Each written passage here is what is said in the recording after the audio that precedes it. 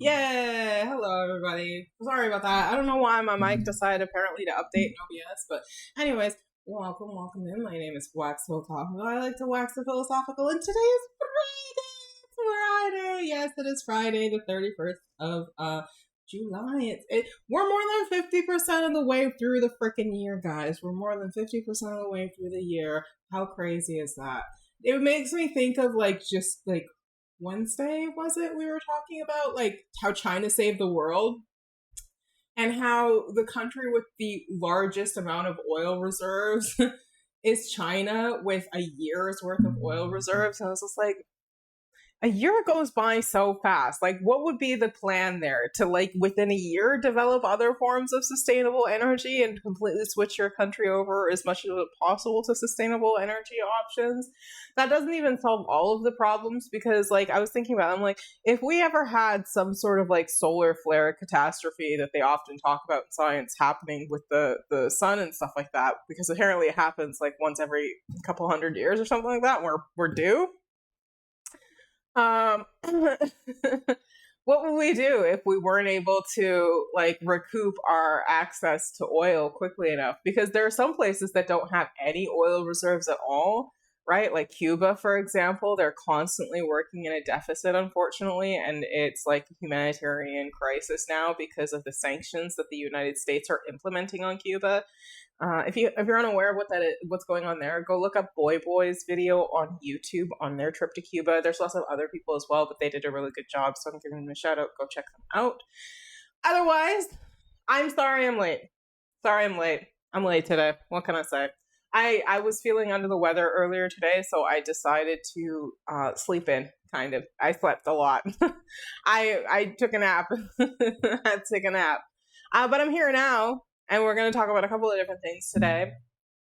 Did you know that Jensen Ackles from the Smash TV shows, both Supernatural and The Boys, as well as a bunch of other movies, is a singer? I was playing one of my favorite games, and I came across someone's username, and it reminded me of Jensen Ackles. I was like, I'm going to look him up, and it turns out he's a singer. So I thought that would be interesting. I want to share that with you a little bit. And then we have an update on the Savannah Guthrie'S case, as well as the fact that they are destroying our books. And I know that sounds like, whatever. But when you actually delve into what they're doing and the concerns behind it, it's actually something that I think that more people should be paying attention to. I don't particularly know the solution, especially since most publishers, especially smaller, more like niche publishers, are doing print on demand via Amazon and things like that, all like those platforms where you can print your books on demand if anybody wants a hard copy. And then there is Jared Leto is at it again, of course, because Jared Leto is, I couldn't type Jared Leto is a creep in my title, but Jared Leto is a fucking creep who owns a cult. Jared Leto is a freak show. I don't know why he's still popular, because he stopped being a good actor at least a decade or more ago.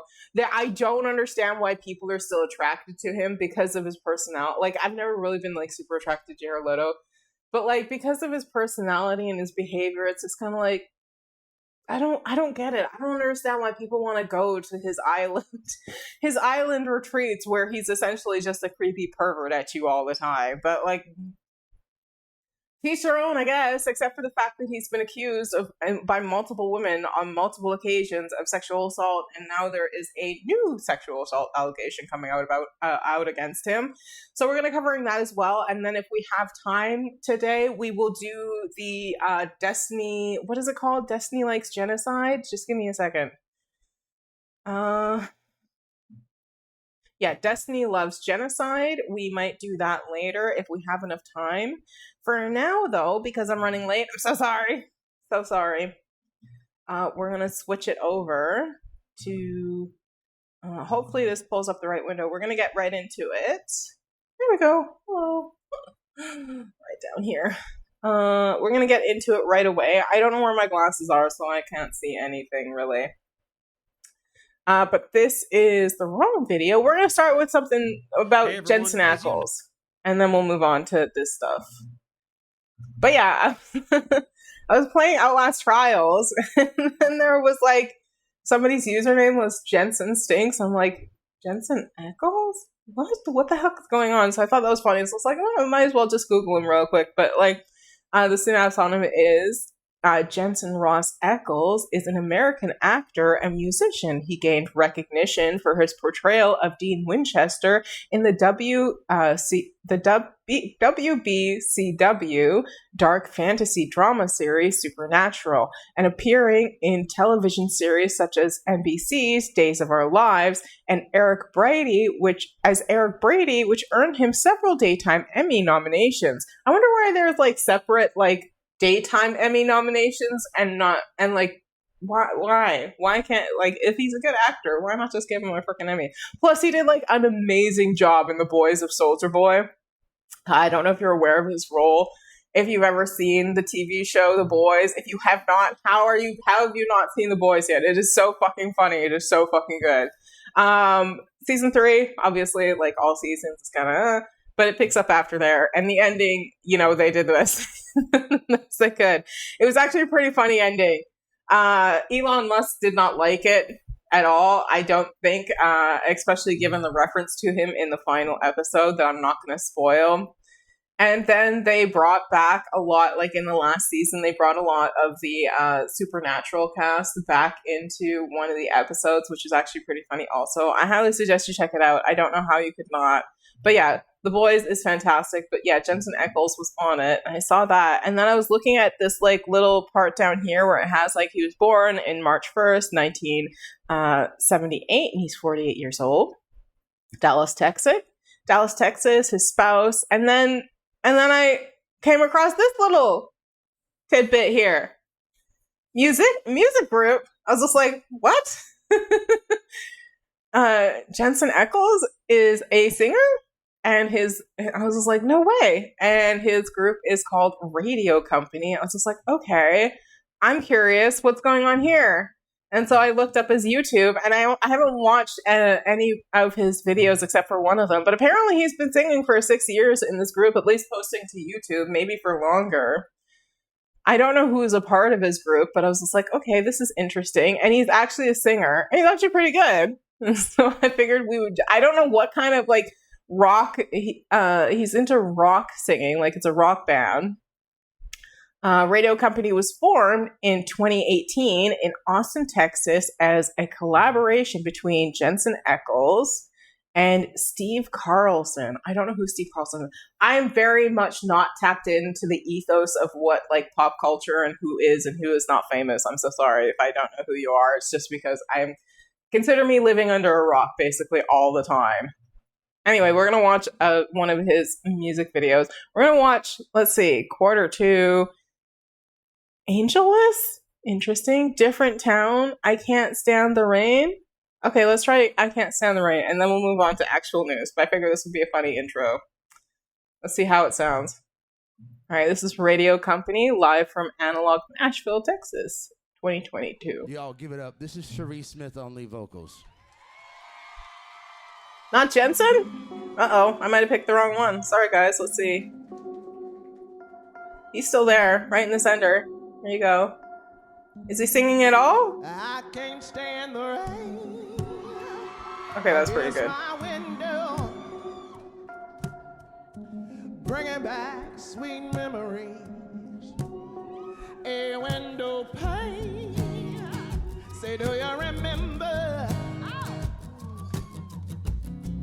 how sweet it used to be when we was together? Say everything was so grand, but since we parted and everyone shout, I can't stand the rain. Okay, this is nice, but I want to hear Jensen sing, so we're going to move on to something else. I thought that's very pretty. Let's try something. Okay, it looks like he is singing here for sure. What is this way? Sounds of Someday? Okay, let's listen to this one. Let's see. How is his singing compare? Is it good? Is it bad? I don't know.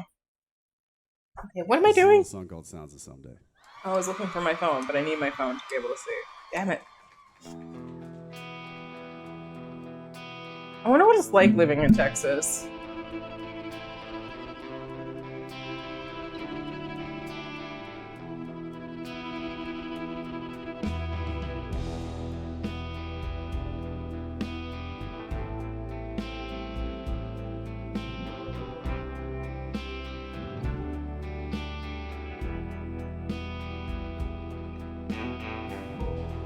Oh, gone is here today, finding room to breathe. Go on, be on your way and see.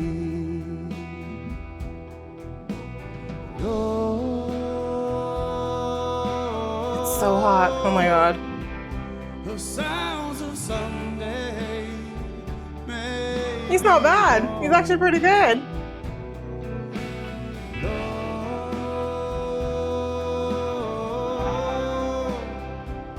The sounds of Sunday make me home. Yeah.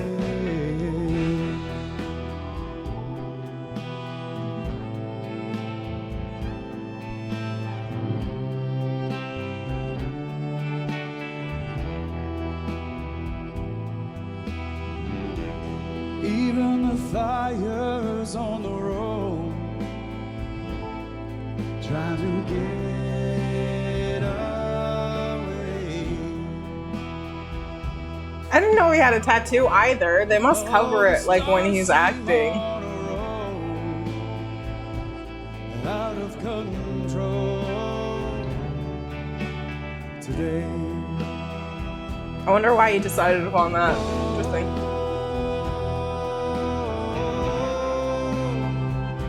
The sounds of Sunday may be home.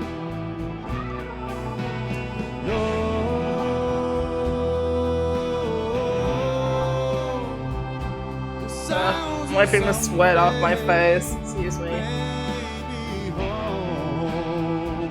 Yeah.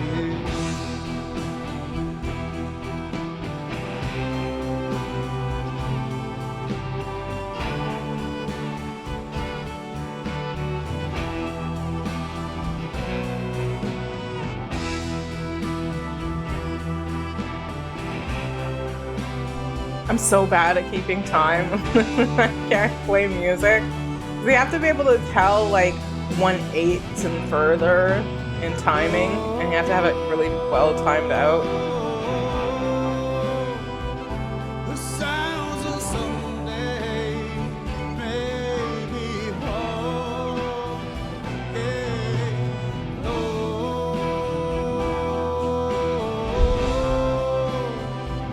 The sounds of Sunday may be home. Yeah.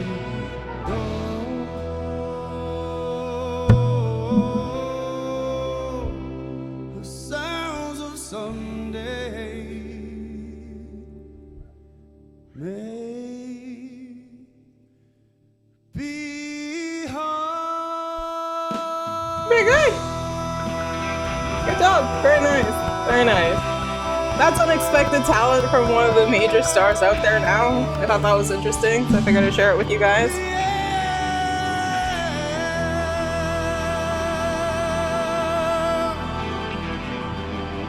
Alright, we're gonna move on though. We're gonna cover serious stuff now. We're gonna cover Jared Leto first. Oopsies. I guess not. Whoops. My mistake. Do I still have it on this list? Where is it? Oh, yes. And then we'll do books. Books will be after. For now, it is Jared Leto, who, if you're unaware, is a creep who runs a cult now. So we're going to learn about his An most recent exclusive BBC investigation has antics. revealed new allegations of criminal sexual conduct by the Hollywood actor Jared Leto. So Four many women of them. have It feels like accused the so fucking many Oscar-winning of these actor in guys 30 are just Seconds to Mars absolute garbage frontman trash. of And it's just like, were offences they always including this way, or sexual was it assault, only when they grooming, amounted the and level of statutory credibility and rape. money that they In a became this way? statement to the Hollywood Not that it Reporter makes a after the difference, but BBC's fuck. investigation was published, Jared Leto said, Not a very good track "I've record. never sexually assaulted anyone in my entire life. These claims are absolutely and categorically false." All The of women them? all say they were All of them? teenagers Because there's when a the alleged lot. offences took place. Today, we tell 3 of their stories. From the BBC, I'm Tristan Redman in London, and this is The Global Story on YouTube.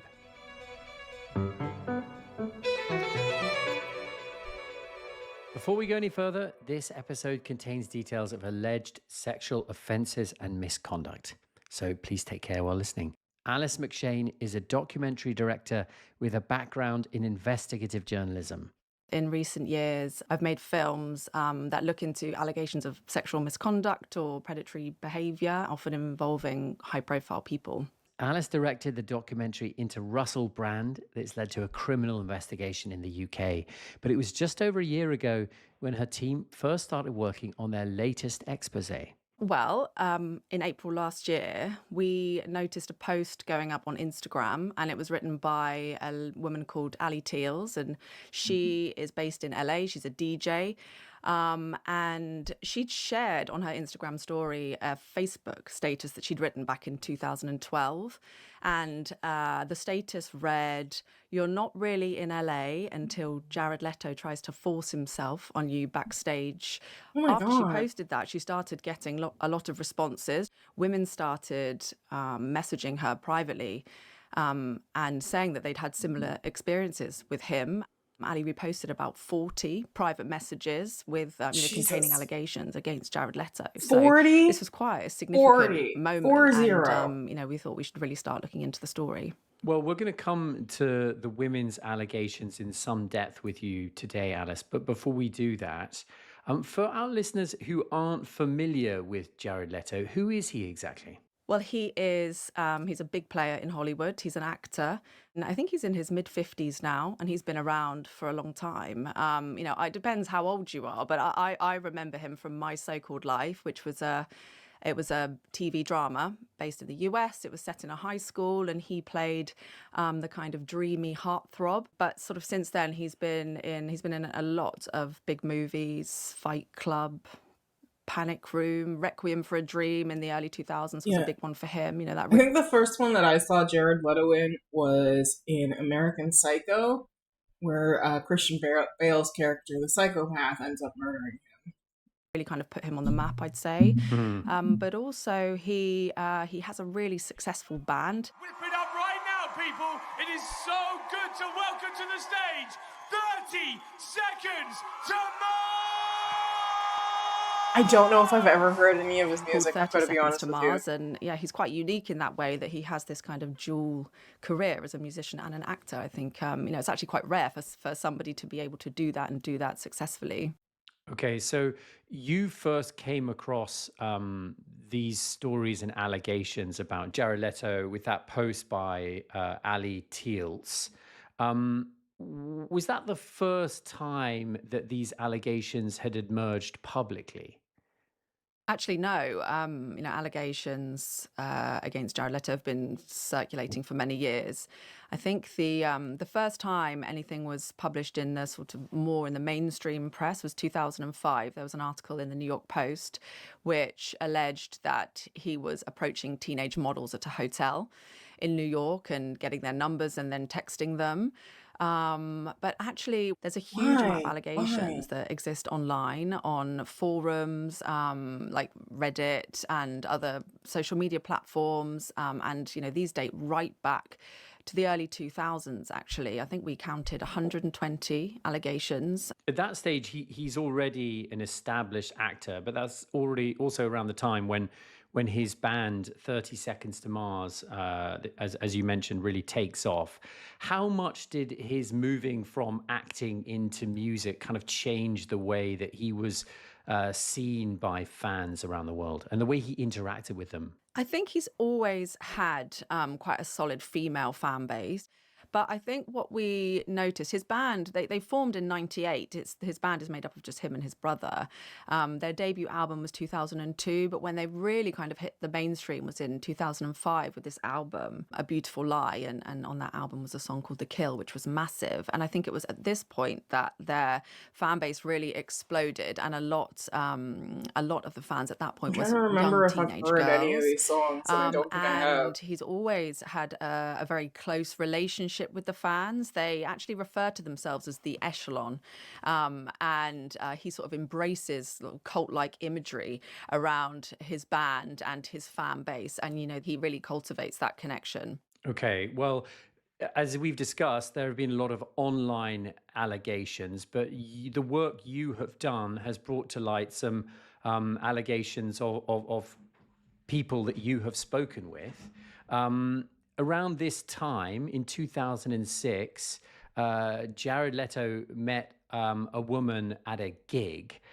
She's called Clara. Can you tell us about her? Clara is not her real name, and she is anonymized in the film. She was backstage at one of his concerts in 2006. She was actually working there on the merch stand, and she told us that not Jared Leto himself, but an associate of his approached her, and she said this man was in his 40s, and this man told her that Jared was interested in getting her number. He'd seen her from across the room, and obviously she was very flattered by that. Most young girls saw him very much as a heartthrob, very handsome, great features, professionally very good at what he did as an actor, as a singer. He was a very magnetic person. She was 17 and saw him very much as a heartthrob, so exchanged numbers, and then they began a sort of texting relationship. At that age, I had just been coming out of a really awkward time in adolescence. I had always been very, very shy, painfully shy. I'd blush a lot, I'd trip over my words. It was very validating that someone like him would be interested in me at all. And the first time she met him face to face was when he invited her to I think he Chateau probably Marmont, knew that which is also when he a goes sort of after young girls, as he knows hotel that restaurant in Hollywood. they're likely to be vulnerable and she socially, went and met so him there, and he was there easy with, targets, right? sitting at a table with friends. It's a very kind of secluded upscale place where they cater to a lot of A-list celebrities, so it was intimidating at first going in there. She says that somehow they started talking about the age of consent in that room. I had mentioned to him that my dad was in law enforcement, that I knew with certainty that here in California, the age of consent is 18. He just kind of shrugged it off like it wasn't a huge concern for him. Clara says later they did actually go on to have sex that same day. So this is quite a significant allegation because the age of consent is 18 in California, and the offence is known as statutory rape if a person over the age of 18 has sex with somebody under that age. How old was Jared Leto at that time? He was 34 in 2006, what the so fuck? quite a significant age gap. As time went on, I realized more and more how scary that really was, being that age and being so naive and vulnerable. There is no well-adjusted man in his 30s who's gonna look at a teenager and think, wow, she would be a great partner. Yeah. I mean, yeah, that's true. The only There isn't. reason to approach somebody like that is because of how easily manipulated they are. Yeah. Leto appears... She's right. She's 100% right. That's why, that's probably one of the main appeals and draws for people like Jared Leto, is because they just see easy victims. This is Jared Leto right here, if you're unfamiliar with who he is, which I'd be surprised if you aren't. That's the whole purpose and behavior and reason behind why creeps like Jared Leto do what they do.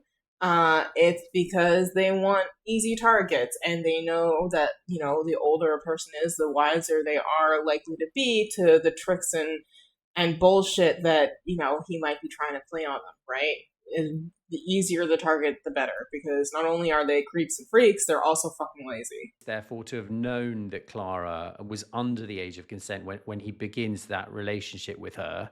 But what really struck me as well about Clara's story was that, according to your investigation, Leto had someone come out and get Clara's number. She met him while she was with other friends. It strikes me as unusual that nobody seems to have said anything about what appeared to be happening in front of them. What do you make of that? That's actually a theme that's really at the heart of this film. It's about the sort of complicity of Hollywood more broadly, but, the people around an individual like Jared Leto, a sort of wealthy, powerful man. There are, layers and layers of people around somebody like that. Not a single person spoke up. There were not only just men of his age, but also women.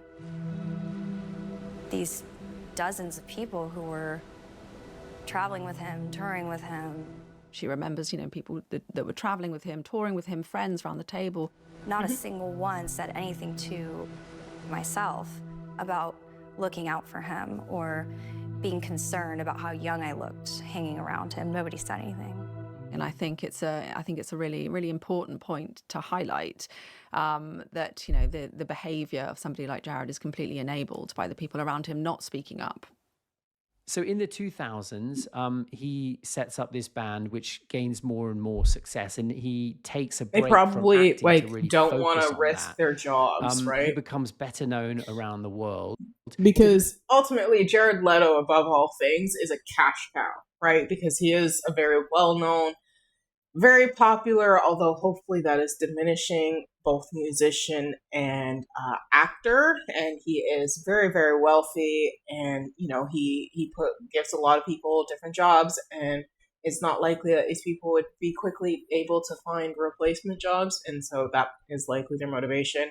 How ethical or unethical that is up for debate. It's just my opinion as to why people behave this way. It's not a reflection of who they necessarily are. The allegations continue after this, Alice. In the late 2000s and the early 2010s, his band was touring a lot, and they were playing massive venues across Europe. And one of the stories that we have in the film, the woman's name is Alex. She was actually invited via her modelling agency to a gig in London in 2013. And this is something that we hear from an insider. Jared would ask crew members to call up the local modelling agencies in the big cities that they went to in Europe and invite models down to the show, and only the female models, not the male models. So Alex went to this concert. She went alone, and she says that after the concert, she was approached by Jared's assistant and invited to an after party. She says she was one of 8 women and Jared there, so it was quite a small select group. I remember going to the bathroom, and when I came out, he was standing in the corridor. She said they started having a conversation. And he says something, and it gets me to say, "Do you know how old I am?"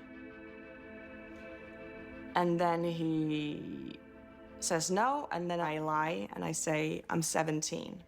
At the time, I'm 19. She says she can't really remember why, but she thinks to sort of protect herself in some way, because she said he'd been behaving quite strangely in the evening up to that point. I just remember that I felt the need to say that I'm younger than I am. He said, "Age is just a number. And anyway, we're in Europe." And as the evening went on, she was having a conversation with the assistant who... FYI, that's not really an excuse. I mean, not really a reason. Reasons aren't excuses, and excuses aren't reasons. In my opinion, it doesn't make it acceptable. Told her about this other party that was happening after Alex was quite reticent to go. She said her phone was dying and she was feeling a bit drunk. But she said she really felt like she was being nudged to go further and further by this assistant, and was told that the party was in a hotel. So she made her way reluctantly to the hotel, thinking, "Oh, well, there'll be other people there. It will be a party. I'll see if I'll see if it's fun. And if it's not, then I can try and make my way home." I get into the hotel room. It's really dark. And then I see that it's just him. Weren't there supposed to be other people? And I think he just says, "No, it's just you and I." And she, immediately felt a bit uncomfortable and wanted to leave, but she didn't have any phone battery and she didn't have any cash. And she was asking him, can I get a phone charger? He said, no. Can I get some cash to get a cab home? And he said, no. So she said to him, can I just sleep here then? And then she said that he quite shockingly threatened her with sexual assault if she was going to sleep there, which he repeated to her several times. And, she was very shocked and in disbelief and started planning her escape and managed to run out of the room. I texted my then best friend, and she was saying he was threatening sexual assault. You should report him. And in my head, I was like, nah. I put myself in that situation. He didn't touch me. It was probably a misunderstanding. I was probably the only one. But I'm probably not the only one. And it's probably been a lot worse.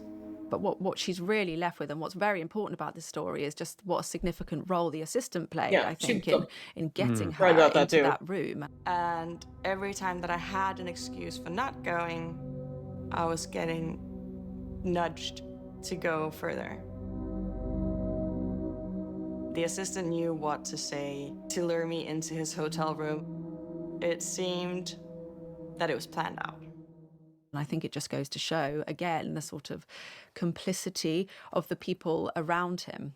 Okay, so at this point in our story... Yeah, because they're also helping facilitate him do these things to these women. 2013, Jared Leto has taken a break from acting. His band has become a big deal internationally. He's a big deal in Hollywood, but things get even bigger for him when he stars in the film Dallas Buyers Club. He wins an Oscar for that performance. This has been going on that freaking long. Next, Jesus, well, yes, I remember watching that movie and being completely unaware that this was like behaviors of his behind the scenes. So he was absolutely a household name at this point. We speak to a woman called Etta. Etta is not her real name. She was in LA because she was going to an open call at a modeling agency, Ford Modeling Agency. She was 16 at the time. And she'd gone to this open call with her mum, and they were outside Ford Modeling Agency when her mum noticed that Jared Leto was standing, to the left of the doors, and he was on his phone. And Etta recalls that he saw them, hung up his phone, and then followed them into the reception area and said that he was talking to them, being sort of friendly and flirty. And it was at that point that he told them that he'd just won an Oscar. And he asked for Etta's email address because he said he was going to send an invite to the party and that she and her mum could both come. I didn't even consider how weird it was to be invited by a 42-year-old man at 16 to a party. Probably because she was also 16. With her mom, right? And he was inviting both. I know for sure. If not then, I did tell him a couple of days later when we were texting.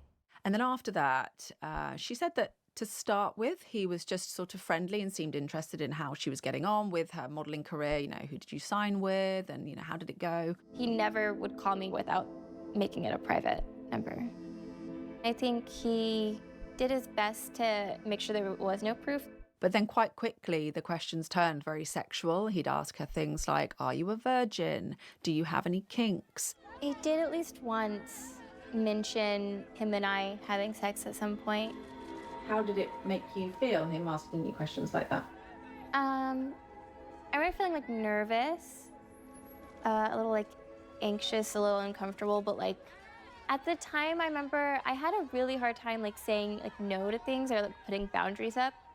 And then bizarrely, Jared said to Etta, I have a friend and I'd like to give him your number. And said it was something to do with a business venture and it might help your career in modeling. So, Etta was open to that.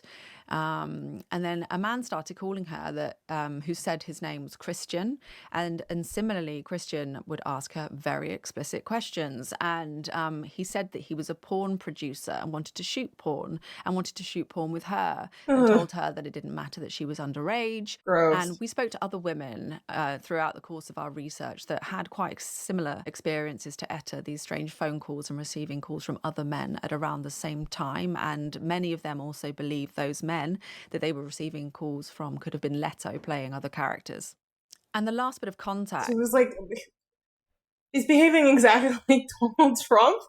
Is that what's happening here? He's behaving exactly like Donald Trump. One of the things that Donald Trump is infamous for is for calling into like radio shows and other places and playing this character. I can't remember his character's name, but he'd always play this other character that would always glaze himself up, and people were like, they could tell that it was Donald Trump because he wasn't very good at disguising his voice and stuff like that. But like, what the hell is with this method of like pretending to be like somebody else just so you can continue engaging? And I guess it's like to offer a sort of barrier or like deniable buffer that because you can't actually prove via text who sent the text. Is just like you can't actually prove that it wasn't actually like the person that said it was, like when they're texting you, right? It makes it that much more difficult. I don't know. That It's just fucked Etta up. had with Jared was in 2016 when he phoned her up and he said that his lawyer was worried about his relationships with women and that she would like all the women in his life to sign NDAs. And Etta said he was kind of chuckling about that. A non-disclosure agreement. That's right, yes. But Etta said she was Just to be clear, non-disclosure agreements don't cover crimes, including sexual assault. So, it's not like some blanket immunity that if you witness a crime or experience a crime at the hand of somebody who has an NDA, that you cannot come forward and discuss what happened, right? Like, it's just a scare tactic for a lot of people, and like it works as like almost like a silencing tactic for people who are unaware of this fact. But yeah, NDAs don't work like that. willing to have a look at it. So it was sent to her via email. And she said that she read it quite closely, and there was a line in there that worried her a bit. It said that it wouldn't just cover, anything that was said from that point onwards. It would also cover anything that was ever said in the past. So from the date their relationship commenced. So Etta thought that was quite unusual, that she, that anything she'd ever said up to that point, she could be held liable for and potentially sued. So she never signed it. Okay, Yep. so and is that Don't the point sign at that kind of which shit. she stopped having contact with Jared Leto? That's the last time they ever spoke, yeah. Okay. Well, you've heard these stories from Clara, from Etta, from Alex. If you zoom out from those testimonies that they've shared with you, what kind of picture do you get of Jared Leto at this point? I mean, the pattern of behavior is quite stark with him. What we've been told, he approaches sort of young and underage girls, and engages in grooming behavior. I think in a lot of circumstances we've noticed that he is quite conscious of ages of consent in terms of actual physical contact. However, that was not the case with Clara back in 2006. She was underage, and he appeared to not be too worried about that. But yeah, I think what is most stark is using his fame and his access to young women to really exploit that access, and there's just a huge power imbalance. We've heard historic allegations like this before in the entertainment industry, and when women come forward with these kinds of accusations, there are inevitably people who question why the women didn't say anything before at the time of the alleged assaults. Why have they decided to come forward now? I think for a lot of these women, they are incredibly frustrated at the lack of accountability. Jared's career Yeah. has He continued still to hasn't thrive over the years, experienced any despite consequences for the his allegations behavior. that have been swirling around him. But I think that at the time, these girls were young. They were pretty powerless. This was a very powerful, wealthy, famous man. And, I think that they felt that if they were to, Hey, to Surfy, speak out, welcome they in. wouldn't be How are you? believed, they wouldn't Let be me give you a listened shout to. out. Just give me a And, second. there's so many late feelings today. of sort of shame and embarrassment and self-blame when things like this happen to you, especially when you're young. So I'm not surprised at all that it's taken this long for these We're talking about Jared Leto and allegations how to he's a come fucking out. pervert and creep, What are the and how he potential creeps on legal underage women, ramifications of all multiple of of this them. for Jared Apparently, Leto, there's Alice? 40 That people that came depends forward. entirely on whether women want to bring a claim against him, and I'm also good, when thanks. the offence took And place you don't and what it have to was. always give me a But shout my out, haha. experience of working on stories like this But is I that appreciate it from How's You? they Good. I often was bring feeling a other little bit women ill out of earlier, the so that's why I'm a little woodwork, bit late today. and other But women I'm doing better feel now. Just chilling. It empowered and got like compelled super to hot in come my forward. apartment. It's like So who 32 knows? degrees or something Who like knows that. what might So happen? There may I don't be know what other that women is that in have Fahrenheit. allegations, Like potentially more high contemporary allegations than we 80s, have in the maybe? film. Mid At this 80s? I'm point, not sure. Alice, we're about 10 years after the beginning of the Me Too That's movement, good. which And damn, began you need in a fan. the I have one entertainment on me right now. I industry. was taking a nap And earlier you've with it on asked me because it was so questions in hot. I your was like, reporting fuck. about whether women who come forward with these kinds of allegations will be listened to or not 10 years after Me Too began. Where have you landed on that? Yeah, I think this is a really interesting point, and I think one of the reasons I really wanted to do this story, there's something about our And you culture look good at with the your hair like moment, that. I Thank think, you. It's where annoying as heck. I need to get the it cut kind because it of constantly gets stuck in sort of my attitudes armpit. towards these stories have cooled slightly, or I need to the get it cut. outrage has anyway. Don't mind me saying. No, And it's I fine. sort of Thank wanted you to for the explore why compliment. that was.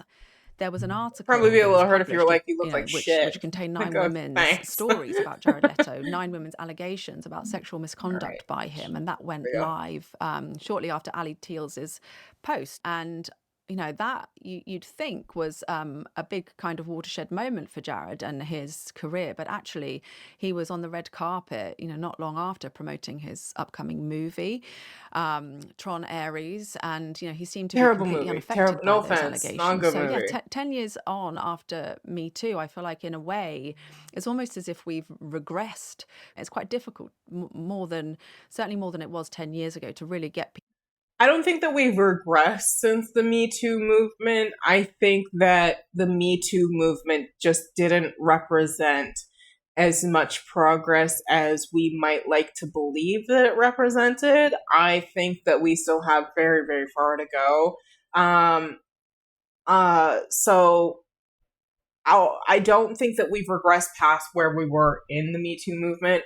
Hi, TD. Welcome in. 32 is just under 90F. Oh my God.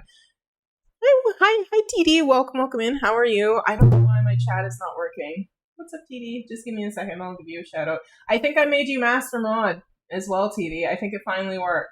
Let's check it out. Did it?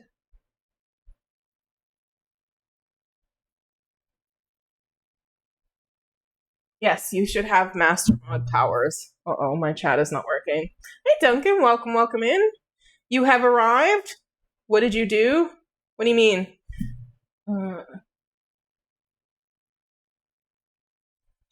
What did you break? I didn't break anything. I made him master mod. I upgraded him into a moderator. It showed up on the computer. Uh-oh. I have no idea. I'm announcing my presence. Well, welcome in, King Duncan. Let me just give TD a shout out quickly. I'm gonna play this video where I don't know what I broke. Oh, I didn't break my computer. My phone chat for some reason is not working. That I use to read you guys while I'm on Twitch because I got my phone here, right? And so I use the Twitch app to currently read my chat so I can keep up with you guys. But for some reason, it's not working. Racist people, shake my head. Who is racist? Thank you for giving Duncan a shout out, TD. Oh, there is. Oh, there is goes? I don't understand what you mean. Such stupid people? Yes, racist people are stupid people. Racist people are stupid? Yes, I agree, Duncan. Very astute observation of you. Here, let me give you a shout out, TD. T underscore D underscore Pagey. No, spell it. Pagey. There we go. Everybody go give TD Pagey a follow. They are wonderful, as always. TD Pagey. Haha. Nightbot, imagine not being being the highest mod. Haha. Yep. Sorry, Nightbot. You take second place. Okay, let's get back to creepy ass Jared Leto, the freak show. Jared Leto. Alice, thank you so much. You really need to sort out auto shout out for you. I know. I'm slow. It's been really I'm hard sorry. to hear the stories, but really important that you share them with us. Thank you so much. Thank you. Despite repeated attempts to contact Jared Leto, he hasn't responded to the allegations put I'm to him really by the not BBC. surprised. I don't think was- that he would be jumping at the opportunity to start talking about the sexual assault that he's committed against so many people, like allegedly against so many people. We'll see, though. It's okay. Don't be sorry. Okay, thank you. Jared Leto, huh? Yeah, you don't know, Duncan? Jared Leto is a creep. You not been okay earlier? Yeah, I was a little sick earlier. I'm better now, though. Just tired. I wish the chat would behave itself. Oh, well. Okay, we're gonna move on from stinky Jared Leto. Creepy Jared Leto. Oh, I'm gonna have to hold this in my lap. Sorry, guys. I'm gonna be looking down a bit. Guess Christian Bale in American Psycho was justified. I was saying earlier, that's probably the first time that I've ever seen Jared Leto was in that movie where he got axed by Christian Bale. And to some extent, I guess so. I don't know. It hasn't been proven in court, so yeah.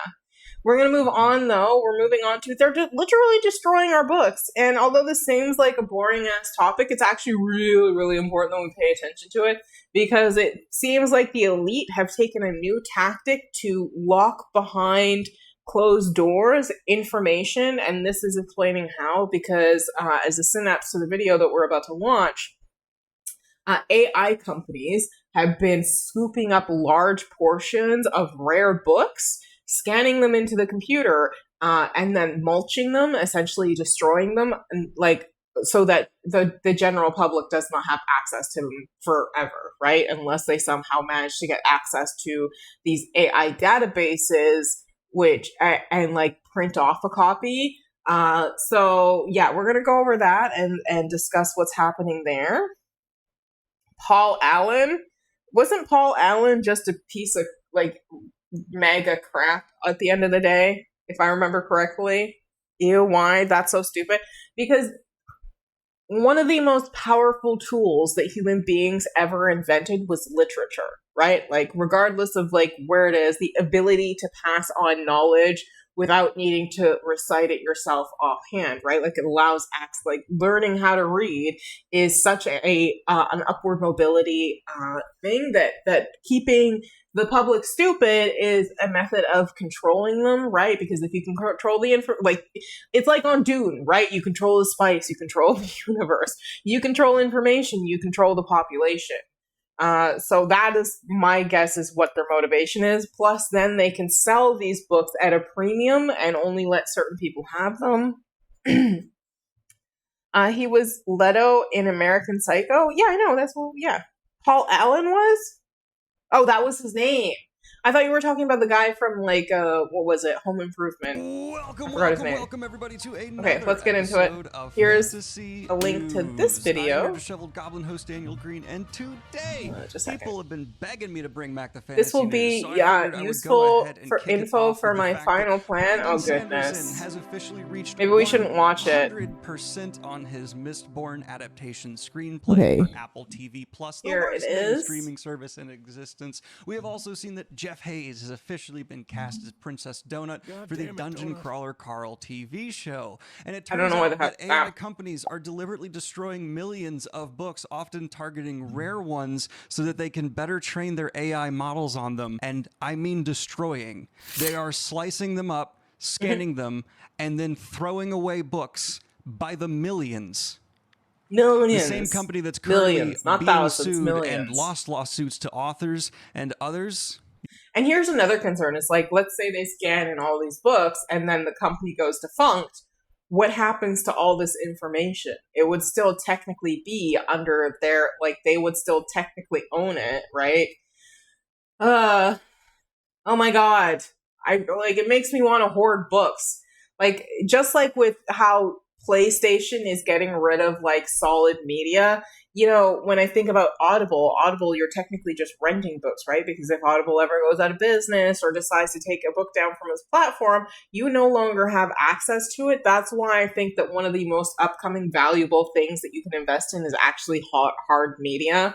I wonder if people are going to come up with a method of burning CDs or transferring digital copies of games onto CDs, like we used to do back in the day, rip CDs. Duncan says, this is so stupid. Just create database instead of this. that's what they're doing. They're just not allowing the public access to it, right? Like, do you mean like a government database? Yeah. Kind of a thing? They're where everybody would have access to it, like libraries? Information and knowledge bases. Let's get into the details, shall we? Imagine they did this with like science books. Like, that's where my concern comes in. Imagine if like they did this with all the medical books that are out there. That is not an exaggeration. They are shredding millions of books and specifically targeting, like just scan and then preserve the books. Rare ones. Yeah, but then they wouldn't be able to capitalize on it because they wouldn't have like the monopoly ownership over them. Don't think that the only reason why they'd ever do anything like this is for altruistic reason. It would strictly be financial. Like, that's it. That's the only reason why people are investing in AI is because for financial benefits, right? Like, it's a new avenue. You get in early, you get in on the ground. That means you're much more likely to be successful the long term, right? Oh, yeah, true. That makes it fucked up. Yeah.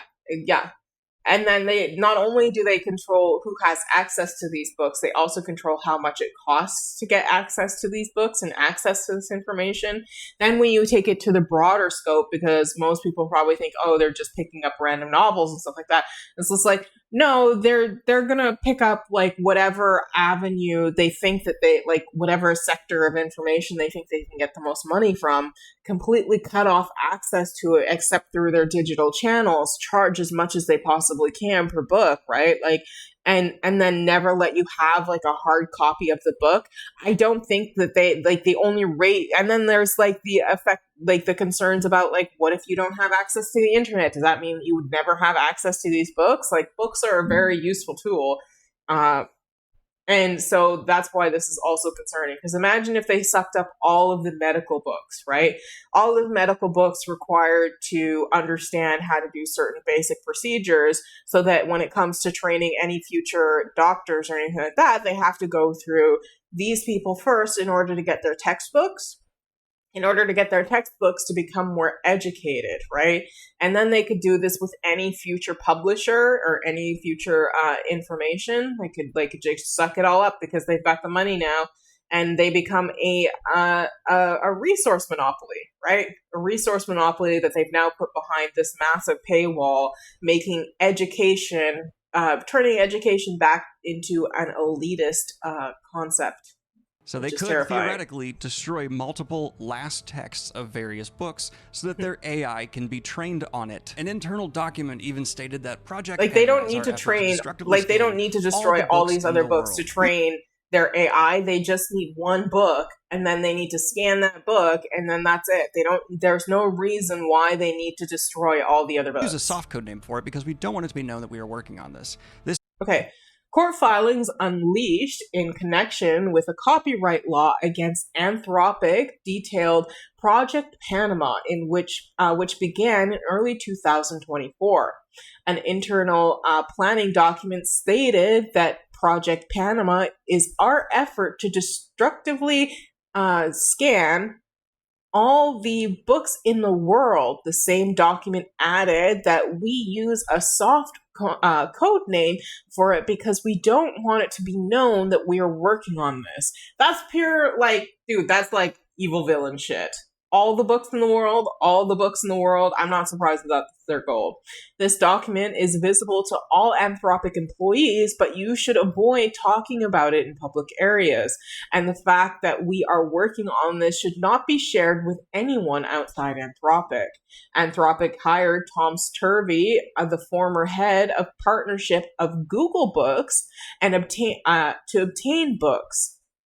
The company purchased volumes from used booksellers, including Better World Books and World of Books. A vendor proposal referenced converting 500,000 to 2 million books over a 6-month period. That's a massive gap in numbers. I wonder why there's such that between 500,000 and 2 million is a massive gap.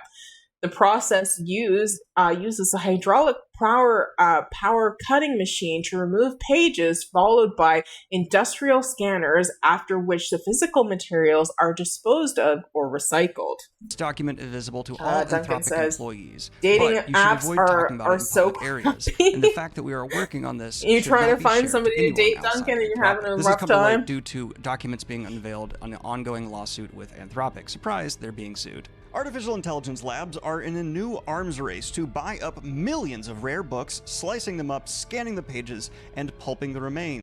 Just saying, it benefits me financially as well as by clearing out old inventory that is otherwise unlikely to sell. This is a novel, like a bookseller themselves. So he's talking about like the double-edged sword of the entire process. I've said I've been well suited for these sales with inventory. I've been well suited for these sales with inventory from overseas and foreign language books. On the other hand, I don't like the end use, and I don't like the uncommon books are being pulped. Yeah.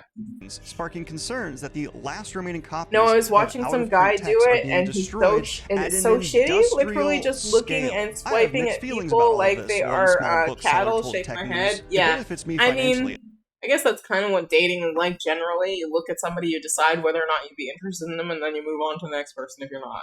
As well as clearing out old inventory This is just a that's faster otherwise method. unlikely to sell, he said. I've been well suited for these sales with inventory from overseas and foreign language books. On the other hand, I don't like the end use, and I don't like that uncommon books are being pulled. And there's not just one source on that. Another source mentioned how they went from getting typically like 20 to 40, I believe, I mean, rare book orders a week to now it's just a hundreds. faster Yes, method. these AI It tech can companies, definitely be very Anthropic specifically, superficial. that's Claude. Like how for many those not in the people's know, are profiles trying do you to think that they actually read pull before swiping specifically away? rare But text physical and attraction is incorporate an them in this important part of process attraction, of right? So obliterating them. this is the fastest way to find There's a somebody that typewriter you're right there, not I only like fidgeting physically with when I'm a attracted little to, but mad. potentially emotionally attracted to. Very satisfying. Still angry. In full disclosure, maybe I'm a little bit biased, I'm currently waiting on my payout as an author who Claude, aka Anthropic, stole the books of to previously train their AI models on. But that's actually related to why they're doing this now, because they lost their previous court case, and after just directly stealing books from authors, have realized it might be, well, more time-consuming, cheaper to just bulk order books, destroy them, and upload them to train their models. And if you combine that with the end result of this being what is scanned does not then become publicly available to people. It's not like uploaded in a database where, hey, we destroyed the physical media, but now it's digitally available, democratized for all. And instead, it's put behind a curtain that only its AI can benefit from. So let's take the full picture into account here. Anthropic, aka Claude, is destroying potentially last remaining copies of valuable rare texts alongside millions of other books, and then taking the only usable product of that and putting it behind a paywall. You can't actually access even the texts within, and instead it's just being used to make their product better. Okay. Yeah, and so even if they aren't successful with what their claim goal was to get all of the world's books, even if they just get like niche information that is important to pass on, like I was speaking earlier, medical textbooks, even if they get like a sum of medical textbooks and eliminate that portion of information and put it behind one of their AI locked paywalls, well, then they control some of the most important information in the world, even if it's not all of it, and then they can build from there, right? Like, it's a very scary prospect that this is happening, and I think it's important that more people be aware of it. Duncan says, I agree, physical attraction is important. What I mean is that dating apps kind of feel kind of fake a lot, and it's very inauthentic at times. 100%. Like, I don't use dating apps personally. I don't know. Eventually, you start seeing the same people, and you're like, maybe not these people. I prefer meeting people in person. Gives a better idea. Yeah, 100%. That's what dates are. I'm terrible at dating. I've always been terrible at dating. Because it's like, why would I want to go on a date with you if I don't even know if I'm going to like you? And it's just like, oh, I have to go on a date with you to find out whether or not I like you. But I also don't want to go on a date with you if I don't know if I like you. It's very hard to get me to go on a date with somebody. It's very funny. But yeah, I agree with you. But yeah, like I was saying, like, it's important to like be aware of the fact that this is happening, because the more information that gets locked behind paywalls, the harder it is for the public to access it, including imagine if they started going after access of public like school books and things like that for children. Duncan says, never even dated, so I don't know, but that's how I've made most of my friends, by not dating or meeting people in public. Okay, I need to be careful about what I say next. There are other organizations complicit in this practice that need to be criticized outside of just Anthropic, and that includes meeting people IRL. Yeah, that's a great way to meet one people. of the largest databases of books. I mean, you can be friends with people online, but meeting people in person is also a very, very effective method of having deeper, stronger bonded relationships. You can also have casual ones too, joining sports teams and stuff like that. Who are now deliberately offering bulk book sales to AI companies. And Isn't that crazy? Because of course they would. Why would they not? Agree with the idea that this isn't. Why won't you roll back? As behave. There we go. I want to read this. ISBN DB is one company promoting the practice. It purports to have the world's largest book database and has started offering books in bulk for the purpose of AI. The website reads, ISBN DB gives AI teams access to one of the largest structured book metadata databases available, spanning 111 million records. Jesus. It also advertises a catalog of older, rare, and specialty volumes. I don't know why they want older, rare, specialty volumes. I guess I'd like, and the fact that they're destroying them too is just like injury to insult. It's crazy. Sales to AI companies. And I disagree with the idea that this isn't somehow as bad or not worse than them just stealing the books digitally before. They lost a lawsuit from stealing books digitally to train their AI, right? I'm going to be getting like, I think $4,000 as a result of that. That's they it? stole my books. But their workaround is to now implement this system where they're going to be actively destroying books, and the end result's still the same, having stolen the IP from the original creator. It's just that now, there was technically a book sale at a industrial scale where the original creator still got no credit and no profit. There's just some middleman now also got paid. Yeah. They have to destroy the book because they need to scan super fast. We can't think of a better way to do this. Where is the government? The government can't step in and go, hey, y'all can't destroy thousands of potential, tens of thousands of potential, hundreds of thousands of potential rare books to train your AI, depriving future generations of access to that knowledge, putting it behind a curtain. Government, what do you do? What does our government do? What is its purpose, aside from spending trillions of dollars in pointless wars and foreign governments? They just don't give it. Let's face it, the government's purpose is essentially to enrich themselves and keep us alive long enough to continue enriching themselves, just as bare minimum. That's why 64% of the United States is living paycheck to paycheck, reportedly, which is crazy numbers to me. I still can't get over that. 64% of America is living paycheck to paycheck. Shit. They don't protect us. They don't care about the knowledge of the Trump people. doesn't read. He wouldn't and hell, through this TD. is contributing to making us dumber, because the product Still that's going scary, to be created though. as a result of this is going to discourage thinking, processing, and prevent us from growing our skills and being creative. Another aspect of this is that the goal would also be, aside from the fact that there's 100% going to be a paywall to access this information, is that it's going to drive people and force them into using AI where they might not otherwise. And then the question becomes, if you've destroyed all of the original copies of a book, how are you ever supposed to tell if AI has hallucinated some information into the books later on? Or like maybe there's some new feature where there's like you can click on certain parts of the book to get like backs information and beyond that, and it's just like, well, if AI is providing this information and AI is known to hallucinate or just use like summarizing pages like fucking Reddit to get its information, how are you supposed to know if any of this information is actually true and factual, right? There's lots of implications behind this, but ultimately this is all just an effort to, you know, paywall information, force people into using AI, have a reason where other people might not be willing to use AI to having no choice because that's the only place that they can access the information now, putting an extreme level of control over, you know, education in regards to access, just creating another barrier. Why do humans like to do this? Why do humans think this is a good idea? And I don't even think that humans, like the humans that are doing this, really think it's a good idea. I think that it's just going to enrich themselves and they're happy enough for that for the rest of their life. They don't really care about the rest of humanity. Market of capitalism has decided that effort is bad, and we need to create machines that take away any and all effort from our brains. As someone who's in the middle of reading Dune, I don't think it has anything to do with that. I think it's just strictly for profit purposes. I don't want to end up in that universe. I don't want to end up in the, oh my God, we gave control to dipshit, bastard, awful, soulless globmen like Elon Musk and Mark Zuckerberg. Oh my God, it's 4.8 degrees there, TD? That's freezing. Duncan says, either way, I am the epitome of human perfection, so none of this impacts me.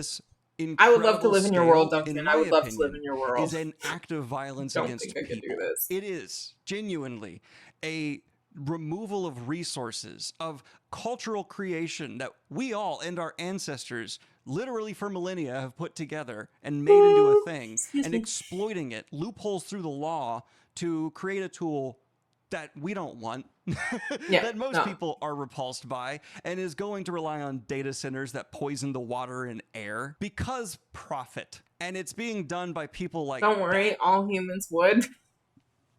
Or not. Child abuse material. Oh, shit, sorry. Child abuse material systemic on Elon Musk's X amid Grok scandal. Australian news safety regulations warned.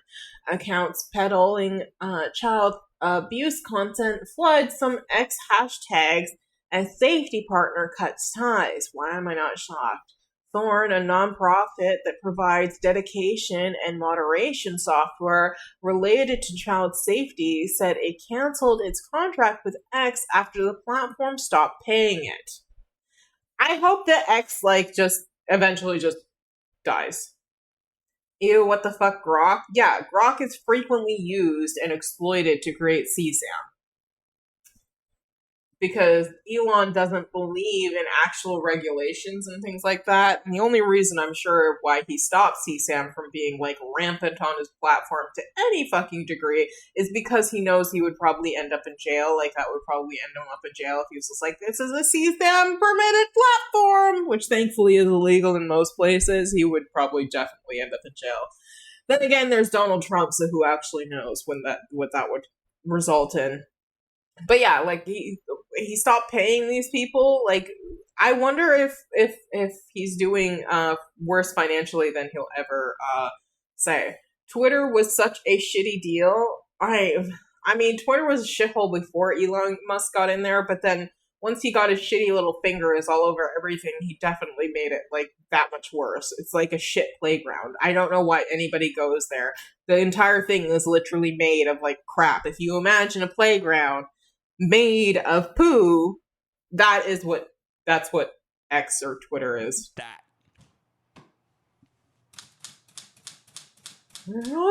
I'm so revolted. I'm so sickened. There aren't the right words to conceptualize this existential anger I feel towards those who hide behind pretending to be doing this for the greater good or wanting to push us forward to the next step future, when in reality we all know that is not the case. And it just seems like people don't say it because it's not polite to their face, but it's really important that we start saying to the faces of people who run Anthropic or Grok or ChatGPT that we know they don't give a fuck about us. We know they don't actually want to make a product that benefits humanity, and they want us to become reliant on an addictive dopamine machine that lessens how much you actually engage your consciousness with the reality around you, so that you become a less critical thinking, compliant blob person. Part of this that Something that always kind of makes me wonder is why are we always looking at humanity, like the advances in humanity in regards to technology in which we managed to develop, rather than the quality of life that we managed to develop for the entirety of the world? It always seems to be like the quality of humankind is like the back burner in comparison to things that make us profit in regards to measuring human advancements. Always a little strange to me, but then again, we the poor are not the ruling class, the rich are, so why am I shocked? Makes me extra mad is I see all of these billionaire butts constantly say how they love like the sci-fi greats and everything, when everything I've ever seen them do, not only like literally in their action, aligns them with the bad guys of those stories. And I'm not just talking about Peter Thiel naming his shit Palantir. I'm talking about like there's the way they behave and operate, let alone Elon Musk doing his best Baron Harkonnen cosplay every day. But they are not smart. I don't know how anybody could get underneath that, by the way. There's a concept in Dune Holy about fuck. like real people versus not.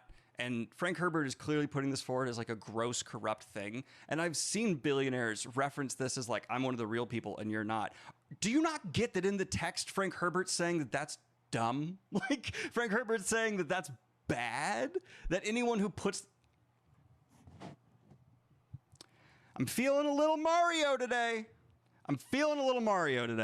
Now, if like me, you're still a little bit heated and want to escape this world, our first Dune Mega Summary is available right now to members of the channel and on Patreon. Feel free to go and check it out. You can get Book 1 Mega Summarized for you right now.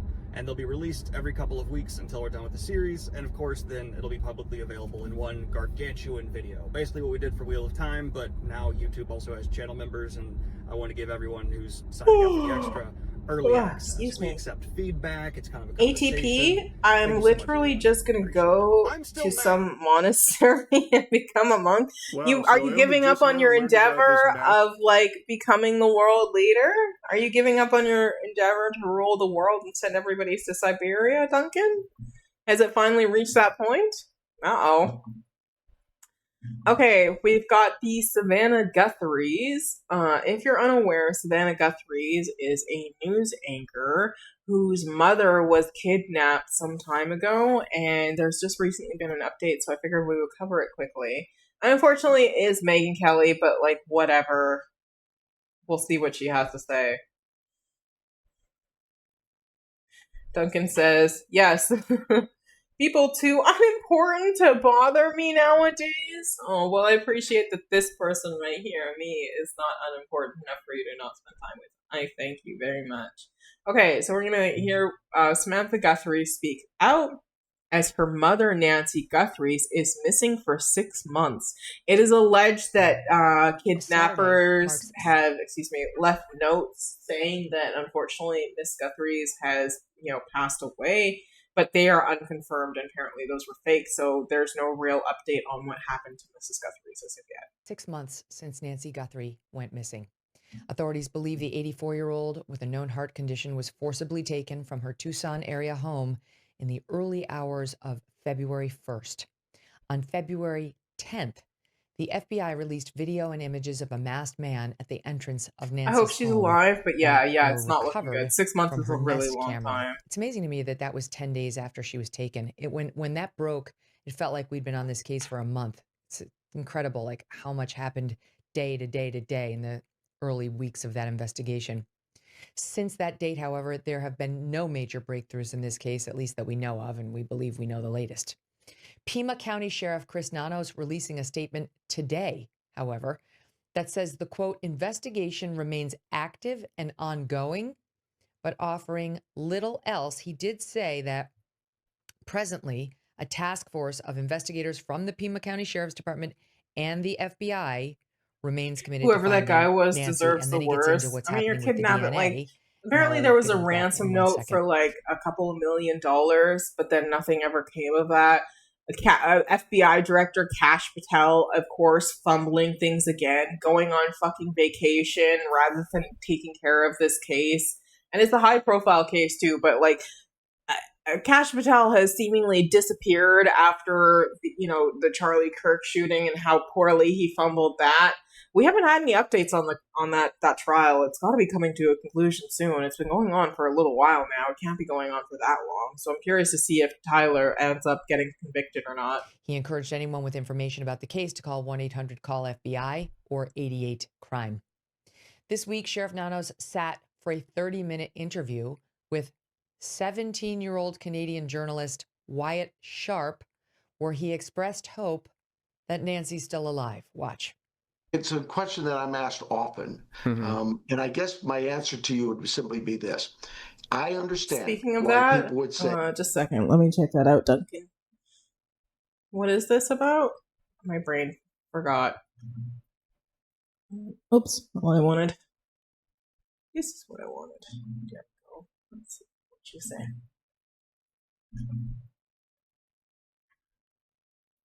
Oh yeah. Oh my god. What the hell is this? What is this? No! I refuse to play this, okay? This is Hassan thing. We're not doing the Charlie Kirk. No! No! Oh my fucking god. We are not doing this. This is a Hassan thing. Hassan can have... Oh my god, it's so creepy. Hassan can have this weird Charlie... I fucking hate that song so goddamn fucking much. It drives me absolutely crazy. I hate it so much. I can't handle listening to it anymore. He's played that song so many fucking times. It is unhinged. I swear he's addicted to it. And there are so many versions. I'm just waiting for like the synth pop, like kitty dance version or some bullshit, and it's just kind of like, oh god, maybe to Teletubbies or something. God, weird. Like, play it. No, give me 5.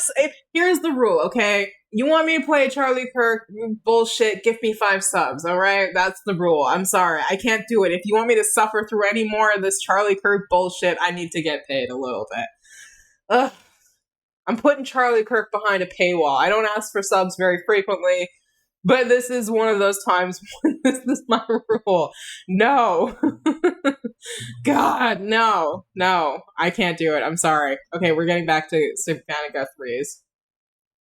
Duncan says, LOL. Yeah. No, Charlie Kirk is behind a paywall. Hey, she's dead. Yeah. I get that. But where's the benefit in my believing she's dead when there's no proof of her death in front of me? I understand the investigation, all the thoughts of her. Oh my god! I just thought of like the Baby Shark version of Charlie Kirk. We're Charlie Kirk. God damn it! Everybody has a right to have an opinion and voice it. But as the sheriff of Pima County, as the head of the law enforcement here in this community, what is the benefit of the sheriff saying she's dead? Yeah, of course. If the family believes that there's hope, that there's some chance that she might still be with us, why should I crush that hope? Right. There's no evidence to show it. I can understand that logic. I mean, that's one of the most damaging and difficult positions of having somebody like go missing, is like you don't know what they're going through. You don't know if they're alive, if they're dead. You don't know if the situation that they're in, it would be better if they like were, unfortunately, so that they don't have to suffer anymore. Obviously, the best option is that they get returned home safely, but like you have no idea what they're currently going through, whether or not they're okay, you know, what condition they're in, if they are alive. It's got to be terrifying. I can't even imagine. Now, nothing against this interviewer. I think he actually gets some big names. I'm pretty sure he's requested me to go on there as well. But in any event, yeah, he has. He's refused, the sheriff, multiple requests by many what relevancy journalists anything, in America with very large platforms, including Brian Enton, who's been covering this case from the beginning and is a very straight shooter. He won't sit with him anymore. So why is that? Because the people who have been covering this case very closely would ask very informed questions. Now, again, no slight to Wyatt at all, but there's a reason he's avoiding people like Enton, and he's refused us from the beginning as well.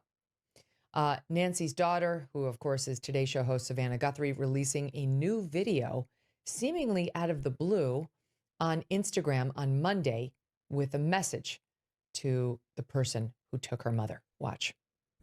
I'm coming on today with a very specific message.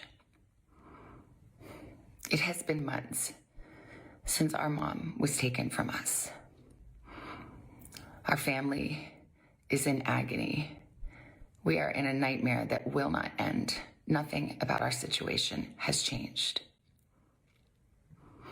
We have done our part. And we will never stop She looking looks for her. exhausted. Yeah, no We will kidding. always ache for her and feel that. That's the thing is see, there we go. She said that it's been like 6 months every single day. She's probably wondering and constantly like overwhelmed with like where the hell her mother is and what her mom's going through and what she's experiencing and etc. Right? And you know, at what point would you give up wondering that, right? Like, at what point would you be like, okay, well, we kind of have to move forward, and then what are the implications behind, like, having to make that choice? So I would not doubt that she is not exhausted because she may have to work on top of this. I don't know if she's still working or if she's decided to retire now. I don't know what I would do. A cruel and unforgiving place, and I know that you have tried to do things the right way. So I'm asking you, begging you to do the right thing now. Make the right choice. Help us find her. Tell us where to look for her. I truly believe it is never too late to do the right thing. Help us bring this situation to an end. For all of us, no matter where we've been and what we've done, I believe there is always a way home. Please make the right choice. Sorry, Duncan. You just think about. I'm very safety conscious, so this kind of stuff creeps me out. Yeah. Also, why I'll never meet any person I know IRL online IRL. Yeah. I mean, it definitely helps reduce the damage, but like at the same time, it's not for sure that you're going to be like okay with people that you meet in person because you know before in the internet there was lots of serial killers. Sadly, I was thinking about that the other day. I was like, you can be walking out in public and walk beside a killer and have absolutely no fucking clue, like no clue. You know, just because of who she is and the money she has and the success in life. And she's got to go on camera. I feel like that's the only thing that Megyn Kelly sees as value in this other person is like where she's managed to accumulate in life and stuff like that. Duncan said, "Hi, Accidental. Welcome in." Accidental says, "Good evening from South Boston. Hello, how's it going?" I put The Departed on our movie night list, which we're having our first movie night, by the way, this Sunday at 7 p.m. We're going to be watching Ex Machina.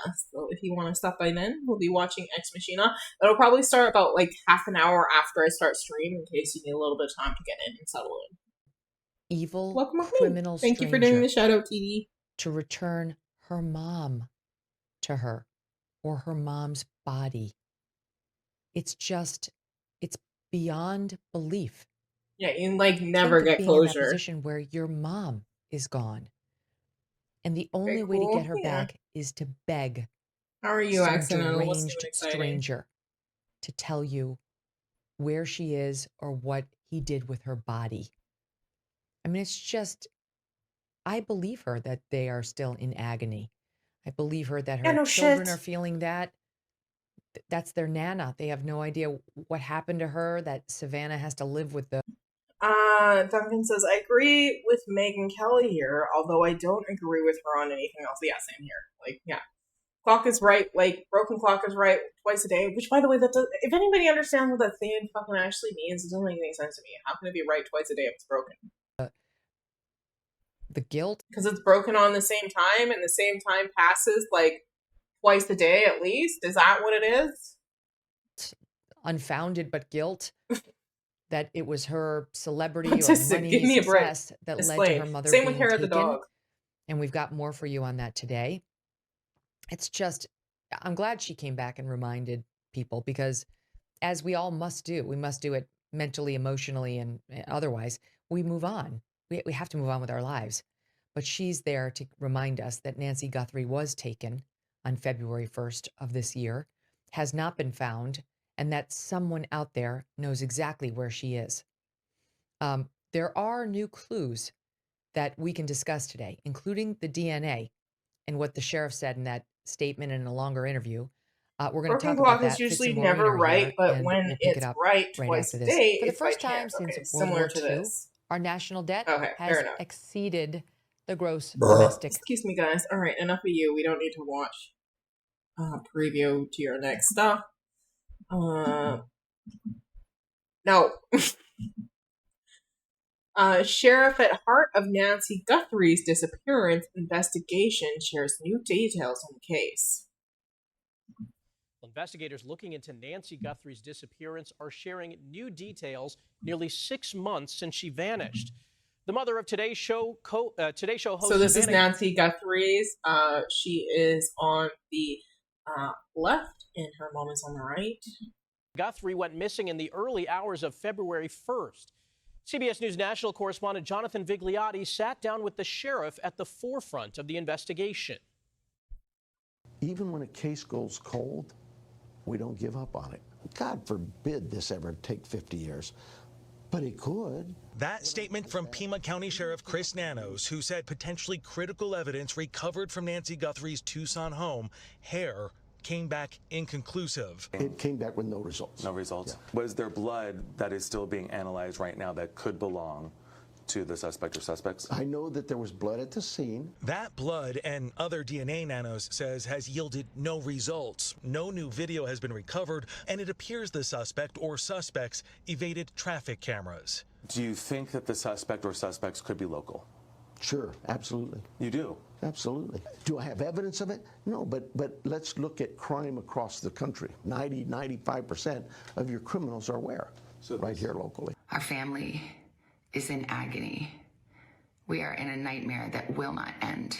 On Monday, Savannah Guthrie addressed her mother's kidnapper, who it's believed sent 2 notes to the family before going silent. So I'm And the asking notes are you, disputed as to whether or begging not they're you authentic to do the right or thing not. now. So that's something to keep in Make the mind. right choice. Help us find her.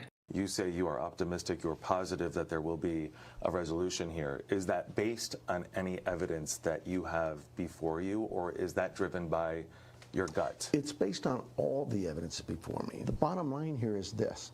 We know more than you will Should I ever know. eat burger for breakfast? Yes, That's how 100%. investigations work. And then just have smaller meals throughout the day. And the Give sheriff people would one not burger. elaborate on the evidence. What kind but of he burger? did say this is far from a cold case. Veggie burger? He's still calling on the public for help. Anyone with information is asked to contact the FBI. That number, 1-800-CALL-FBI. Okay. Jonathan Vigliotti, CBS News, Tucson, Arizona. There we go for that. We're going to watch ridiculous Michael Rappaport now and go over one of his most recently released videos, which is a short. Oopsies. No, it's not. It was deer. Sorry, guys. 3 pizzas and 2 burgers for breakfast? That's not healthy. How the fuck can you even fit that all in your stomach? I would think I would explode if I were to eat 3 pizzas and 2 burgers. Your stomach can only, stretch on average to, 4 liters or something like that. I learned that in 7. JK, thank goodness. I would explode. Okay, this is Michael Rappaport, who is a loser, who is saying Jewish people are the chosen people. And then he goes on to some other diatribe, which kind of makes me think that he's recognizing that, he's doing 2 very insidious things, which we'll get into. When he's saying Jewish people, what he's really referring to is the genocide in Gaza. And he's doing, propaganda that Benjamin Netanyahu wants to do, which is to try Jewish people, the identity of Jewish people, to Israel. So when he's saying Jewish people, what he's really saying and trying to do is continue that furtherance of having that tie of the concept of Jewish people being associated with Israel, despite the fact that Israel is a multicultural state, right? But it serves his purpose to say Jewish people rather than Israeli people, because not only is he himself Jewish, but he is a Zionist himself. And it's sort of like when you listen to this video, it feels like he's both acknowledging that the genocide is bad and that he's also asking for forgiveness for Israel, aka Jewish people, when really it's Israel that's committing the genocide, not Jewish people. So that's something to pay attention to. parachute Netanyahu into Tehran. Do you think that would solve the problem? Honestly, I think that it would have been a boss move to, like, I don't know if Mamdani would have been able to pull it off, but just arrest Netanyahu anyway. Effective. Parachute him into the middle of the ocean. Okay, let's watch I'll tell you this. something. The Jews are chosen. We, the Jewish people, are chosen. I know a lot of people get upset when I say that. It's in the Torah. I didn't make this shit up. If I made it up, you think I would be podcasting right now? If I was this brilliant to be the one that said the Jews are chosen, you think I would be podcasting right now? I'd be sitting, owning buildings somewhere. I don't know what relevancy your financial success has to do with Jewish being the chosen people, or the fact that for some reason you're relying on some book that just says something confirmational about your identity as being the most correct. It feels very, very much like ego stroking, right? Whenever people are like, well, my book says that we're the best people and you're the worst people, therefore we get to oppress you. It's just kind of like, okay, well, my book says that I'm an equal person to you, so why is your book more valuable than my book? Why is your book more true than my book, right? Like, your book, cool, sure, but like my book seems more appealing to me because it includes everybody, whereas your book is more like a superiority superiority complex book kind of thing. Duncan says, no, parachute him into Tehran and parachute Ayatollah into Tel Aviv. Fair enough.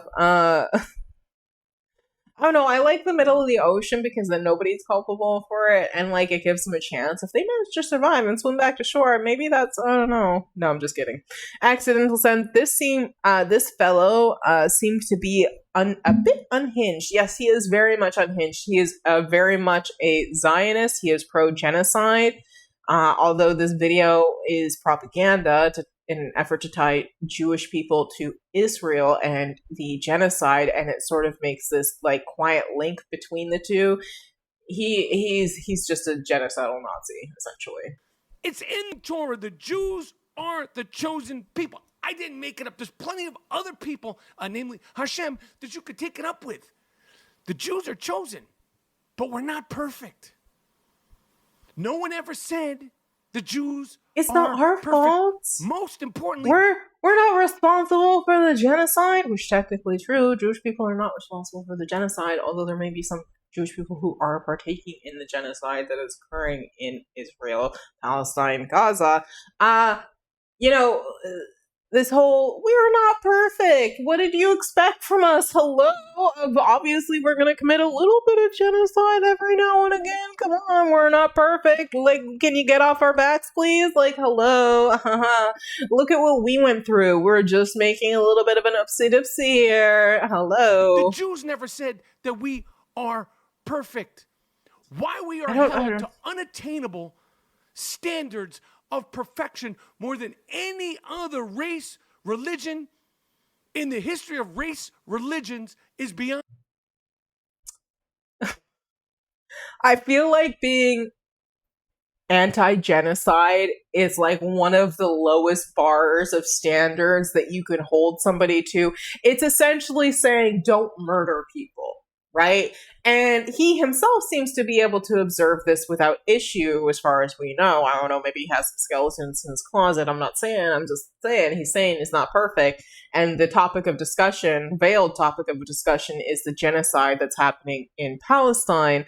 It is very easy to meet that fucking bar. What a ridiculous bit of propaganda that this douchebag, Michael Rappaport, is putting out. Like, what a complete and utter, like, feckless fucking loser. Who the hell talks this way? What does being perfect or not being perfect have anything to do with the permissibility of committing fucking genocide? And again, it is not Jewish people who are committing genocide, despite the tie that Michael Rappaport is very veiledly trying to make. It is Israel that is committing genocide.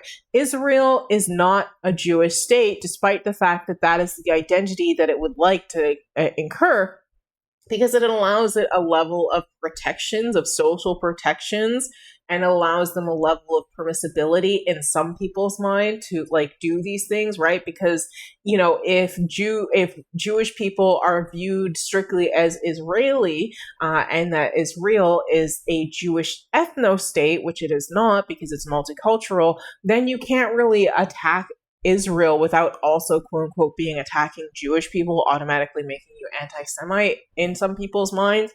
And that's just not true. Like, it's a useful tool that Benjamin Netanyahu is doing.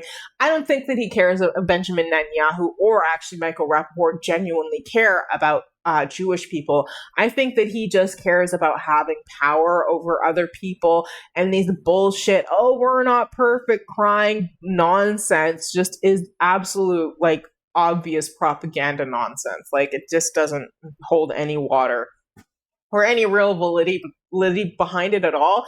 Like, it is not a hard bar to not be genocidal. It is the easiest thing that you can do, Mr. Rappaport. All you have to do is agree that killing and murdering innocent people in mass is a bad idea and in concept, just so that there can be an extension of land of your preferred state over theirs. It's a little bit disgusting that you're even making this fucking video. What were you thinking the day that you woke up and decided, oh, this is gonna be bars? This is gonna be bars. Oh my God. I'm gonna knock it out of the fucking park with this bullshit. On me. We're chosen, but we're not perfect. We'll be the first to tell you. We ain't perfect. Israel ain't perfect. And we never said we See, there you go. And Israel Jew, never said it Israel. was. It's not just that Jewish people aren't perfect. It's that Israel isn't perfect. He dropped it in there right at the last second, right before the video ended. What a piece of shit. What a loser piece of shit. All right, we're going to move on to, not this one. We're going through news super quick today. So we do have time to watch Destiny Loves Genocide. Don't worry, this isn't actually going to be about Destiny, thank goodness, for the most part. But hopefully you'll stick around for it. And then after this, we might actually have time to play some Elden Ring. We might make progress on our journey of becoming an Elden Lord. Let's see how it goes. All right, this is Destiny Loves Genocide by Professor Dave Explains.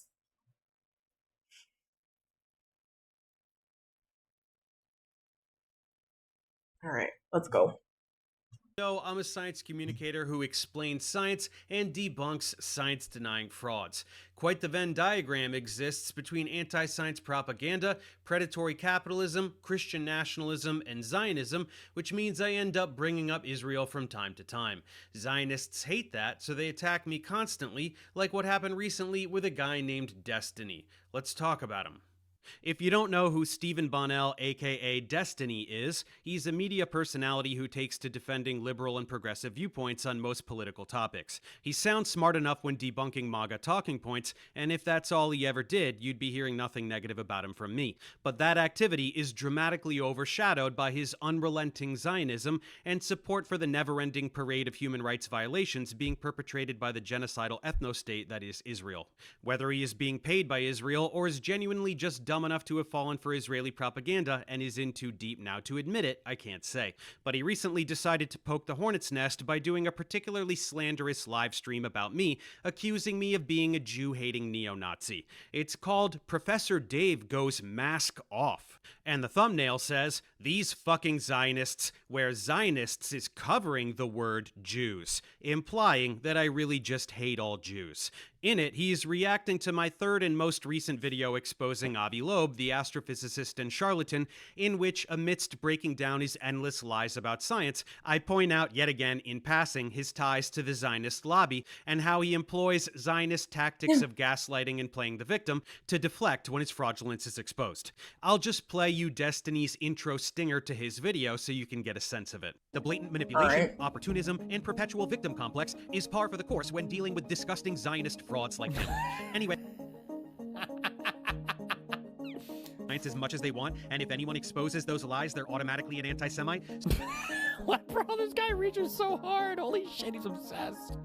I'm not sure if you noticed, but the whole world despises your ideology. The world knows your gaslighting and your Hasbara tactics. Shouting anti-Semitism at everyone that hurts your feelings is just going to hasten your demise tenfold. So keep it up, you worthless Zionist pile of filth. And I didn't mention Judaism. I said Zionism. Get a grip. this kind of like rhetoric right here, you know, you don't. This is Nazism right here, right?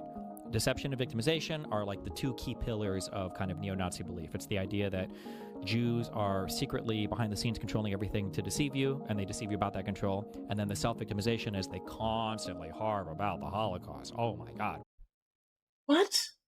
Dude, just because you're not pro-Zionism doesn't mean that you believe every single racist trope that there is about Jewish people. Hello, you can be anti-genocide and still be in support of Jewish people. One of the things that I say in being against like the propaganda that Israel should be a Jewish ethno-state and the concept that Jews need a safe place to be, it's just like, is that Jewish people should be safe everywhere. It's a ridiculous fucking argument.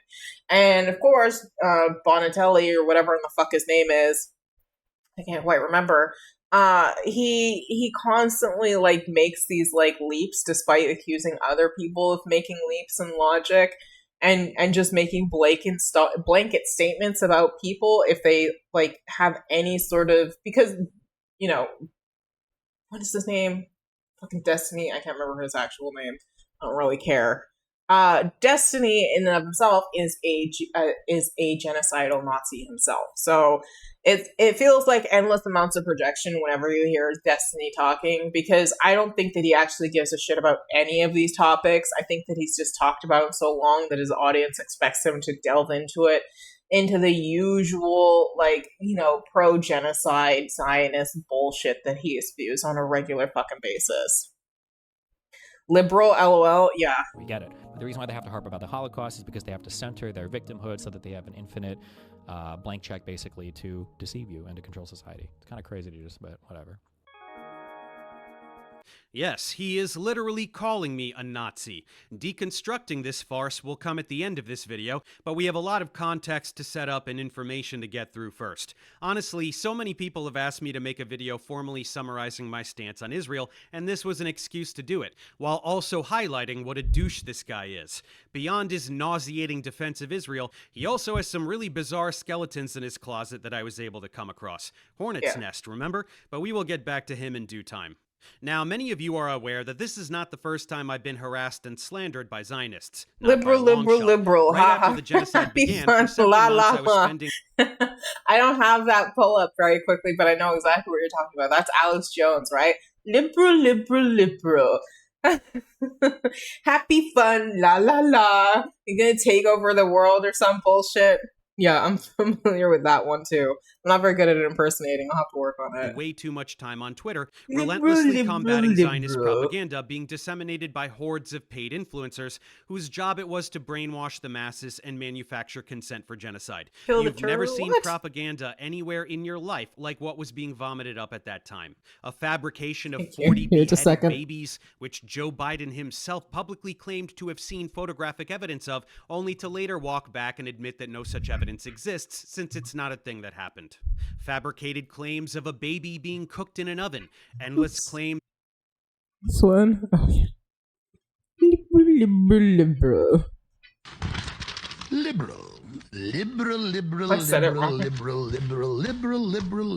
Happy fun, la la la. Human smuggling, fentanyl deaths. Forced government euthanasia, chopping up children's genitals, la la la la la, la la la la la la la la la. Oh my god. Is this the same guy? Is this Alex Jones? No, who is this douche here? Pierce Morgan's... This is Alex Jones? Holy fuck, he looks so different now that he's fucking bald. Here's how this is going to work, and it's entirely down to you. I'm going to ask you some questions. In the spirit of a... This is Alex Jones? This is the same guy? Holy crap, he looks soft here, but then when you go back to the other one, he just looks hard and, like, weird and not the same at all. Look at this. Holy crow, the change. Wow. Liberal. Happy fun, la la la. Like, he looks like a completely different person. Maybe all the fat just calcified underneath his body, and now he's just like a big lump. Ugh. What a piece of shit. of rape when in fact it is Israel that systematically rapes Palestinian prisoners in the most brutal manner This is true. imaginable. There were protests at one point when, pro quote unquote rape protests because people were upset that they were not going to be permitted to do that anymore to Palestinians. A behind-the-scenes clip of a Lebanese short film used to claim that Palestinians were faking the war crimes against them. It says the Palestinians are fooling the international media and public opinion. Don't fall for it. See for yourselves how they take injuries and evacuating quote unquote injured civilians all in front of the cameras. Pallywood gets busted again.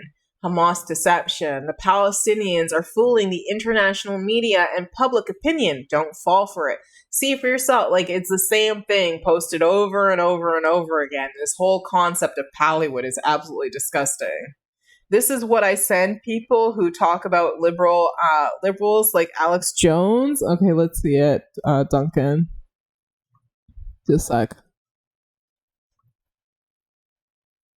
What is this?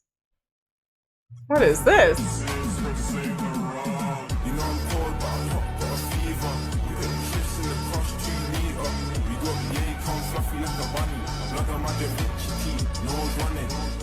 Nice.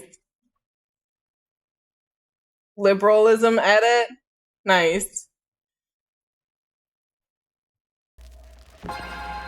Whoopsies. No, we're not watching Ariana Grande's pedal. Sorry, Ariana. Maybe later. Okay, let's get back to the video. Oh, hot and sweaty. I have to turn up my fan in a second. Yielding the birth of the disgusting term Pallywood.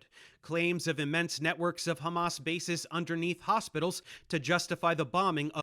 They can't even get frickin' cement imported in.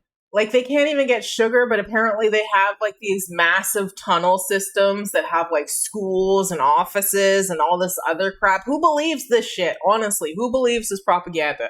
I feel like people who believe this are, like, the same kind of people who believe, like, concepts of, like, space lasers and shit. And it's just like, that's not true. It doesn't make any sense whatsoever. Have you heard the song about the IDF? Who is that by? F the IDF? Is that the one I'm thinking of? Meat Crayon? No, not Meat Crayon. Who am I thinking of? They're singers? Of every single hospital in Gaza, only to provide zero evidence of such potentially. Bases after the fact, link it if you can find it. Planted guns several hours after entering, and a list of terrorists that was really a calendar. Oh yeah, the time that they pointed to a calendar saying that it was like a list of like terrorist activities and endless shit. Dehumanizing rhetoric to garner support from the West for a totally pre-planned campaign of ethnic cleansing and land theft. At any rate, influencers were being paid to disseminate the narratives that the state had. Let's check this out. Let's check out if I'm right about the song that I'm thinking it is.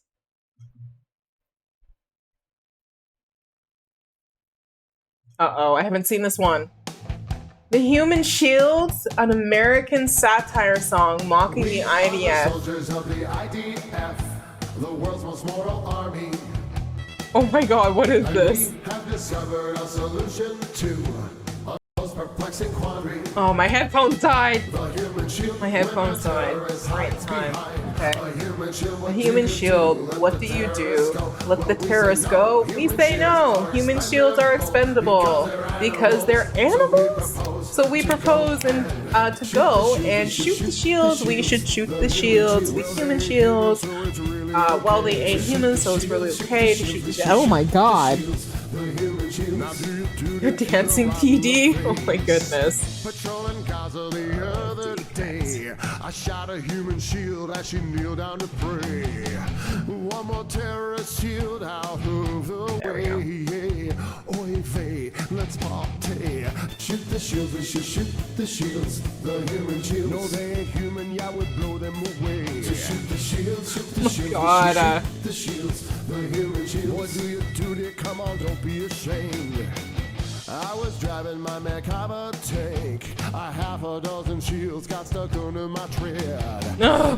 I'm not sure if all of them were dead, but I'll go back again. I'm concertedly dancing. Shoot the shields, the human shields. Yeah, they ain't human, so there's nothing to pay. So shoot the shields, we should shoot the shields, the human shields. Now do us proud and put that kid in the grave. I was flying my F-35. I bombed 100 shields, not one terrorist died.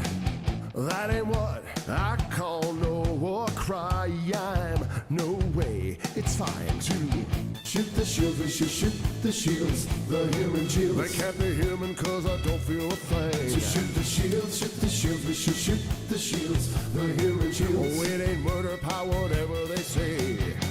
I tortured prisoners with sodomy. All my friends and neighbors came and started to cheer me. Isn't that a heartwarming story? No, it's awful. Family, supportively we shoot the shields. We should shoot the shields, the human shields. No, they ain't human, no, you don't need a thing. So shoot the shields, we should shoot the shields, the human shields. You pull that trigger, don't you dare hesitate. To shoot the shields, we should shoot the shields, the human shields. If they surrender or are running away, shoot the shields, we should shoot the shields, the human shields. And this is how we prevent anti-Semitism. We shoot the shields. Yeah, that seems about appropriate and apt for the IDF, 100%. That was definitely not the song that I was thinking of, although it was a good song. Yeah, I mean, you think that, like, if somebody is holding a human shield, like, maybe what's the worst that this person can do if you let them go and let their shield survive, right? Like, what benefit is it to kill the human shield? You're supposed to avoid killing the human shields. That's the entire point of human shields. Settled on each day, I was shitting all over these disgusting frauds day and night for several months, and the wrong people noticed, so they dogpiled on me and got my account suspended. People often note that you can find some really... What the fuck? Jews are pedophiles, and you look like an Ashkenazi Jew, so it follows? How did the Jews get so evil? That's the question that needs to be asked. No, don't fall into anti-Semitism. Holocaust is a successful historical wide false flag event started by Zionists to promote and justify Jewish atrocities against others. No, it's not. It was just a horrific, a horrific time in history. Jesus Christ, what the fuck? Just a second. Wake up, UK. The hollow hoax, fake Jews, and our prime minister want to put a memorial in Westminster that shows you who is in charge. Zionist lobbies have to be dismantled. Bejerkiness, Jewish political plans follow religious prophecies. Okay, well, that's just fucking flat out anti-Semitism. What's this, Duncan? What's this treasure you got for us now? Let's see. All right. What is this? Oh my god. The Islam is the Iranian Reich leader Khamenei's head in a jar laws. It's illegal to have an internet connection. Being called Umar gets you the death penalty. Citizens are only permitted 2 slices of bread a day. Is this where you get your bread stuff from, Duncan? Is this where you get your bread stuff from? The Future of the Middle East, 2052 AD? Play the video? Oh goodness, I'm nervous too. We'll play it. The year is 2052 AD. The Middle East is divided between 4 powers. To the east lies the Iranian Reich. Here, Ayatollah Khamenei's head has been placed in a jar to preserve his rule for centuries to come. In the Reich, internet connection is illegal, and having the name Umar or any other Arabic name grants you the death penalty. The government, in contrast, generously gives all of its citizens 2 slices of bread a day. To the south, is this what you think of Iran? Technology has greatly advanced, especially in robotics and cybernetics. Here, MBS has replaced his weak, fleshy form with a metallic skeleton equipped with electronic enhancements, making him a cyborg. In this land, all citizens are injected with a nanochip that detects any criticism of the government. It is illegal for both men and women to show ankle skin. Freedom of speech is maintained as journalists are given bonesaw checks. To the west is the Holy Land of Israel. Its leader is Benjamin Netanyahu, who has now uploaded his mind to the cloud. They are becoming the all-powerful seeing ruler of Israel. Goyim are second-class citizens. Schools have mandatory Wikipedia editing classes. Noses must be at least 8 centimeters long to access Jewish perks. Forced circumcisions are given after birth. The kingdom is well protected by Jewish orbital space lasers, which are only activated if Al Jazeera journalists are detected in Israel. The final country is the Turkish Republic. After using dark magic, has revived Ataturk. Now a zombie serves as its undead overlord. Following any religion is punishable by death. Women aren't allowed to wear any clothes. No immigration in or out of the country. Taps must supply raki instead of water, and any mention of Kurds and Armenians existing is punishable by death. These 4 lands are locked in a delicate balance of power. Should one become too powerful over the other 3, it would cause them to get ganged up and partitioned. A web of secret treaties and alliances keeps the Cold War between these nations. I'm pretty sure he's Jewish. But with frequent border Doesn't mean he's not being inappropriate. skirmishes and asymmetric warfare alongside Like the glass of unchecked I'm scientific pretty advancement and dark sure. Islamic magic. It is only a matter of time before the Middle East once again descends into war. Thanks for the money, God. dummy. Okay. All right. Duncan says he's making fun of racist people. Is that what he thinks racist people would think the future would be like? Fair enough. Egregious anti-Semitism on social media, so my tweets must have been even worse than those of actual Nazis in order to merit suspension. But those people are very confused. Zionists love anti-Semites. They quietly celebrate their presence on social media because I don't understand where the trope about like Jewish people like ruling the media and secretly ruling the world comes from, except for like Hitler racism, right? Like it's I don't know. Racists are so fucking creative sometimes, I swear. their existence fuels Israel's victimization narrative. Israel can bomb anything they want, shoot any child in the head, steal any land, but they will always continue to be the victims. Scary anti-Semites who want all Jews to die, whether a particular instance being referenced is real or not, are a key facet of this narrative. So that's not what gets targeted for suspension. What gets targeted is anyone who is effectively combating and exposing the state-sponsored Hasbara narratives, which I was doing with a passion. So I was booted from the platform, which honestly was a relief more than anything else, as this activity was starting to take a toll on my emotional well-being. Yeah, I don't use Twitter at all. It's such a cesspool of just like there's not. I haven't. The only reason why I use some social media platforms is literally just to get information so I could stream and stuff like that. Other than that, like I don't use social media platforms at all.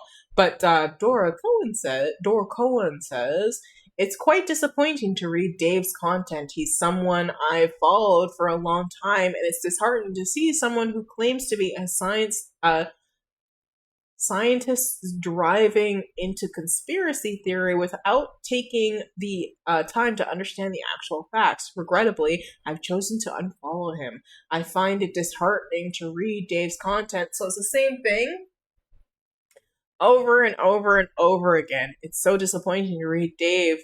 Dave explains he's someone I followed for a long time.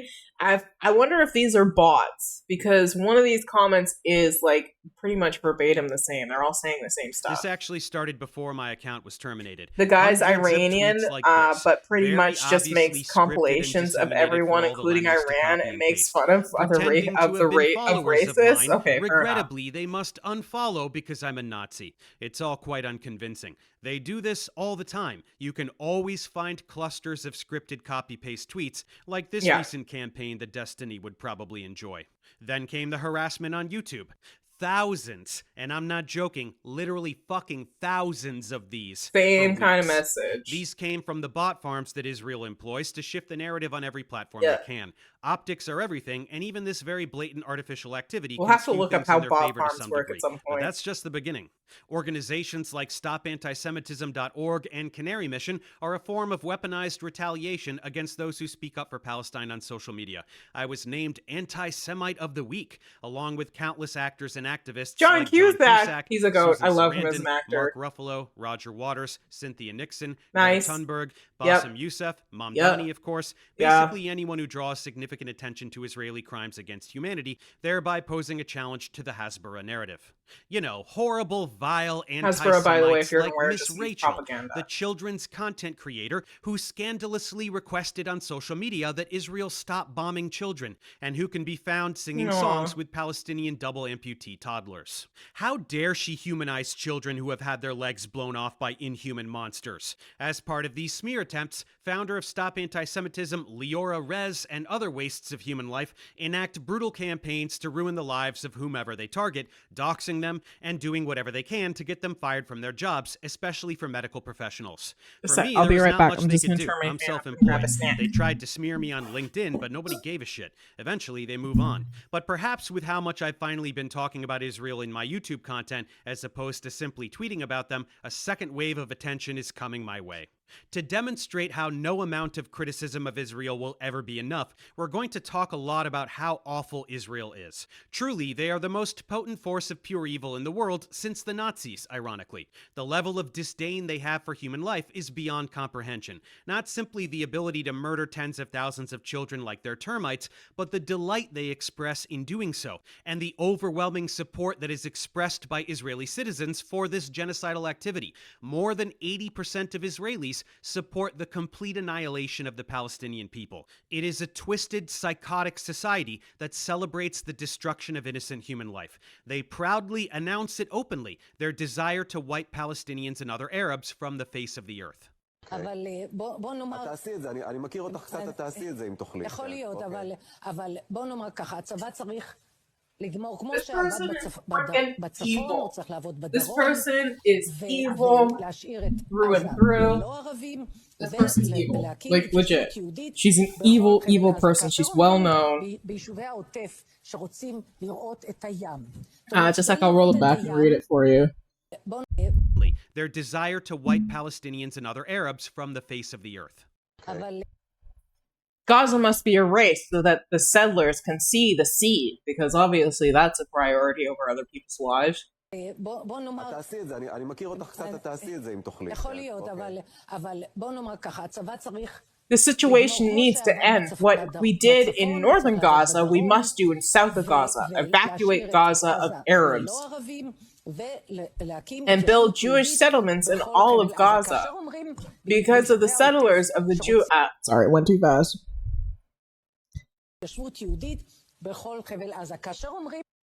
Because of the settlers of the Gaza Strip want, they want to see the sea. In order to see the sea, all homes in Gaza must be destroyed. Yeah, she's an evil piece of shit. She's well known. She's a terrible fucking person. May she rest in peace.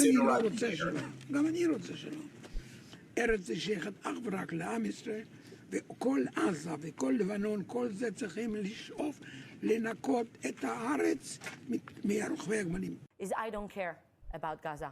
I literally don't care. For all I care, they can go out and to swim in the sea. אנחנו מטילים מצור מוחלט על העיר עזה. אין חשמל, אין מזון, אין מים, אין דלק. There will be no electricity, no food, no anything. What you eating? Bread with Nutella. Have you ever had Nutella? שחיילי צה"ל הם מעל הוויכוח הזה, ואי אפשר להאשים אותם. מה שנעשה בעזה, חבל שלא נעשה גרוע יותר. אין בלתי מעורבים. כל מי שיעמוד בפניו וירצה לחבל במדינת ישראל, כולל אם הם ישלחו ילדים, ישתמשו בילדים. Looks like Vegemite on toast? No, it's not. It's sweet. Have you never had Nutella before? Oh, Jazzercise. Jazzercise to may your village burn, may your village burn.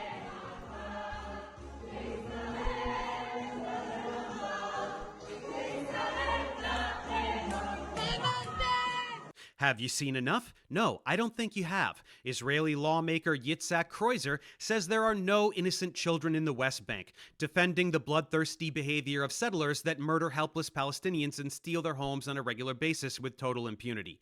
The West Bank, no Hamas here, just Palestinians living under a brutal system of apartheid. Whether they are children or women, it doesn't matter to me.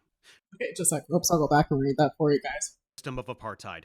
Whether a far-right Israeli lawmaker has sparked outrage by stating there are no innocent civilians, no innocent children in Jenin, defending a strike that killed a Palestinian family. The remarks came as a Guardian investigation revealed that no Israeli has been prosecuted for the killings for killing Palestinian civilians in the West Bank since 2020. A family targeted, a confession delivered. Speaking in the Knesset, Kreuzer declared, "In Jenin, there are no innocent civilians, no innocent children," he added. "Whether they are children or women, it does not matter to me." The remarks, which drew international condemnation, came on the same day that The Guardian published a comprehensive analysis revealing that not a single Israeli citizen has been charged for the killing of a Palestinian civilian in the West Bank over the past 6 years. The report documented a systemic culture of impunity that has enabled escalating violence. TD Pagey says, "No, not Nutella. We had a similar product before it came out called Kugel paste when I was a kid. Kugel paste? That sounds appetizing. Kugel paste. Did you have it? Was it good?" Whether they are children or women, it doesn't matter to me. Journalist Shimon Ricklin says Gaza should be wiped from the face of the earth. Journalist and politician Yinon Magal says it's time for Nakba 2, which means another massive wave of killing Palestinians and cleansing them from their territories to acquire these lands for Israel. Revital Gottlieb of the Likud party says, "Bring down buildings, bomb without distinction, stop with this impotence. You have ability. There is worldwide legitimacy. Flatten Gaza without mercy. This time, there is no room for mercy." You think this hatred is reserved only for Palestinians? Think Time again. to let the dogs Israeli out, Minister take of care and be National well. Security Thank you, Ben Accidental. Gvir Thank says you that for for stopping every by. Give the tear of an doggos a Israeli pet for mother, me. a Thank 1,000 you. Lebanese Have a good mothers one. must See weep. you later. All Come of by for a Lebanon Sunday, must burn. 7 Are p.m. you We're doing fucking movie night. listening? Next machine All at a of start. Lebanon must burn. This is not Israel-occupied Palestine. This is a sovereign nation with territory that Israel has lusted after since its inception, and which it is currently successfully stealing. But back to Gaza, Israeli military official Eliyahu Yassian says there is no population in Gaza. There are 2.5 million terrorists. There is no meaning to giving them warning missiles. Nazi talk. Israeli politician Moshe Feiglin states outright that Hamas is not the enemy. It's every child in Gaza. Ex-Israeli lawmakers' remarks sparked row. Every child, every baby in Gaza is an enemy. Israeli politician Moshe Feiglin, I know I said that wrong, I'm so sorry, ignited controversy as he said that every child, every baby in Gaza is an enemy. While speaking to the Israeli TV channel 14, Moshe Feiglin, a former Knesset member, stated, "The enemy is not Hamas, nor is it the military wing of Hamas. Every child in Gaza is the enemy. We need to occupy Gaza and settle it, and not a single Gaza child will be left there. There is no victory. There is no other victory." Moshe Feiglin's comments came on the heels of sharp criticism from Yari Golan, a retired IDF deputy chief of staff and head of the newly formed political party, the Democrats. Every child. Wow, that guy sounds like a complete utter piece of shit. Babies are They terrorists. also had vanilla, Anyone who would cinnamon, and say banana this flavor. is a Banana sadistic flavor. monster. I don't know if that'd be There are good. entire databases filled with Did you have the hundreds of banana flavor? instances of very clear incitement to genocide. Did it taste like They banana bread? openly announce that they intend to commit genocide, not just random nut jobs on social media. Israeli officials, legislators, military personnel, decision makers, they all state this openly, the desire to completely wipe out the Palestinian population. Take a second and read this crap. This is a drop in the bucket. You listen. Okay. We will turn Gaza into an island of ruins. That was Benjamin Netanyahu. We are dropping hundreds of tons of bombs on Gaza. Gaza. The focus is on destruction, not accuracy. Now there is only one goal, Nakba, explosion of the Palestinians, a Nakba in Gaza that will dwarf the Nakba of 1948. Wipe out their families, their mothers, and their children. These animals must not be allowed to live any longer. I want to tell the world what they have long known about me in Israel. I don't care about Gaza. I literally don't care about Gaza. They can go swimming in the sea. Maya Golan says it is an entire nation who are responsible. This rhetoric about civilians supposedly not being involved is absolutely untrue, and we will fight until we break their backs. Jericho missile, doomsday weapons, that's my opinion, powerful rockets to be fired without borders, and Gaza to be smashed and razed to the ground without mercy. There will be no electricity, no food, no fuel. Everything is closed. We are fighting animals, people, and we are acting accordingly. Yoram Gallant, obviously another piece any of of shit. these assholes for long enough, you get some These shit are people like in this positions of about influence and human power animals, in Israel, or by the Amalek, way. who their God commanded them to destroy in the Torah, or whatever other rhetoric they can think of to justify the extermination of an entire race of people, just like the Nazis did to the Jews in How calling Nazi them vermin, propaganda. parasites, Yeah. rats, whatever they could do to dehumanize them. It's identical. They Yeah. proudly announce genocidal intent Let's and murder then later everybody in deny Gaza, the accuses of actualization of genocide that and intent when anti-Semitism. accused of the genocide they are committing, gaslighting the world with rhetoric about how the IOF is the most moral army in the world, rather than the reality that they are actual terrorists. Here's Israeli Minister for Social Equality announcing how proud she is of the ruins of Gaza, and that every baby 80 years from now will tell their grandchildren what the Jews did. They take pride in the complete annihilation of a people. I'm personally proud of the ruins in Gaza. Just a second, let me read that for you guys. I am personally proud of the ruins of Gaza, and that every baby, even 80 years from now, will tell their grandchildren what the Jews did. I missed the last part of it, Word of sorry. officials. You can ask the soldiers themselves. They proudly brag about It's children good to kill babies, an Israeli soldier. What babies? Say that again. Say it again. No, maybe I killed a girl, she was 12, but I'm looking for a baby. Do you like Palestinian children? Yes. Does it make you feel good when you bomb a hospital? Really? Yes. You guys kill children in Lebanon, is that okay? Yeah, this is okay because I'm Hamas. What about the children, the babies? The baby is good too. Really, in Lebanon? Yes, in Lebanon, in Gaza, in Iran. Really? It's okay to kill babies in Iran? Yes, yes. It's And okay. in Gaza? Yes. And in Lebanon? Yes. You really believe that? Yes. Really? The reason why they often or the reason why how they justify this is like, oh, well, these babies are just future quote unquote terrorists. And it's just like, well, if you stop bombing them and, imprisoning them in open air prisons, stopped restricting their diets, and essentially making their lives absolutely living hell to the point where eventually a society and a community is going to break and have no choice but to fight back. And then you label them as terrorists. The way to alleviate this is not to treat those people that way, to treat them like equals, so that they have nothing to fight back against, because ultimately, despite the fact that this Israeli soldier views these Palestinian, Iranian, Lebanon children as future terrorists, the actual terrorist in this situation is the Israeli soldier. Really? Have you ever killed any Palestinians? Have you ever killed any Palestinian children? How many? I don't know. You don't keep track? No, but I Spot 3 moving figures approaching us in the area.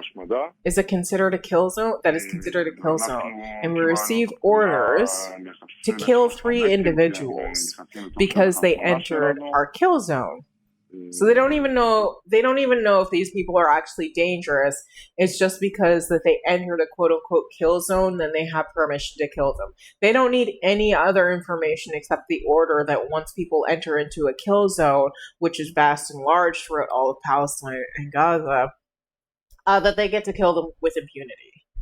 And we killed them using MAG and Negev weapons. And later, it turned out that the 3 individuals were 2 children aged 10 and 12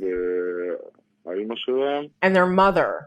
And we killed them based on the orders we were given. Okay, I killed a baby? I don't even say the army.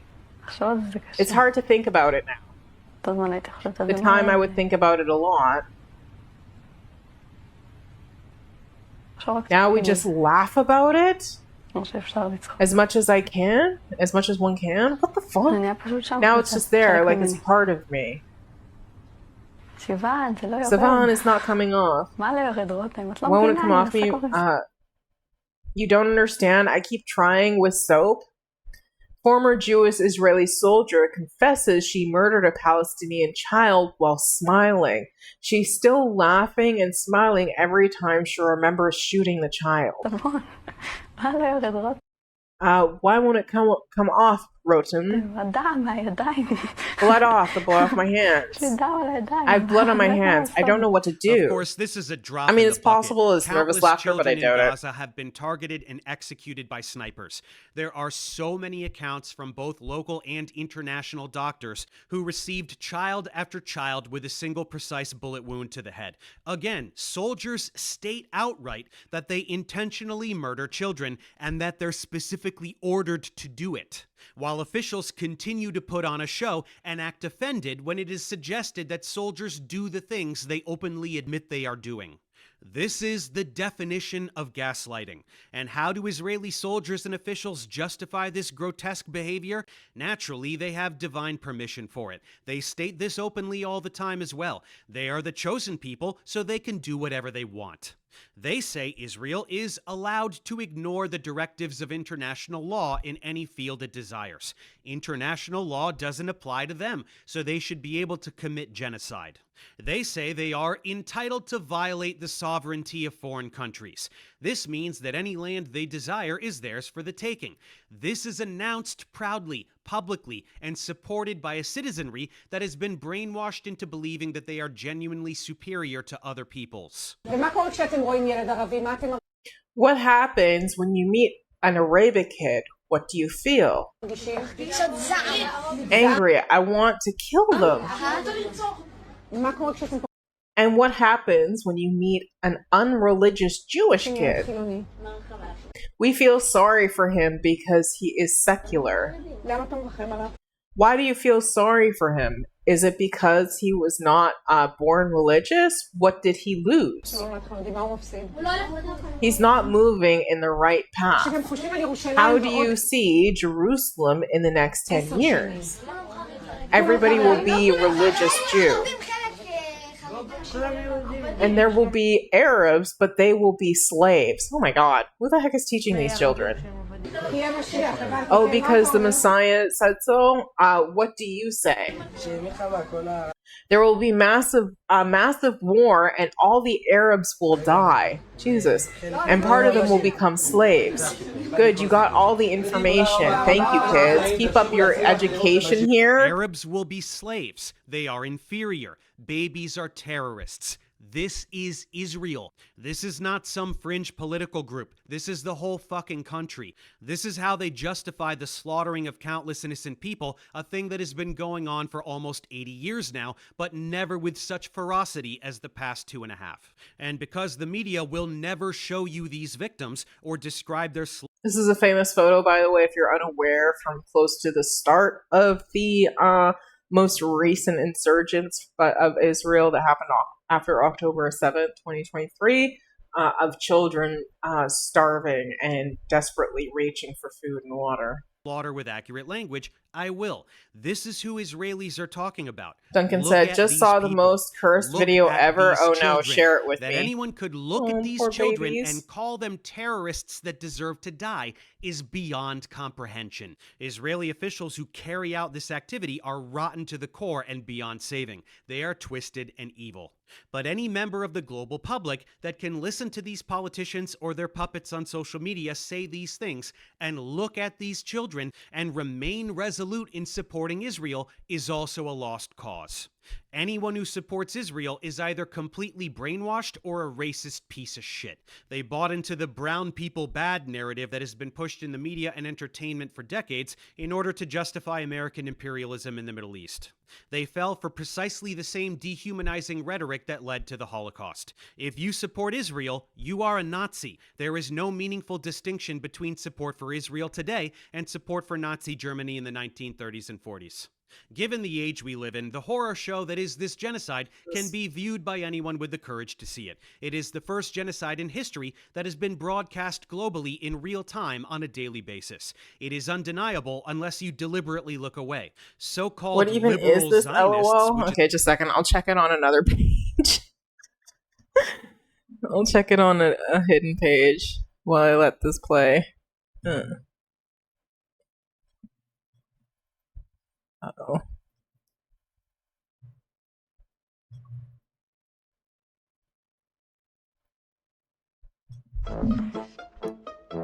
Oh, this!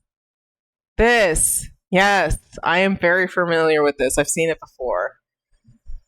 Oh my god. The propaganda is strong with this one. Does it have English translation? Honey, when did you what book time the do you book the babysitter? We Okay, good. It is.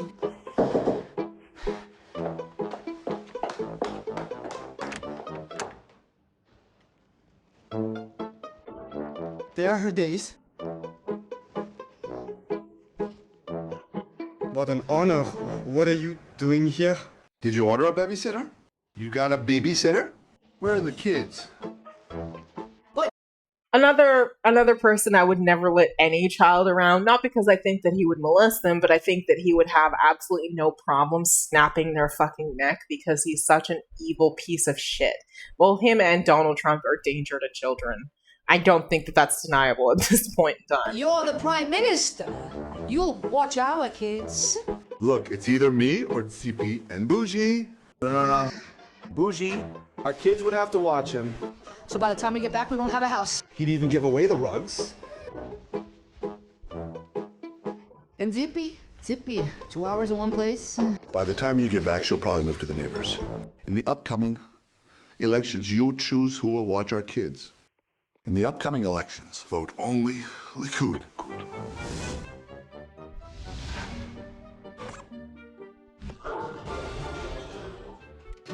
Not the kids. Oh, he does not give a shit about the kids. He probably murder the kids and stuff them under the couch and then charge the parents double. Line.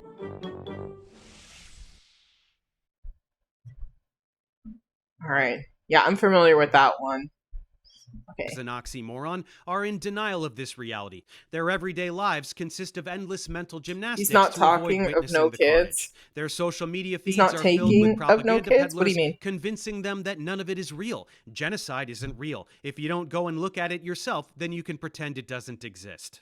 Well, I'm going to show you to the best of my extremely limited ability what is happening. This video almost certainly will not be monetized. I am fully aware of that and I don't care. But I can't show you the true extent of the carnage, as that would violate YouTube's community guidelines, and my channel could get deactivated from a single violation of this nature. This means that while I can tell you about archivegenocide.com, and I can take select clips from there to place in this video, I can't show you the thousands upon thousands of videos of Palestinian children lying dead in a ditch with their guts pouring out of their abdomens, of Gazan parents clutching the lifeless bodies of their progeny in their arms, crying out to their God with a despair that haunts me every time I look at my own children. And I certainly can't show you what was never even captured: the countless bodies instantly vaporized, the countless bodies still trapped under rubble that will never be recovered, the countless bodies with limbs zip-tied and shoved into mass graves, with dirt bulldozed on top of them,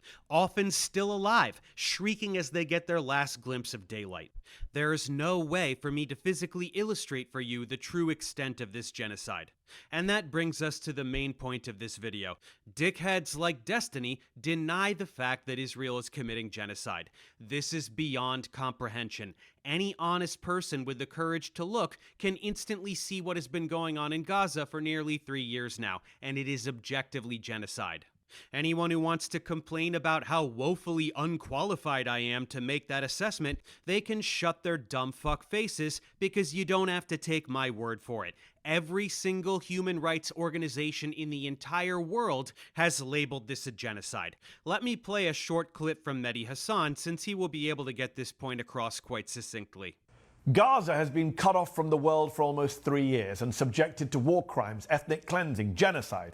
But if you say that, Israel and its supporters will accuse you of lying, of being anti-Semitic, of perpetrating a blood libel. So let me debunk this argument in less than 60 seconds by asking one very simple question. Start the clock.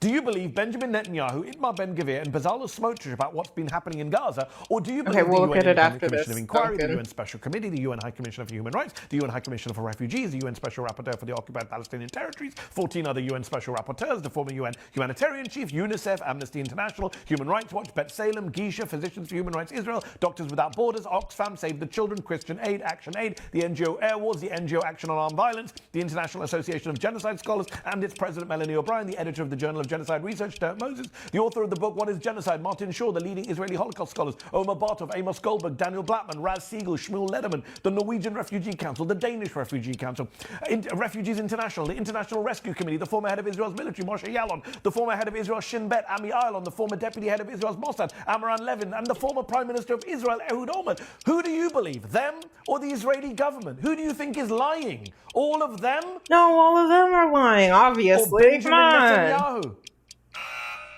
All right, just a sec. Let's look at this. What has Duncan got for us? This is how genocide looks from above from a drone.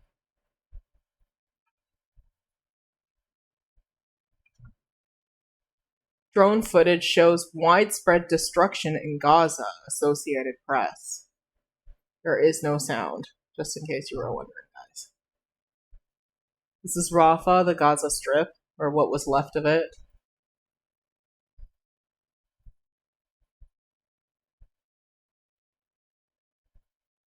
That's insane.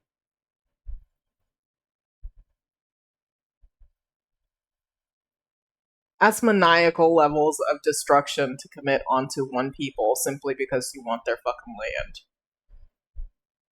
And the thing is like they often suspect that the number of reported deaths is highly underreported because there's lots of people buried underneath the rubble that haven't been accounted for and thus can't be counted as dead. They're just like missing. Or there's nobody left in their family to even report them gone. Khan Yunis, Gaza Strip.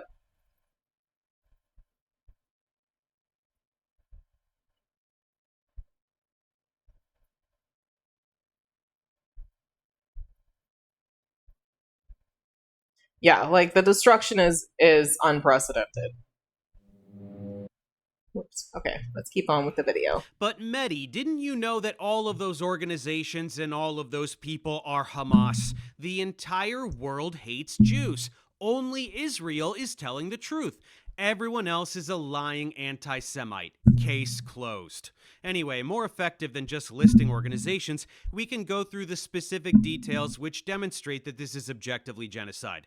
Let's start with the death toll. You'll see propaganda peddlers on social media cracking up about how it's the only genocide where the population actually increased. Disgusting.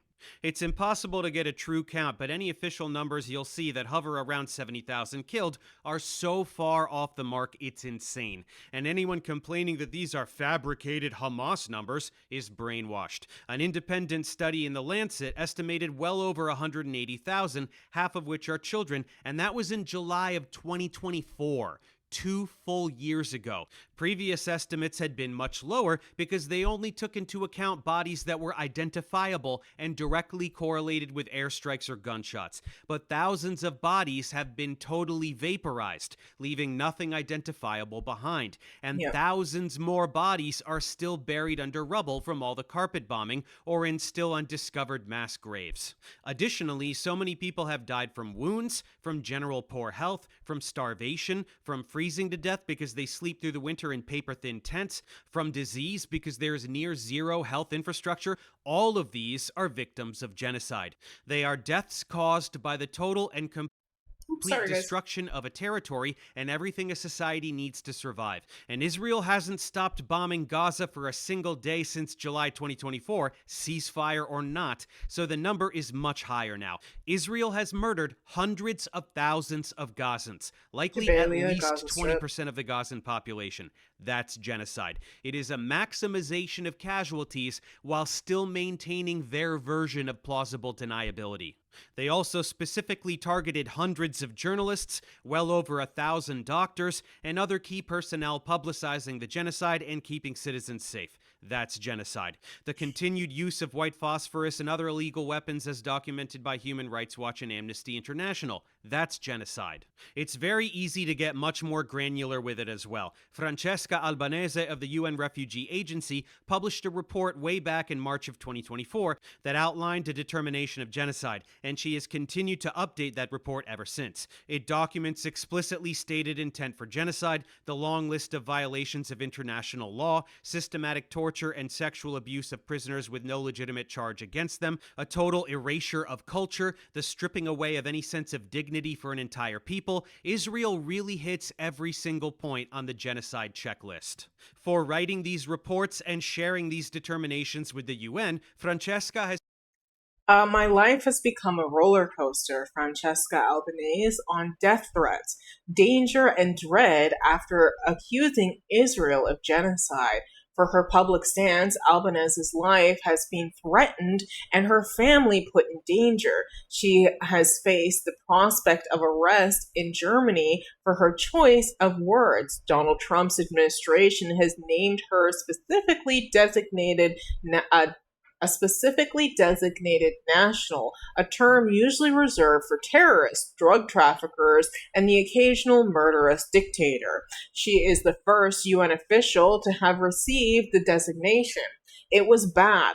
That sort of puts you together with mass murderers and drug dealers of international proportions, Albanese says. It was a paradox of facing one of the harshest forms of punishment without due process, because I've not even been afforded the possibility to defend myself. I've just been sanctioned without trial. Faced a volume of harassment and threats to her personal safety that I can't even begin to imagine. And that's coming from someone who is harassed every day and receives threats sporadically. You heard Mehdi's list, but let's expand a little. Human Rights Watch cited starvation as a weapon of war and the creation of conditions calculated to bring about the physical destruction of the Palestinian population. Doctors Without Borders cited the testimonies of doctors reporting that they routinely received children who have been shot in the head or chest by snipers, as we mentioned. UNICEF reported that essentially all of the million or so children remaining in Gaza need mental health and psychosocial support due to immeasurable trauma, especially the thousands who have lost limbs, usually amputated without anesthetic, and those who have lost their entire families. The International Association of Genocide Scholars Duncan stated says that the legal the French definition is Revolution cleanly met, was so citing war goated. crimes Not gonna and crimes lie. against humanity. Why do you Jewish like the Voice for French Peace, Revolution so Amnesty much? International, even several Israeli organizations. It's a long I list genuinely of love reading organizations, about and it. the Maybe list we'll of look it up on criteria stream that sometime. qualify this as genocide is never ending. 90% of Gazans displaced. What's your favorite Absolutely aspect all of it? farmland unusable. Continuous blocking of humanitarian aid. Starvation and life-threatening malnutrition. Mass executions of healthcare and rescue workers. Israel is a club of genocide overachievers. If you deny the fact that Israel is committing genocide, you are no different from a climate change denier or an anti-vaxxer or a fucking flat earther. You are denying the very obvious reality that we live in. Did you hear that, Stephen? Then let's talk about the complete demolition of the entire territory. Israel wants people to believe that they're the most moral army in the world, taking every imaginable measure to protect innocent civilians, while exclusively The advent of targeting filthy liberalism, Hamas the terrorists with downfall of laser monarchy, precision. and This religious is total theocracy. horseshit. They, Again, the they creation proudly of the announce that they want to nation murder and the every advert last of child in Gaza, democracy so and anyone the who attempt believes to them when they create say an the opposite equal is a society. moron. Oh, fair But enough. more importantly, there objectively is no precision whatsoever to the destruction in Gaza. Well, More those than sound like good things on the 78% of surface, except Gazan for the fact that it took infrastructure a has been revolution. demolished by relentless carpet Are you bombing. hoping for another Every societal hospital, revolution, every Duncan? school, every bakery, every city demolished. Once refugee tent camps were set up, they bombed those too. They tell them to evacuate even though they have nowhere to go, and then bomb them anyway. They give them safe routes. One of the things that Israel will do is they'll create this concept of quote unquote safer zones, which then they usher and like tell Palestinian people to evacuate to these quote unquote safer zones. Note they're not called safe zones, just safer zones. And then they bomb those areas too. To evacuate and then bomb the safe routes. They designate Not safe really spaces revolutions and then bomb are those usually too. And when they occasionally let in disruptive, food, they and shoot at Gazans when they try democratic to get it. change It's is better. complete Yeah, I agree. annihilation. That being combined said, with this song is twisted so psychological iconic. torture. It's very Just a second, easy to Duncan. look at image after image of the destruction. Oops. Let me check it out. What does it say?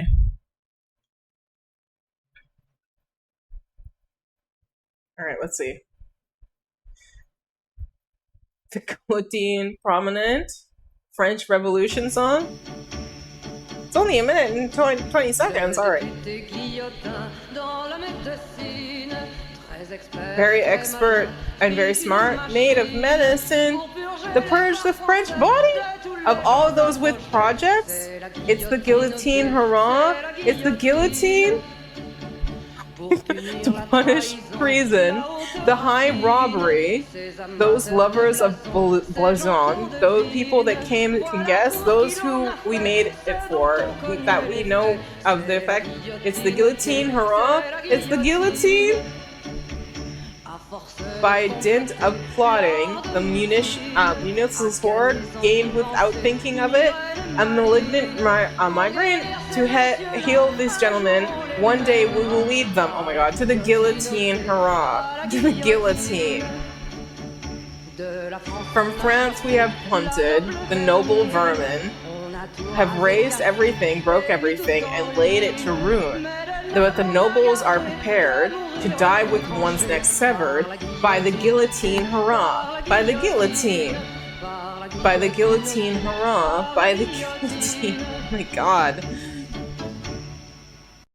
I mean, that was something. That was something. No more. No more. I gotta process that one. Holy shit.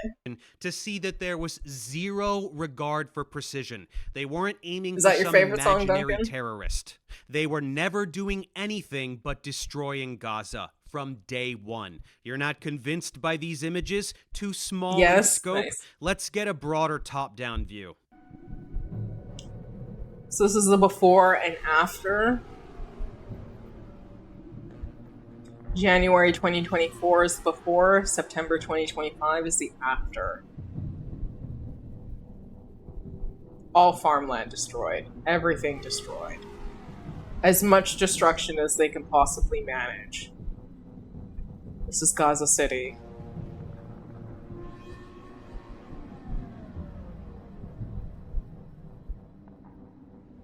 Presta atenção nessa cidade, ó. Uma cidade normal, né? Tá cheia de pessoas, avenidas, cheia de construção. Eu vou mostrar para vocês como é que isso daqui é uma foto de satélite de 2023. Agora, olha como é que ela tá agora. Cadê a cidade? Cadê? Cadê os prédios? Cadê as pessoas? Vou tirar o zoom para você ver o tamanho dessa área destruída. Olha o tamanho dessa área destruída. Olha isso aqui. Isso aí é a cidade de Rafah, no sul da faixa de Gaza. Fica na fronteira com o Egito.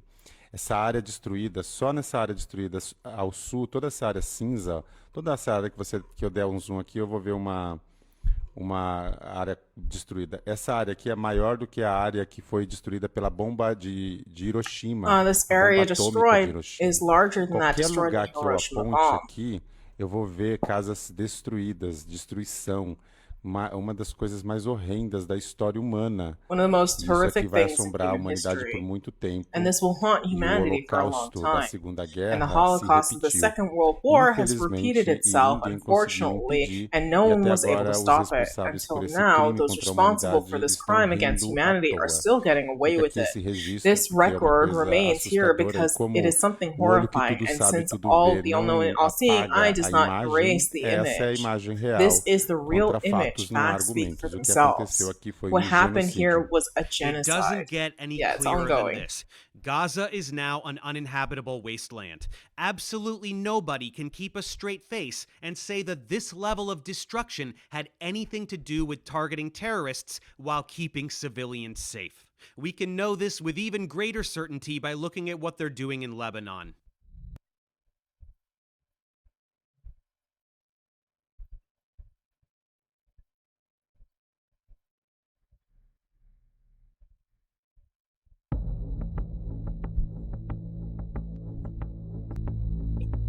Israel is destroying entire villages in Lebanon during 3-week ceasefire. Because when you're in a ceasefire with Israel, you're never actually in a ceasefire. Same with the United States. There's no such real thing as a Village ceasefire with after those two village, countries anymore. town after town, not individual buildings, the entire town. This has nothing to do with terrorism. This has nothing to do with Hezbollah, whose label of terrorist organization is laughable to begin with. Hezbollah and any other group that is labeled terrorists by Israel are simply people desperately defending themselves against Israeli terrorism. Hezbollah formed as a direct response to the Sabra and Shatila massacres, for example. Israel is the aggressor state, slaughtering anyone they please, and anyone who stands in opposition to that is labeled a terrorist. These groups are the rebellion in Star Wars. Israel is the fucking empire. Do you think Emperor Palpatine would label Luke Skywalker a terrorist? Of course he would. Supporting Israel is like rooting for the fucking Death Star. Israel wants to lead the world. But again, this level of destruction has nothing to do with Hezbollah or any other supposed terrorist group. This is demolition. This is an erasure of a people, their lives, their culture, to make room for Israeli expansion. A huge chunk of Lebanon is Israel now. They will build, settlers will come, and that's the end of it. Then they'll steal more land tomorrow, and the cycle continues. They'll tell you themselves if you ask them. Finance Minister Bezalel Smotrich sure did. Let's talk about the day after the war in terms of real estate. You have often spoken out about the renewal of the Jewish settlements in the Gaza Strip. A simple question, where... Sorry, it's going so fast. A simple question. Where, in your opinion, would the first settlement in the Strip be established? I admit, I didn't expect this. Just so you know, it's not funny. There's a business plan. Listen to me carefully. There's a business plan set by the most professional people there is. And this is on US President Donald Trump's table. And how this thing turns into a real estate bonanza. I'm not kidding. It pays off. I have started negotiations with America. I say this not jokingly now because I also demand. We paid a lot of money for this war. So we need to divide how we. Sorry. Paid a lot of money for this war, so we need to divide how we make. A percentage of the land marketed later in Gaza. And no kidding, we've done this demolition phase, which is always the first phase of urban renewal. Now we need to build it's much cheaper. There's a business plan. Thanks to Trump, the real estate mogul, cosplaying as the president of the most powerful nation on earth, it's gonna be a bonanza. When you and if you're unaware, the Israeli and U.S. military are integrating. Decide that you want to steal some land. First, they're trying to pass a law. That's always the first phase. In the government of the U.S. to integrate kill the them two by the armies. hundreds of thousands if you want. What's the difference? They're not chosen people like us. Murder them, displace them, whatever you have to do.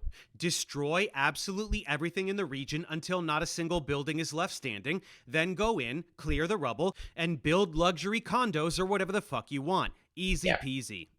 Do you understand now what has been happening since October 7th? Do you understand that it was never about terrorists or protecting Israel or getting back hostages or anything of the sort? Not for a single second was it ever about any of those things. Israeli officials didn't give two shits about hostages. They were an excuse to keep bombing. There were deals on the table early on that Netanyahu rejects Hamas's conditions for Israeli hostage deal.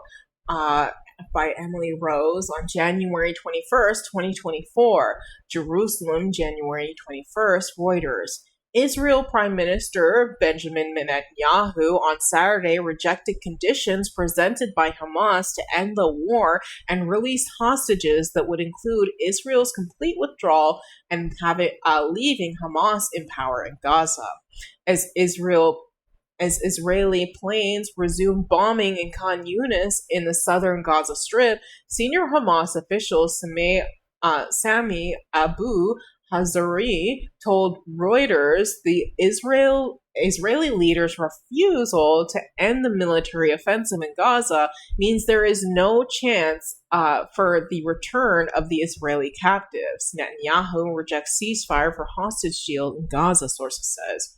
Israel Prime PM said to have turned down the proposal in early talks and continues to take a tough line. Involved a ceasefire in exchange for all of the hostages being returned, and they refused. In October of last year, they got all of the hostages back that they didn't kill with their carpet bombing. That still didn't stop them. And I wish I had saved my tweets from early in the genocide, but I didn't, so you'll just have to take my word for it. But I was saying all of this. From day one, I knew that this was premeditated ethnic cleansing and land acquisition, belligerent imperialism in the 21st century.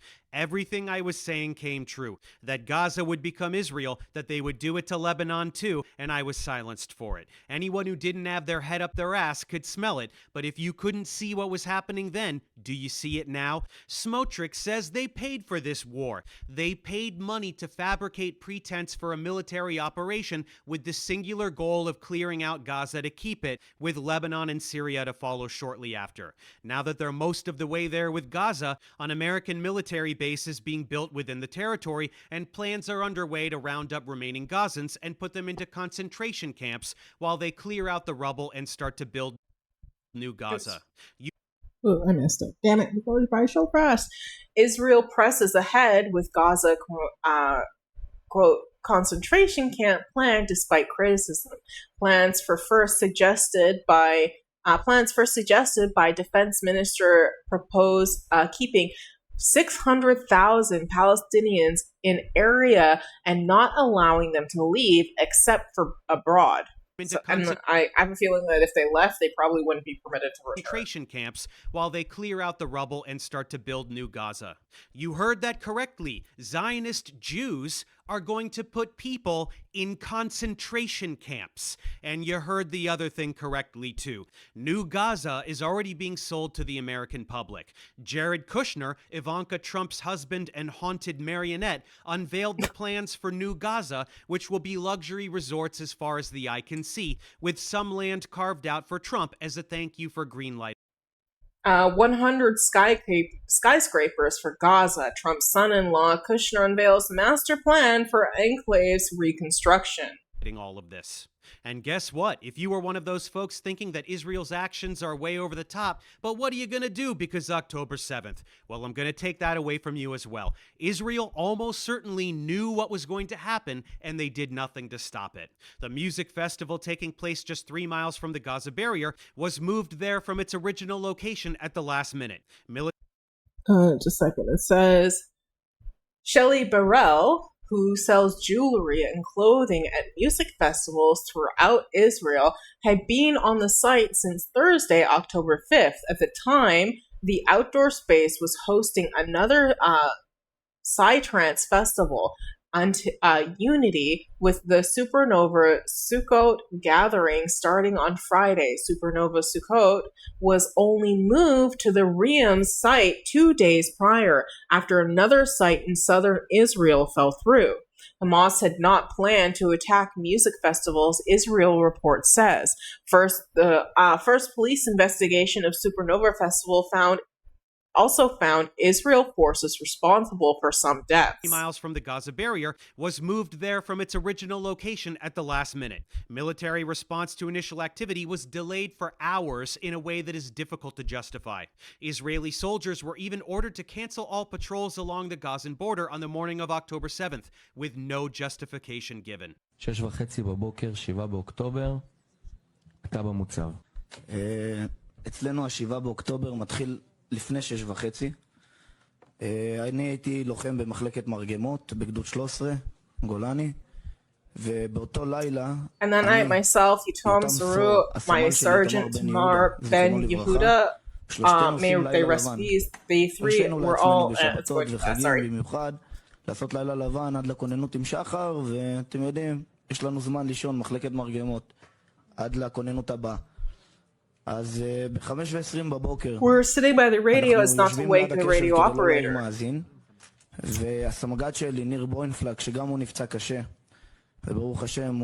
Thank God he survived. Suddenly gets the radio with a strange message. All stations, I don't know why, I don't know how, something along those lines. No patrol on the fence. What is this about, 5:20 in the morning? All stations are held in position, so in terms of playground forces for Aviv, do not have any brigade issues directive, pending situation assessment at 9 a.m. No vehicle is to approach Burma. I'll say again in the 9 morning pending situation assessment, no vehicles to go down Burma. We are in rear staging areas. A brigade level arrangement, I don't know exactly why. I don't ask too many questions, that's directive, that's what we do. ואיתמר דופק לנו פרצוף כזה של... Tomer gives us this looks like, what? You know, we're simply soldiers, just combatants, not commanders or officers who can ask questions. It's an order from the deputy battalion. We take order and don't ask questions, routine passing of an order. And sure enough, an hour later, at 6:30, suddenly sirens. I've been living with this since October 7th, and I was very afraid to talk about it. And when I got to the Knesset, it was after a period, I asked some senior officers what actually happened there. And there was some, I missed it, sniper threw Nakba, when we went to soldiers, they wouldn't get it. They said it was their sniper threat. 200 meters from the fence, I don't know, fighting without a vest. Their underwear and socks, nobody knows something. 200 to 300 meters from the fence. Then this one was on my mind. Really like, suddenly invited to the Knesset. to understand what happened. And look, you're saying a lot of people sound strange. What actually happened there? And we're going back on this again, and I'll be honest, we've been living with this some kind of pull in my brain since October 7th. It's something in my heart feels off. A little.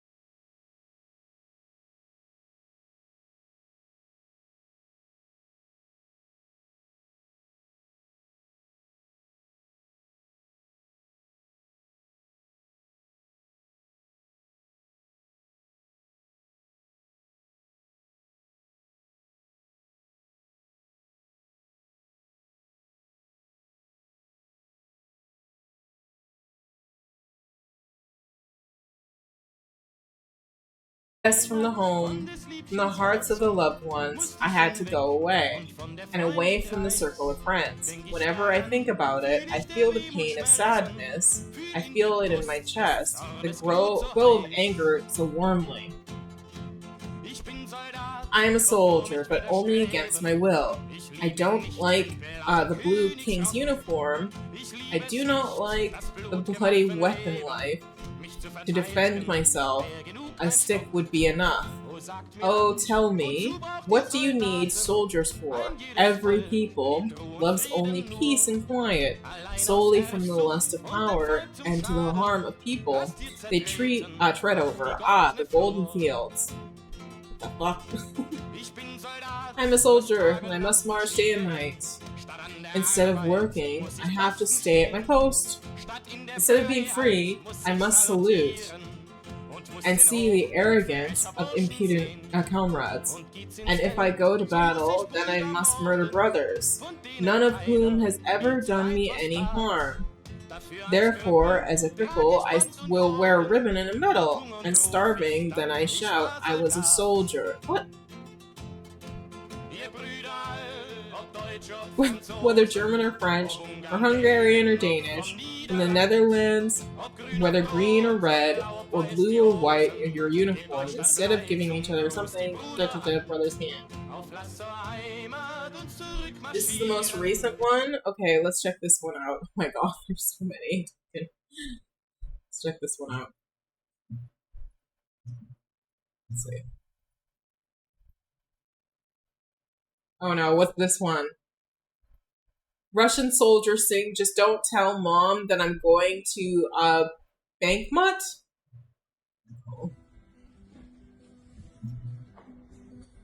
Are there subtitles?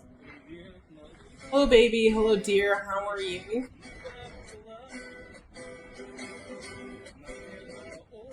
The autumn must cover the roads to the house. Autumn. The stars are falling over Lunashenk in the rays of dawn. I said that name wrong. Just don't tell mom I'm going to Bankmut. And stars are falling over us. I can't say the name. The rays of dawn. Just don't tell mom that I'm going to Bakhmut. Last night, a friend was killed by a coal mine.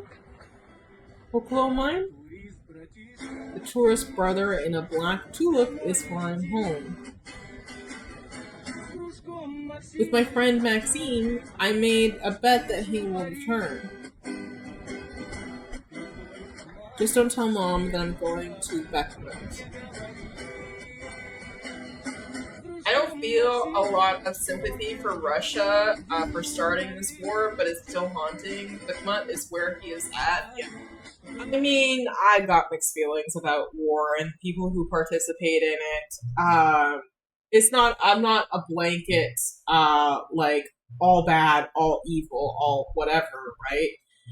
It just doesn't work that way for me. Oh god. Yeah, it just doesn't work that way for me. I don't know. Same with me, yeah.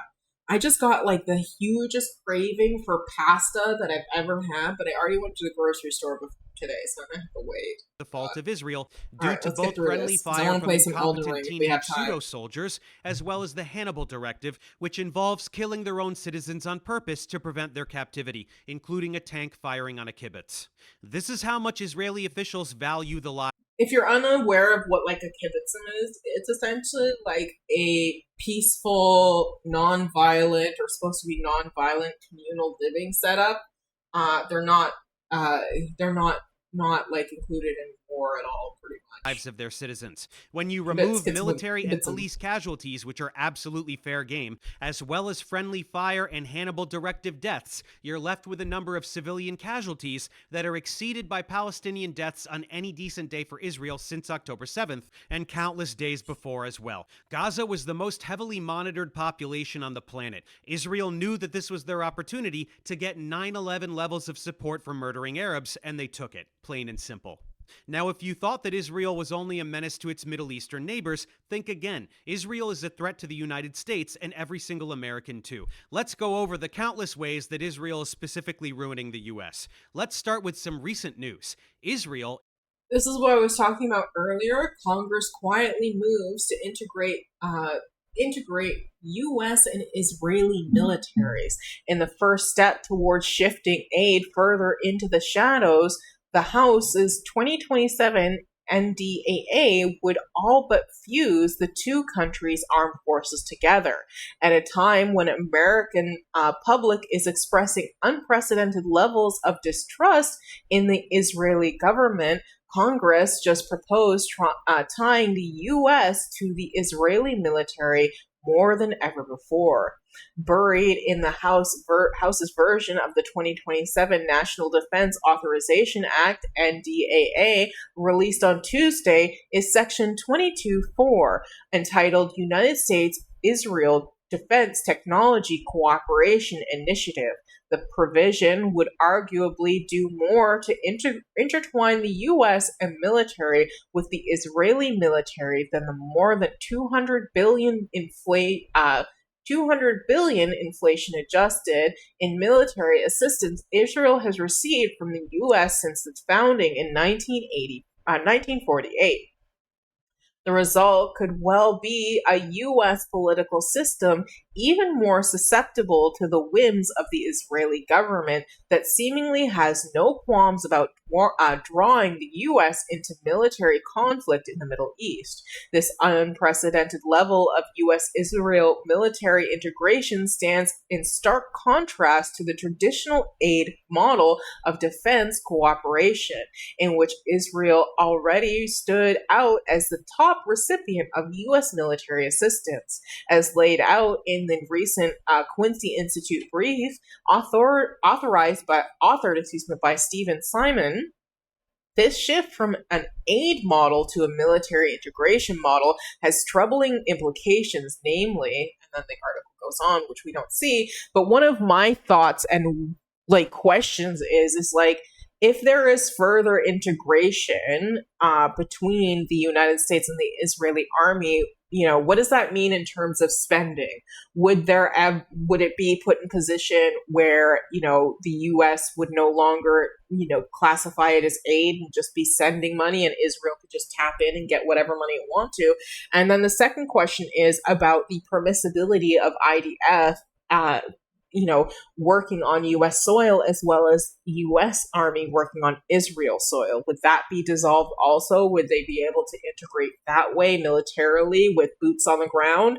That's kind of been one of my questions. I'm curious if you have any thoughts on anything like this. Please feel free to let me know in the comments below. Okay, just a second. We'll get back to the video in just a second. Is trying to force the United States to formally merge the American and Israeli militaries.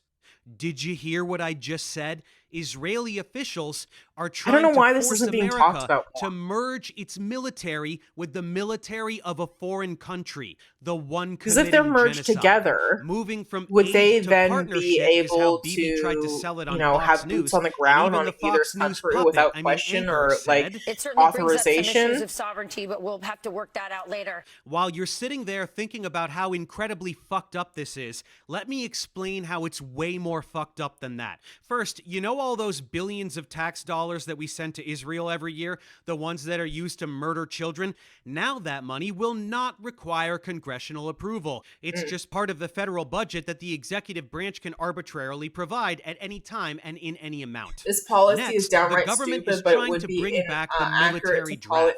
If that were to happen, what do you think soldiers that it is would be forced to fight what for would you Israel. view it as? That would mean that young Americans could be drafted against their will and forced to go murder Arabs for Israel, while also potentially just getting murdered by Israel themselves via the Hannibal Directive. What about the other way around?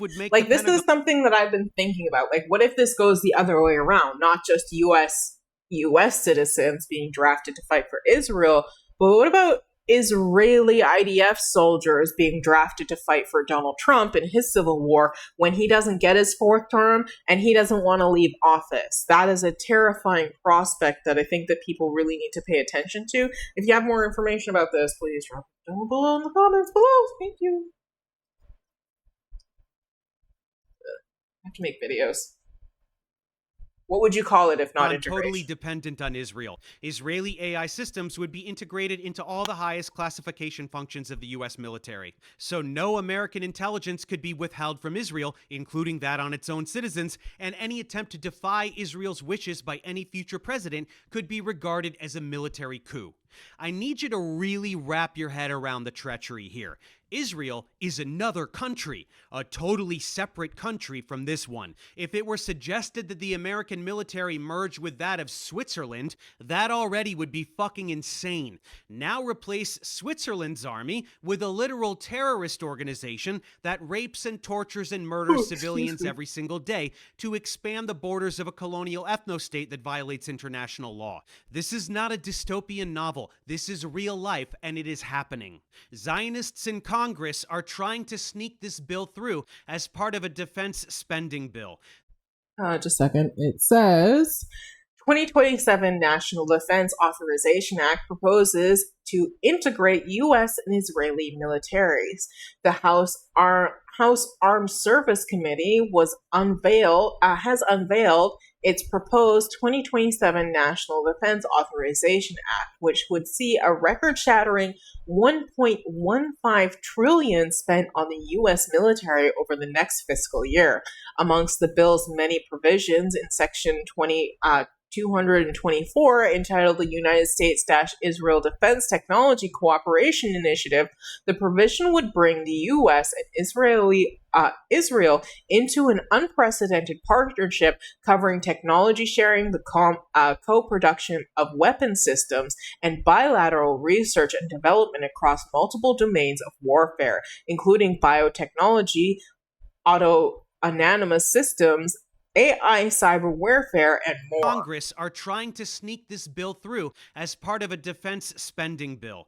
This is happening because public opinion is so firmly anti-Israel that Israel has to find ways to thwart the public and entrench itself in the American power dynamic in ways that will be nearly impossible to undo, no matter how much we protest and boycott. This is a hostile takeover of the American government by a foreign entity. This is Netanyahu trying to place himself formally in charge of aspects of the American government. Every politician supporting this motion is guilty of treason, and nobody's doing anything about it. Duncan says this isn't an act to create a joint command center or any joint military. It's an act to ensure the enhanced joint tech and intelligent cooperation. It is problematic as it forces the sharing of American intelligence on the Middle East with Israel, but that isn't military merger. So you don't think that the idea is that the IDF and the U.S. can work cohesively together, and that the unlimited spending options is not like a part of military integration? You don't think that that's a possibility to come from this at all?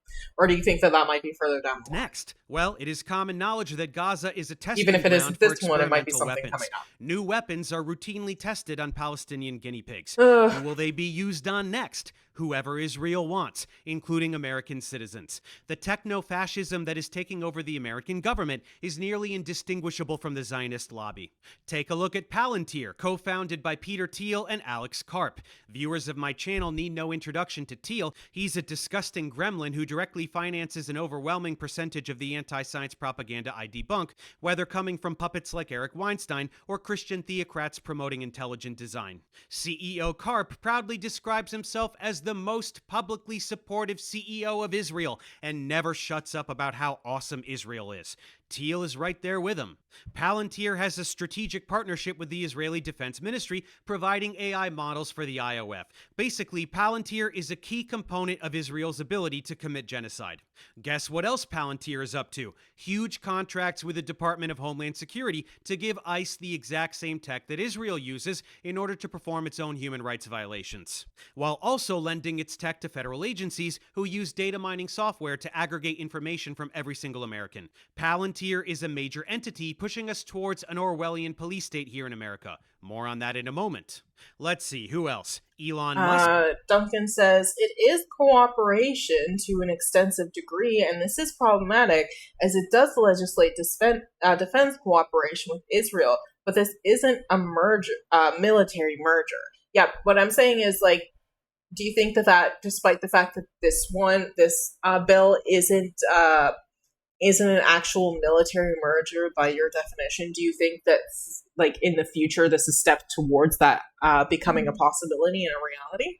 He has a direct relationship with Bibi. Like, do you think that's a part of the end regarding goal? Starlink, AI collaborations? No, I don't. I doubt it. Why is that? Tesla rollout. Why do you think? Because my belief as to why this would be beneficial in Netanyahu and Trump's mind is because it would allow them to have, like, not only a bigger army than they could ever produce themselves, but it would allow, like, the U.S. to have a stronger foothold in the Middle East, and then it allows Israel to have a bit of a foothold in the West too, right? Like, it turns them into this mega superpower. But you don't think that that's ever going to be a possibility? Do you think that's because of the backlash from the general population in the United States, or something else? Or do you think it's just not one of their goals? Zuckerberg, along with Musk, both routinely censor pro-Palestine content on Facebook, Instagram, and Twitter. Posts, stories, and entire accounts are regularly deleted, most notably anything depicting Israeli human rights violations. If content is not outright deleted, viewability is altered such that it is seen only by followers and does not show up in general feeds. This is in direct response to requests from Israel's cyber unit. In 2025, an investigation published by DropSite found that Meta complied with 94% of takedown requests issued by Israel since October 7. That same year, The Intercept reported that YouTube removed 700 videos published by official You can read about. You can. Do you mean read about NATO Joint Command and see how difficult to merge Yeah, just because it's difficult doesn't mean that like they wouldn't do it, right? It just means that they'd have hurdles. And given the way that the Trump administration behaves, the way that MAGA behaves, the difficulty isn't the issue. That is just a time barrier for them. They will continue hammering at the issue until they solve it in a way that is most effective for them, right? Even if it's not their original ultimate goal, so long as they get close, they're fucking happy. So like, this isn't some sort of wild conspiracy. This is a thing that, is happening in broad daylight, and there's nothing we can do about it because of these consolidation of these monopolistic companies that manage the entire global internet space. Why would tech oligarchs who fancy themselves above the law comply with requests from a foreign government? Ponder that. Then, of course, there is Zionist billionaire Larry Ellison, who purchased TikTok in January of this year. This was the platform where young people were most consistently learning about Israel's war crimes, so the Zionist lobby decided to put a stop to that. Ellison has long-standing personal and political ties with Israeli leaders, and he has personally donated tens of millions of dollars to the IOF, as well as investing in AI data centers in Israel. I don't even need to tell you that once Ellison acquired TikTok, pro-Palestine content was censored almost completely, and prominent Palestinian journalists were abruptly banned, in a last-ditch effort to maintain a sliver of support among the younger demographics. But don't worry, social media manipulation is just the tip of the iceberg. Israeli tech firm Cognite is installing its system FalcoNet in American police SUVs. This is tech that pretends to be a cell phone tower, such that every phone in the vicinity connects automatically and all its data is compromised. Texas, New York, Florida, and New Mexico are all currently using this tech. A foreign company has built invasive surveillance technology that tracks American citizens in American streets. A foreign company has unlimited access not only to private data of American citizens, but also the details of how American law enforcement surveils its population. FalcoNet by Israeli surveillance firm Cognite is a controversial cellular interception platform that mimics a cell tower and to sweep location data and identifiers from nearby phones. Because these systems are highly qualified, contracts and purchase agreements like the $4.5 million spent on the Texas Department of Public Safety frequently feature heavily redacted or conceal the tech's true capabilities. U.S. police now armed with Israeli spy vans simulating mobile phone towers. And the contracts are redacted. Nobody can see what data is being collected, why it's being collected, how long it's kept, or who has access. Mass warrantless cellular tracking without consent and with zero transparency. This would be unconstitutional even if being done by the U.S. government, but for Israel to be doing it here is fucking insane. What could this lead to? Well, to see what could happen to Americans tomorrow, we only need to look at what Israel is doing to Palestine. Just because something ain't never happened before doesn't mean that it's not going to happen in the future, right? Israel and the United States have never been this integrated before, but clearly that's not a barrier for them because they're still trying to implement further, right? It's never happened before, says Duncan, not even with NATO. I have had to read quite a bit about joint commands as I have to write my application soon, and I'm surprised Dave is saying this because this is quite off the mark. I understand wanting to measure things by past experiences, but given the current administration, I would not put anything past them. That's the reason why I'm saying this. Like, I understand where you're coming from, but given who Donald Trump is and Benjamin Netanyahu are, their maniacal desires know no fucking bounds, right? Like, same with mail-in ballot. They're constantly like attacking the voting system. They're integrating, with Israel, endless amounts of support for Israel from the United States. Donald Trump is pretty much in love with Benjamin Netanyahu, in my opinion, and I would not be surprised if they're not evil kindred spirits who have no problem breaking like NATO law. Like, Trump has espoused that he does not actually think that NATO is important, things of that nature. So I would not go by the rule of what law is currently when dealing with Donald Trump, who has no problem breaking it or changing it to his whims and what is most effective for him, right? That's why I feel like this. Check out this newest insanity. Unmanned cranes with machine guns are being used to murder Gazans. UNICEF reported a 12-year-old girl shot in the chest while in a tent. Another 5-year-old girl killed in her home. These cranes fire randomly and continuously at tents and exposed neighborhoods. Where will we see these next? Major intersections in American cities to protect all the patriots from dangerous Antifa? Preparation for the crackdown on American citizens has already begun.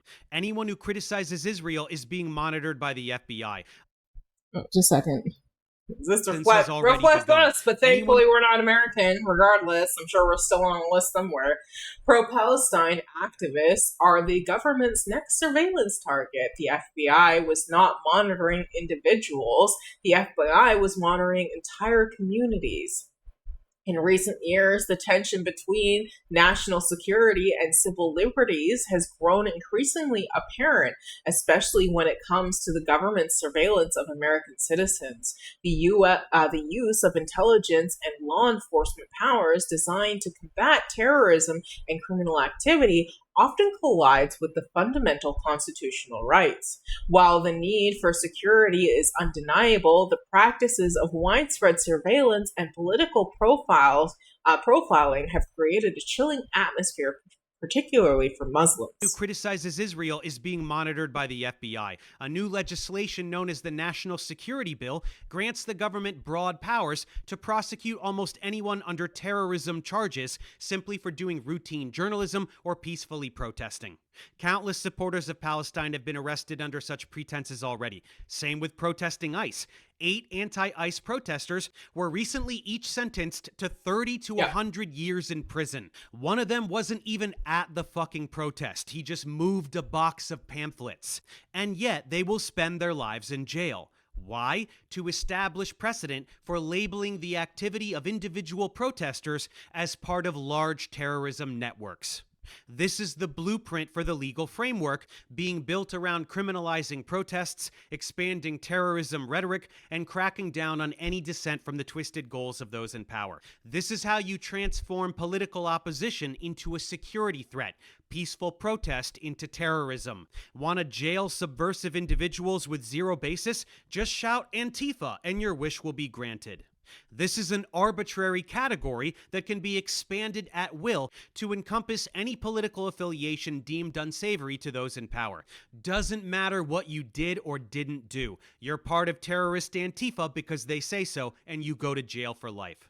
This is how you make people afraid to organize and resist authoritarian rule. On January 6th, people smashed windows at the Capitol. They assaulted police officers. They literally hunted down lawmakers. They erected actual gallows and called for the public execution of Mike Pence, who was in charge of the count. It was a coup that attempted to interfere with an election and install a dictator. What do they get? Jail time for being domestic terrorists? No.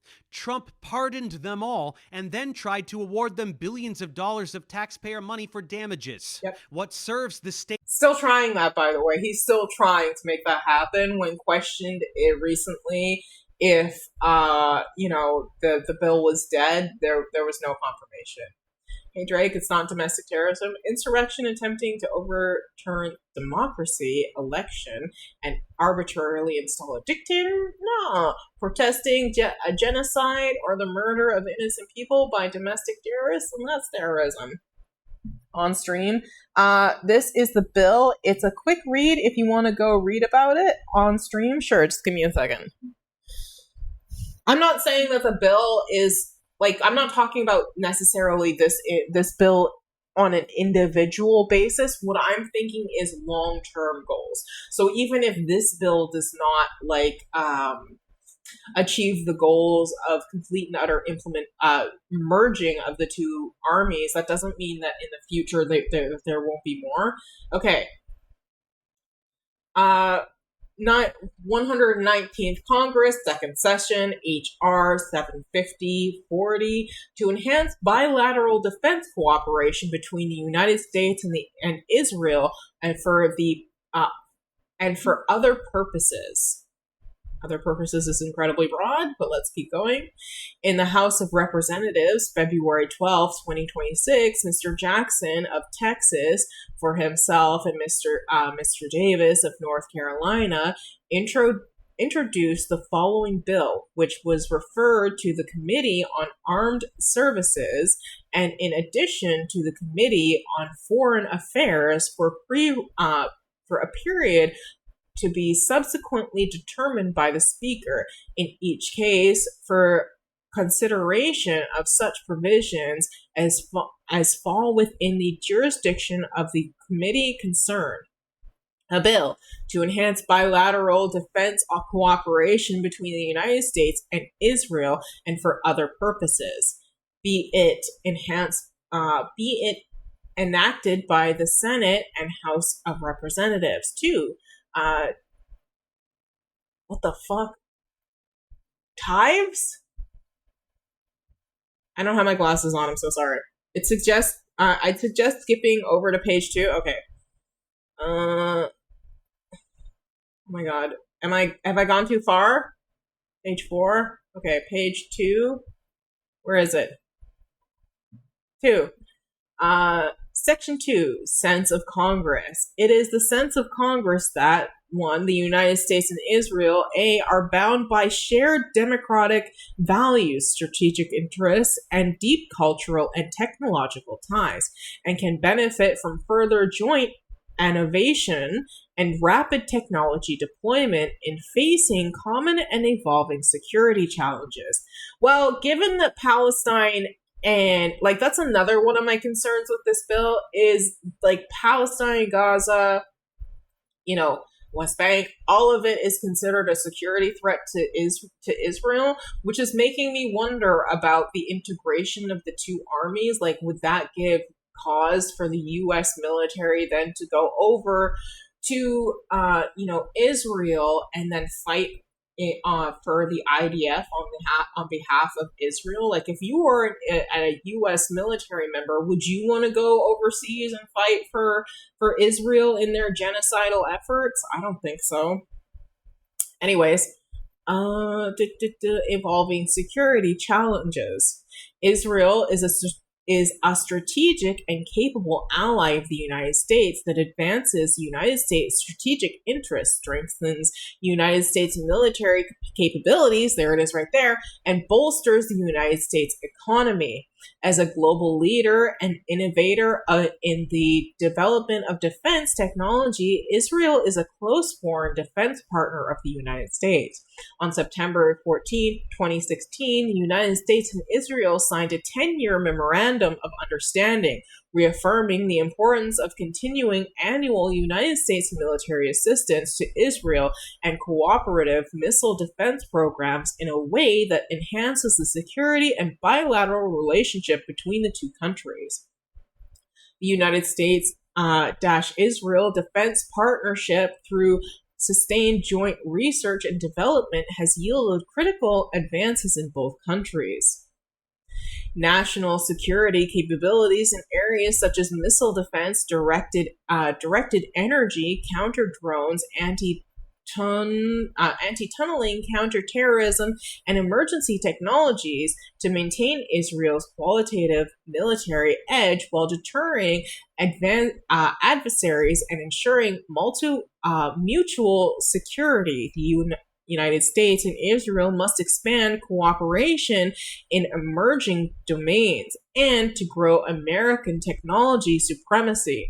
The United States must leverage the unique capabilities offered by each country and more rapidly integrate jointly developed Israel-origin defense technologies into the United States military systems, programs of record, and the defense industry base.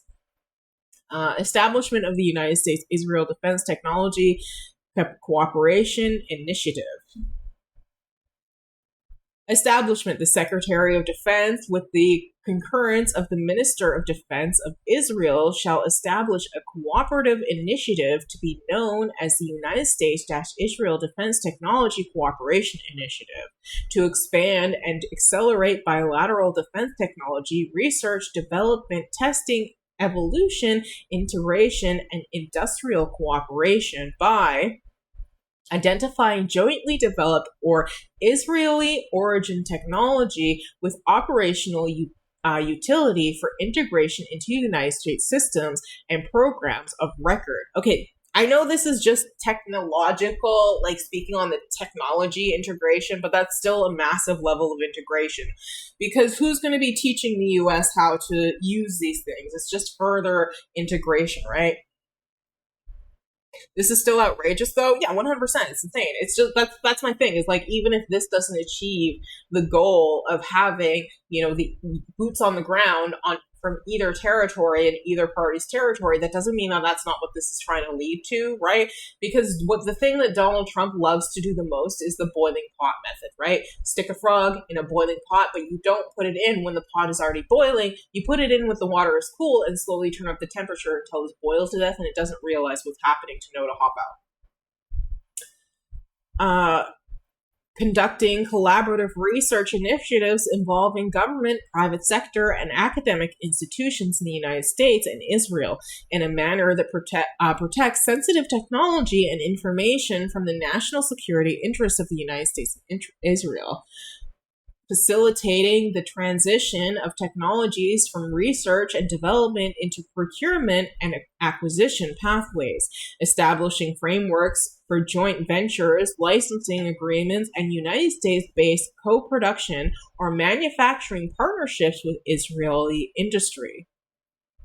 Coordinating with relevant departments of defense components, including the Irregular Warfare Technology Support Directive, Capability Development and Innovation Divisions, the Defense Innovation Unit, the United States Israel Operations Technology Working Group, and the Defense Advanced Research Project Agency, the Missile Defense Agency, and the United States Space Command, and the military service to align efforts to avoid duplication and promoting the joint training exercises, there you go, right there, joint training, and information sharing mechanisms to ensure operational readiness to deploy jointly developed technologies. There you go. That is the integration that I was talking about right there. You say it's not about integration, but the joint training is a part of military integration. It may not give authority to have boots on the ground in terms of military action, but that is still a high level of integration, right? The initiative domains. The initiative shall be carried out through cooperative efforts in domains such as the following: counter unmanned systems, including aerial, maritime, and ground platforms, anti-tunneling and subterranean threats, missile and air force. See, the anti-tunneling and subterranean threats makes me concerned about Palestine and Gaza, like what's going to happen there, because that is one of the biggest arguments that like Israel makes for bombing places. Oh, they've got tunnels and underground, underground facilities and all this other information. And it's like, okay, but like seriously, I don't think that this is good for anybody. Missiles and air defense technologies, including Golden Dome of America, artificial intelligence, quantum machine learning, and autonomous systems, directed energy and advanced sensing, cyber defense, electronic warfare, and digital resilience, biotechnology, biomanufacturing, and medical defense, network integration, data fusion, and contested logistics, defense industrial base cooperation, defense industrial base cooperation, manufacturing, and co-production. Other emerging technologies as jointly agreed by the United States and Israel, activities in coordination with other federal departments and agencies. The Secretary of Defense shall coordinate activities under the initiative with the Secretary of State, the Secretary of Commerce, and the heads of the other relevant federal departments and agencies to ensure consistency with existing laws and regulations. Oh my god, this is so fucking long. Interim progress update. Not later than 180 days after the date of enactment is this act, the Secretary of Defense shall provide the Congressional Defense Committee an interim briefing or written update describing the steps taken to stand up the initiative, early coordination with Israeli counterparts, initial technology areas identified for accelerated cooperation and technologies with operational unity for integration into the United States systems and programs of record. Department of Defense components designated to lead implementation, and any early transition, prototyping, or integration activities initiated during the period covered by the update. Annual report. No later than 1 year after the date of enactment of this act, the annual thereafter, the Secretary of Defense shall submit to the Congressional Defense Committee a report implementation of the program established under this section. Each such report shall include the description of activities conducted under the program, the assessment of programs made in advancing shared national security interests, an assessment of the program's collaboration with other relevant federal programs, including the United States-Israel Operations Technology Working Group, and United States-Israel Cooperative Program run by the Capability Development and Innovation Division and the Irregular Warfare Technical Support Directorate. Excuse me. Duncan says, this is outrageous standalone, even though joint training service occurs with multiple countries. The U.S. has had joint training exercises with, and then I haven't seen the rest. A description of technologies transitioned into United States Acquisition Program or Field System. A description of partnership established with United States and Israel industry, and, oh my god, the recommendation for future priorities and assessments of resource needs, including further authorities necessary to promote the long-term integration of joint capabilities between the United States and Israel. So this is exactly what my concern is. Recommendations for future priorities and assessments of resource needs, including further authorities necessary to promote the long-term integration of joint capabilities between the United States and Israel. What does that mean? That could literally mean anything. Form each report required to subsection B shall be submitted in unclassified form, but may include a classified annex. Public transparency. The Secretary of Defense shall make available on a publicly accessible web of the Department of Defense periodic unclassified updates to the maximum extent practicable on activities conducted under the initiative, including a description of how these activities contribute to the American technology and military supremacy. Such updates shall be made in a manner that ensures the classified information or other information that would compromise otherwise operational security, export controls, or sensitive technology shall not be released. Do you need me to read the rest of it? Collaboration with a government like this is outrageous either way. Yeah, I mean, it's committing a genocide, and the United States is cozying up to it, so what does that say about the U.S.?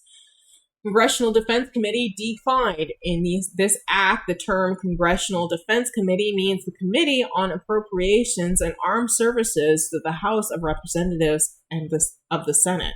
Is this it? Oh, thank God. Section 5, authorization of appropriations. There is authorized to be appropriated 150, is that billion? Million for each fiscal year in 2027 through 2029 to carry out this act. All right, that was long. Okay, let's get back to the video. Holy fuck, it's been a long goddamn day. Okay, we're only halfway through. Oh my God. No matter how obviously terroristic in nature, and whatever defies the state is terrorism, even if it's just holding a fucking sign or preventing ICE domestic terrorists from murdering civilians. This is already codified. The National Security Presidential Memorandum 7, or NSPM 7, officially directs federal agencies to aggressively investigate and disrupt groups and individuals that they decide are linked to political violence, which just means a legal way to target nonprofit organizations and absolutely any activist they please. Watch lists of organizations. How NSMP 7 seeks to use domestic terrorism to target nonprofits and activists.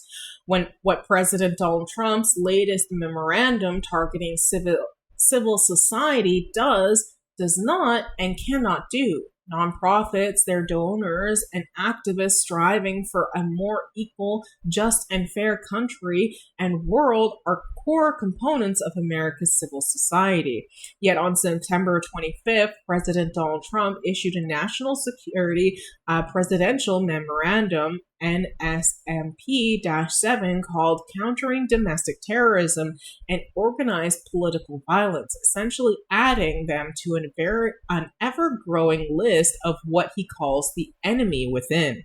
Civil society, nonprofits, and activists thus join segments of academia and legal profession, public health professionals and scientists, and so many others President Trump sees as his political opponents and critics. For all of us seeking to uphold the Constitution, fundamental human rights, and civil liberties, it's almost a badge of courage and honor. And absolutely any activist they please. Watch lists of suggested subversives already exist. What are the targets? Anti-Americanism, anti-capitalism, anti-Christianity, extremism on migration, race, and gender, opposition to traditional American views on family, religion, and morality. All of these labels are in there. I'm not making up a fucking word of this. It's a goddamn fever dream. What is this? This is the complete dismantling of free speech. The Constitution guarantees that you can't be imprisoned for things you say, for views you hold, or for protesting things. This administration is taking a big dump on freedom in the Constitution, and they're doing it for Israel just as much as the rest of the oligarchy it can barely be distinguished from. Other countries are doing the same thing. A new law in Britain gives sweeping powers to executive leadership to determine terroristic threats and imprison protesters, criminalizing journalism and activism, using broad provisions to put people in jail for a decade or more. Germany is on board as well, approving a bill that makes criticism of Israel a criminal offense, punishable by 5 years in prison. Supporting a cause or quoting a source that is arbitrarily deemed a terrorist threat will be a crime, and countless people will begin going to jail for defending basic human rights. What is the justification for such draconian measures? Always, without fail, anti-Semitism. The boogeyman, the hyperinflated threat that justifies ruining countless lives, an embodiment of the toxicity it pretends to fight. Oh, and what will be the last resort if the American public simply will not accept foreign rule? Just ask Israeli defense researcher Benny Sapti. He recently tweeted this: maybe USA needs another Pearl Harbor or 9/11 to remember who is the enemy and who is the friend.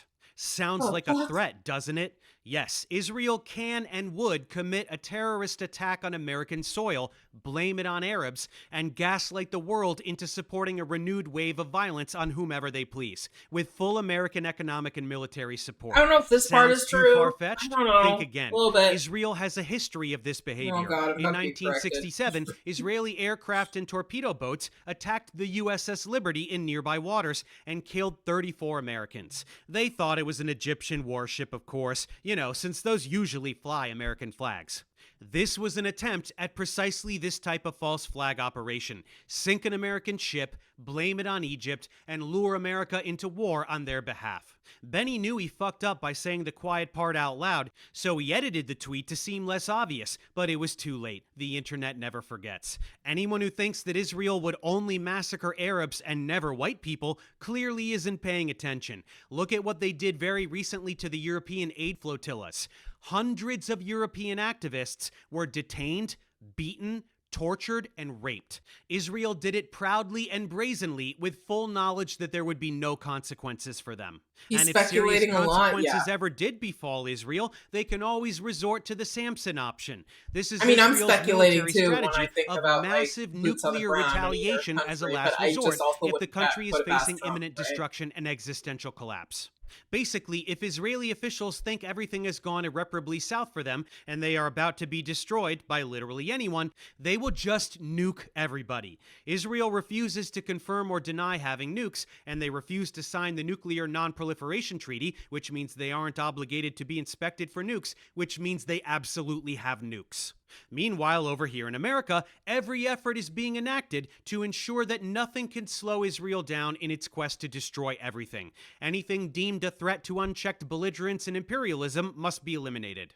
The International Criminal Court regularly calls out the war crimes of both Israel and the United States. So Trump and All Bibi, of the along with thirsty abuses Marco are Rubio, are often trying to true, but dismantle a the lot of what ICC he's saying entirely. is The ICC makes light of American conspiratorial. war Yeah. crimes in I mean, Afghanistan.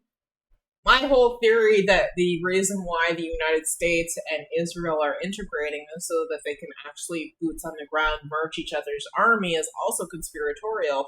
It's just when I look at because it hasn't been proven true, is because when you look at Benjamin Netanyahu and Donald Trump and who they are as people, I would not put it past them. I would not put it past them if if I'm speculating as to what their future goal is. I would not be surprised if that was not their future goal for some measure of means. The Caribbean, Venezuela, and of course literally everything Israel does, so they are deemed a radical threat to democracy. Here's Marco whining about American sovereignty just because someone dares push back on Western barbarism and crimes against humanity. Basic accountability is tyranny to the gaslighters who don't want to stop bombing and murdering and seizing land. Marco and Bibi do look cute together though, don't they? And of course, any country reliant on U.S. assistance that does not go along with the campaign to destroy the ICC will feel the blowback. This is just a continuation of the trend of this administration dismantling absolutely any institution which serves the global citizenry at the behest of a twisted oligarchy. Want to pollute more? Destroy the EPA. Want to poison more? Destroy the FDA. Want to do more war crimes? Destroy the ICC. It's a trend, and it's one I've been highlighting in my content for a while now. None of this is normal. This is not business as usual. This current administration is the beginning of the fascist takeover. It is happening now. They are trying to eradicate democracy. Whoever doesn't see that is blind. Anyone crying about TDS can fuck themselves. This is the moment where we either fight all of this while we still have an outside chance, or we submit to tyranny and accept fascist authoritarian rule. There is not an ounce of hyperbole in anything I've said. The infrastructure for the authoritarian police state is being built and implemented right now, today. People can sense the changes being implemented by Project 2025 personnel. Public opinion regarding Israel has shifted irreparably even among conservatives. The oligarchy knows it, and they are doing everything they can to secure authoritarian control before this term is over and they lose their chance to clamp down. These monsters will not stop until they get the techno-theocratic dystopia they're lusting for. Orwellian surveillance with flock cameras on every corner to track every citizen and everything they do. ICE thugs terrorizing every neighborhood, digital IDs required to access any website. The prison is being built around Americans as we speak, and the campaign is beginning to ruin the life of anyone who tries to organize against it. With these acts that can arbitrarily label any subversive activity as terrorism, they will destroy livelihoods. They will send ICE agents or drones to murder people in broad daylight. Sympathy for the victims of Israeli terrorism are now terrorists, according to the state. Israel has their hands in absolutely all of this. All of it. There is not a single nook or cranny of any of this shit that doesn't involve Israel. Israel is pure poison, and Zionism is the ideology behind it. An ideology of Jewish supremacy, ethnic cleansing, genocide, deception, and self-victimization. Okay, are we all up to speed on how Israel is an existential threat to all of humanity and the most vile source of pure evil since the Nazis, and how they are objectively committing genocide like 100% without a doubt, and anyone who says otherwise is either paid by Israel or a brainwashed idiot? Awesome.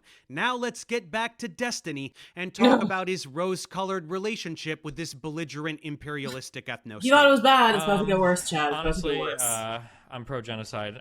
It sounds really shitty, but I think that Israel should just drop its fucking borders about where it is now, and basically Palestinians can go live in another place. That's really shitty, but that's about. I don't know why he's laughing. You just think he's such a piece of shit. Legitimately, he is a walking, talking turd. Honestly. I remember when one of my chatters first introduced me to this pile of walking fecal matter, and I was just like, no, never am I going to follow this person. This person is trash. And it was just him, one of his random clips, because I tried to give him a fair shot, right? I watched more than just a little while. And within that time frame, he was dropping the R word, he was saying, abusive things, and it was just kind of, relentless. And, the information that he was presenting was also factually incorrect. He's just an idiot. I don't know how he has any fucking followers. What a useless waste of air. The Palestine should just pack up and Native American the fuck out of there? The problem is that it seems like there is a hugely general hostility to Jewish people across really the entire world, but definitely the Middle East. Right out of his own mouth, he is pro-genocide. He supports the genocide of Palestinians in Gaza. He thinks they should either be killed or removed, and that land should be Israel, because the whole world is just a bunch of dirty anti-Semites, so poor Israel gets to do genocide. Ethnic cleansing is super awesome, according to Destiny. Did you think I was exaggerating about this piece of shit? I'll take your apology now. And don't worry, we're just getting started. This is a fucking rabbit hole. Again, this was a group of civilians, including children, who were waving white flags. They had done everything that Israel had told them to do. They were in an Israeli-declared safe area, and they were in the process of evacuating to a different safe area. So what did Destiny think about this? Well, the interview complete, our cameraman walked away. So why? So he is interviewing the guy who's about to go do some shit to get himself killed, basically. That's what's going to happen. We know from this point, that's what's going to happen. So he walks away, gets back a little bit. Immediately and then blame, he sets blame up shifting. behind this thing, right? Is this concealment, I guess? Not cover, concealment, right? Because I think the tank's over here. So now he can capture the footage right here. He sees the guys walking, knowing that they're about to get shot, because that's what's going to happen. And then eventually they get shot and everything is, this is it. It's Act 1, 2, and 3. It's all here. I'm sorry. The tracking live movement shot of the lady running up to her dead husband? What is this? But they probably were hoping to get shot at? Or maybe, so you're saying the woman was acting? I don't think the woman was acting. She probably was sincerely sad. Her husband got fucking killed. But I think they were farming TikTok clips. I mean... Oh my fucking god. What a fucking psychopath. You think that people committed essentially what would equate to suicide by army to farm TikTok clips? How does that benefit anybody involved in this situation? Looking at Palestine and the situation that Palestine is currently being subjected to, how would that benefit Palestinians in any sort of way? What would they be farming TikTok clips for exactly? to enrich themselves in a place where they can't even import sugar because Israel believes that they're going to be making bombs with the sugar. They're not even allowed to get fucking cookies. What would farming TikTok clips do for them in any sort of measure, you absolute freaking psychopath?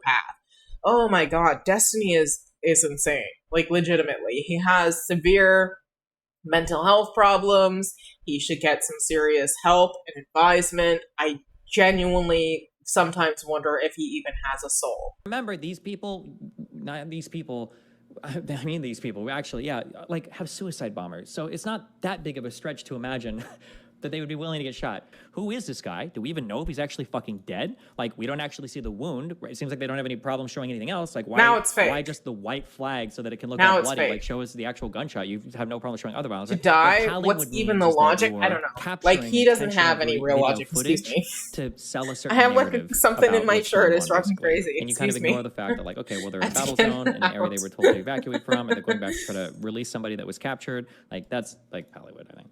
You're essentially provoking the enemy to take what is largely a justified action and then trying to say that it's like indiscriminate civilian None of it was justified. That's the person right. didn't When have a people weapon. are They weren't like a executed by threat to Israel, anybody. That's especially in what is garbage. deemed a safe zone, they deserve it because they were farming for TikTok clips. They have to provoke Israel into violence because Sorry, Chad. Israel would It's never just be jam. violent on It's their just own. jam. The rhetoric here is beyond vile. This is like telling a rape victim she was asking for it because of her short skirt, but 1,000 times worse. Anyone who uses the term Pallywood is a fucking monster. Once again, if you actually truly want to see what happens in Gaza on a daily basis, you can head over to archivegenocide.com and look for yourself. Bring a barf bag.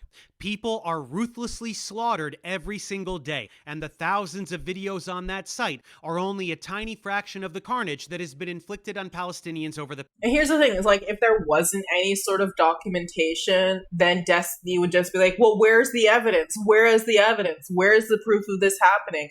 Hello? There's no evidence of any bodies. There's no evidence of any crimes. Like, it's like, no matter which side things land on, there's always an excuse why what's being presented is invalid in his mind. Past 2.5 years. Pretending that they're faking it is identical to Holocaust denial, except way worse since this is happening today. Now here he is doing a fan meetup in Israel, giving advice to young IOF soldiers on how to hide their war crimes. I do have this little worry that in the media and in the global, opinion, it's not such a good thing to be an IDF soldier. It's not. It's absolutely. The opinion is really bad. Yeah. Here's the one piece of advice I'll give you, okay? If you're joining the IDF, okay? Leave your fucking cell phone at home and stop taking stupid fucking videos, okay? Because everybody's fucking you with them, okay? And if you see a soldier, okay, going through a fucking drawer, and listen, if you want to fucking wear a dress and you think it's funny, just don't fucking take a fucking video picture of it, okay? Jesus. Yeah, Destiny agrees it's cool to murder Palestinians, and when you're done, it's super funny to go through their belongings and even try on their clothes. The fact that like he still has a platform if at you didn't all know that IOF soldiers do this all the time, astonishing. Now you know. Anyway, Destiny is totally on board for the post-slaughtering fashion show, but you guys, stop taking pictures and posting them to social media. You don't want the world to know what complete fucking monsters you are making a joke out of genocide. Keep it to yourself, okay? By the way, this little tidbit was part of a 2-week spree in June 2024 where Destiny went all around Israel interviewing dozens of Israeli officials and media personalities in what was very clearly an Israel-funded propaganda trip.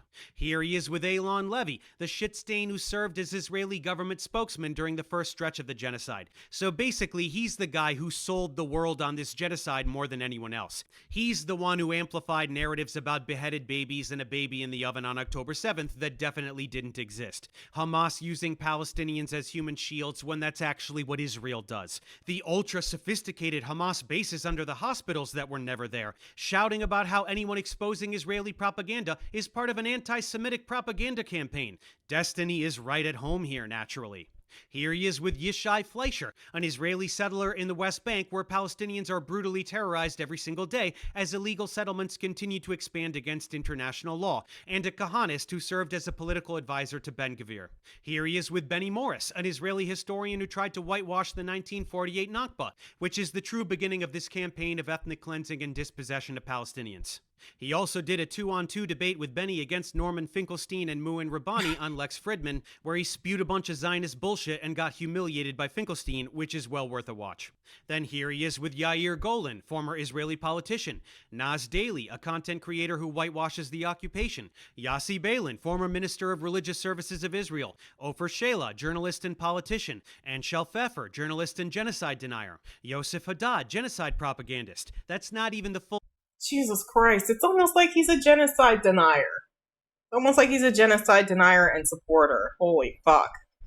Duncan says, I think there's a point that's being missed here by a lot of people, that the problem is that this is something that commonly happens in the world that shows that there's a lack of accountability for all nations in the world.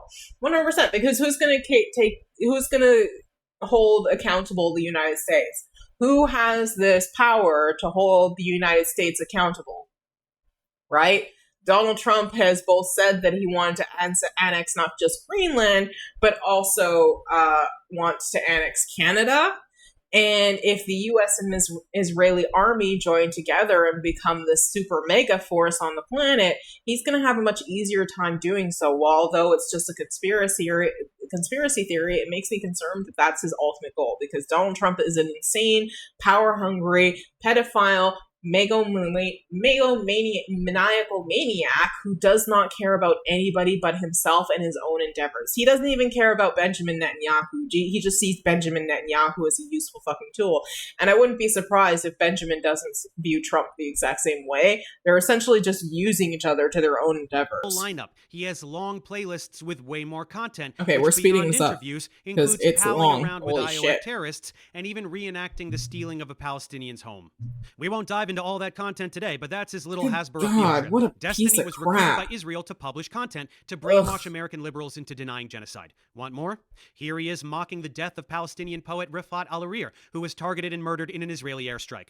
He's a garbage human who deserved to be murdered for speaking out against genocide. And what a horrible father he is for having children absolutely anywhere, since Israel bombs literally everywhere all the time, including and especially the places where they specifically tell Palestinians to go. People have been telling us that the Palestinians are starving to death for decades. People have been telling us since October 7th that no aid is going into a country that has been kept on a caloric deficit, and now here we are months and months and months in, where all the people dying for starvation. Something is not adding up here. The math doesn't work. Something is not right about the story that's being told. Yes, Destiny is denying the objective fact that hundreds of Palestinians have died of malnutrition and starvation during this genocide. The problem is that unfortunately, this isn't even the worst catastrophe that has happened in the last few decades. What do you think is worse than what's happening now? Where the dead people are and can't even bother. What do you to think look. is Sam the Harris worst does this too, situation? by the way. Another genocide-supporting piece of shit and incredible disappointment of a human being. Who knows? He may deserve a video at some point as well. So you don't even deserve to be in What the do you want him to conversation. admit? What do you want him to admit? Why is there a you tell blockade me. in Gaza? Yeah. Just a second, I'll be right back. I got a wee. When you look at the fact that Israel's preventing cookies from going into Gaza, you know that it's not Why motivated by were cookies military. being prevented from going in? And What were potato casting chips. rockets fueled with? Yeah, with cookies? Yeah. With sugar and fertilizer. Yes, that's how they made the early rockets. The first generation that was So we're going to literally deny used. Palestinians in Gaza sugar because it might be used. You know what? First of all, you know what they're actually allowed back in because they use more sophisticated rockets. That's right. There has to be a blockade to prevent food from getting to starving Gazans because they will use the sugar to make rockets. That just came out of his dumb fuck face. Starving 2 million people to death is cool because we can't have tiny dinky little rockets damaging a bus stop while Israel continues to carpet bomb Gaza on a regular basis. Fuck me, what an asshole. Genocide is a special crime that has two elements. One of the elements requires some kind of destruction of a people or taking away of their children or sterilization, something like that, an obvious thing. But the second part is a highly specialized intent to destroy a group of people in whole or in part. And that highly specialized intent is what makes genocide so unique. And there are so many things related to genocide that don't apply to modern military conflict that you should take note of, because when you start to apply genocide in the way it's being applied to Israel, it basically would be applied to every single conflict.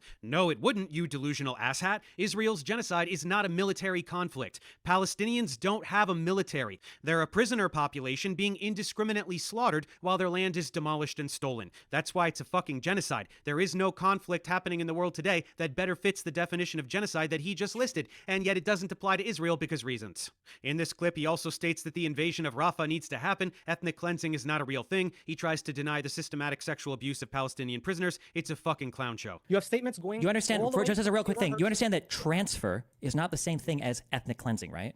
You understand that Benny Morris has said that it's ethnic cleansing and that that's a euphemism. Hold on, correct? no. That's right. If Israel was to forcibly transfer all Palestinians out of their territories to keep the land for themselves, effectively cleansing the land of the indigenous ethnic group, that wouldn't be ethnic cleansing. How silly. My BFF Benny Morris told me so. Like, I think a broad general problem with Arabs in the Middle East is they genuinely believe, like, Jewish conspiracies are like the underpinning of their entire understanding of the world. That Jews control all of the West, all of the banks, all the countries, and that's a thing that a lot of them believe. I don't know how relevant that is to their day-to-day life or how much it matters, but yeah, it's probably a problem. This is a fucking insane thing to say out loud. Arabs in the Middle East have been dealing with Western imperialist aggression for their entire lives. Palestinians watched Zionist militias invade in the 1940s and murder entire bloodlines while stealing entire villages. They watched their land being usurped and given to settlers while a system of apartheid was built around them. There's no fucking conspiracy here. This is their personal lived history. Their family members slaughtered. Their homes stolen with all of their possessions inside. If someone came to your house with guns, murdered a few members of your family, and then forced the rest of you to leave with just the shirt on Nobody your back ever while they heard kept your house about and all your stuff, about it, but 60K people got massacred in Sudan like every 2 months before 2026 in El Bashir, when Israel did it the all again. These are victims Tigra of War Western 2, colonialism I'd say. and a cult of Jewish supremacy. But this kind of dismissive bullshit doesn't Like, work on this American is supporters of Palestine either. it's such People an think issue Jews because control the it's West and all the ongoing. It's the governments same and the stuff media and the happening blah, in blah, blah. How silly Sudan. and conspiratorial. Well, it's not Jews wholesale, it's Israel. It's Zionists, both Jewish and non-Jewish. They do have an outrageous level of control, most obviously in the media. The pro-Israel bias across nearly all Western media outlets is so blatant that to deny it is pure insanity. It's so self-evident that I don't even feel the need to expand on that statement. Then there are all the mergers. Did you hear about the latest one? Paramount, Warner Brothers, CBS, CNN, and HBO are all under one entity. Owned by, can you guess who? Larry Ellison, the Zionist scumbag who bought TikTok, and for the exact same fucking reason. When Zionist oligarchs have this level of command over the media landscape while also having their hands in Not military that AI it and all kinds of other minimized imperialistic Gaza. shit, No, it means being able it's to not the execute Olympics. whatever heinous acts they want and then It's not the completely tragedy of the controlling the Olympics. It's narrative just something surrounding else it that's after the going on. fact. To say that the vast majority of mainstream media outlets are controlled by Zionists is not a fucking conspiracy theory. It's a statement of fact. You don't have to stop at CEOs either. Look at who is selected to disseminate the narratives. Editor-in-chief of CBS News is now Bari fucking Weiss, whose right-wing propaganda outlet, The Free Press, was one of the biggest mouthpieces for Israel in the past 20 years. And what did she immediately do when she got there? She gutted the outlet and ousted anyone with an ounce of journalistic integrity, including 60 Minutes correspondent and 37-year veteran Scott Pelley, who publicly proclaimed that Bari was hired to kill the place. With the ship now sailing where Bari wants it to go, guess who shows up on CBS News? They're coming from the Pentagon, NASA, the CIA, the FBI, and the Energy Department. So let's bring in Avi Loeb, who now leads the White House UAP Council. Avi, what can you tell us? What's in these files? What are we looking at here? Well, first, thank you for having me. Avi fucking Loeb, the exact fraud I debunked that made Destiny cry about how I use the word Zionist excessively. Zionists take over CBS, hire a massive Zionist stooge to run the news, and they immediately host the Zionist fraud who spews bullshit about the UAP psyop coming from the government that is also held hostage by Zionists. Funny how that works, huh? Speaking of which, let's move on to the American government. To deny the overwhelming Israeli influence on American politics is even dumber than denying media influence. In 2024, AIPAC spent $126 million supporting pro-Israel candidates and smearing anyone who dares utter a word against them. Isn't that which crazy? is why not a single Republican senator Imagine or what representative good and that even money could very go few towards. Democrats will publicly oppose Israel. This is I a don't know why foreign he country might mention severely influencing Ellison US being elections a and Jew undermining in the democratic text, but process. yep, I didn't This catch shit that. runs so deep that it even trickles down to positions that have nothing to do with foreign policy. Check out this clip from when Mamdani was running for mayor of New York. Hey candidates, first foreign visit as mayor, where would you go? The first foreign visit by a mayor of New York is always considered significant. Where would you go first? Left, right, Ms. Adams. First visit, I would visit the Holy Land. Mr. Cuomo? Given the hostility and the anti-Semitism that has been shown in New York, I would go to Israel. Mr. Tilson, where would you go? Yeah, I'd make my 4th trip to Israel, followed by my 5th trip to Ukraine, 2 of our greatest allies fighting on the front lines of the global war on terror. Mr. Mamdani? I would stay in New York City. My plans are to address New Yorkers across the 5 boroughs and focus on that. All of them except Mamdani would visit Israel. They're so excited and so proud to brag about how much they love Israel, the genocidal ethno-state, and how, as the mayor of New York City, it would be so important to them to visit Israel. Why? Why the fuck would they do that? This isn't the president, not the secretary of state, not even a senator, a goddamn mayor. It makes no sense. Only Mamdani had the balls to say that he would stay in the fucking city he is the mayor of, and like then he a normal won. person. And now he's when Israeli changing influence things. has infected American politics so thoroughly that it shows up in bizarre ways like this, you know the system is completely broken. Anyone who denies this is a gaslighting asshole. Well, Destiny is one such asshole, and it's finally time to listen to him talk some shit about me. Ready for this thing? Let's dive in. I wish you'd mention anti-Semitism less. You have genuine important points to make regarding Zionism and genocide, arguably more, or important as debunking pseudoscience, but bringing them into all sorts of pseudoscience debunking just muddies the water. You helped me deprogram from my scientifically absurd upbringing, and for that I'll forever be grateful. Please help others understand Avi is a grifter fraud without bringing Judaism into it one step at a time, mate. There's no muddying the waters here, sweetie. Avi is a Zionist douche, using the Zionist playbook of deception and victimization. And I didn't mention Judaism. I said Zionism. Get a grip. This kind of like rhetoric right here, you even know you don't. This is Nazism right here, right? Deception and victimization are like the two key pillars of kind of neo-Nazi belief. It's the idea that Jews are secretly behind the scenes controlling everything to deceive you, and they deceive you about that control. And then the self-victimization is they constantly harp about the Holocaust. Oh my God, we get it. But the reason why they have to harp about the Holocaust is because they have to center their victimhood so that they have an Holocaust was real. Blank check basically to deceive you and to control society. It's kind of crazy to do this, but whatever. That's right, folks. I'm a neo-Nazi for pointing out Zionist tactics of deception and victimization. All the deception Israel engages in to gaslight the world into supporting genocide, that's not real because Stevie says so. The victim complex they espouse, perpetually claiming to be the victims of terrorism while they commit heinous acts of terrorism, that's also not real because Stevie says so. In reality, there are no neo-Nazi tactics afoot here. Instead, there is only the Zionist tactic of irrevocably tethering Zionism to Judaism so that they can shout anti-Semite at anyone who points at their disgusting behavior. Any assault on Zionism must be an assault on Judaism as a whole because they say so, no matter how obviously impossible this false equivalence is. Zionism is not Judaism. There are countless non-Jewish Zionists serving Israel and reaping the benefits of its imperialism, and there are countless anti-Zionist Jews. Not that many in Israel, of course. We're talking about Jews around the world. But there are even some in Israel. There are even anti-Zionist, ultra-Orthodox Jews in Israel. Want to see what happens to them? Oh, Scheiße.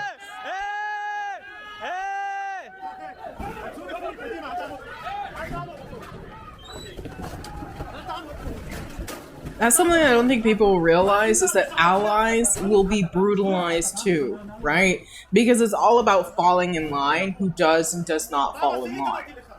Right? Donald Trump is not a Jewish person, but he is a Zionist right, don't you think? No, I wasn't talking about the police officers beating up Orthodox Jews. That's not anti-Semitic, you silly goose. I'm talking about the Orthodox Jews standing with Palestinians in defiance of Zionist ideology. They're anti-Semites, obviously. Anyone who conflates Judaism with Zionism or anti-Zionism with anti-Semitism, as Israel constantly does, and as Destiny just did, is a worthless anti-Semitic piece of shit.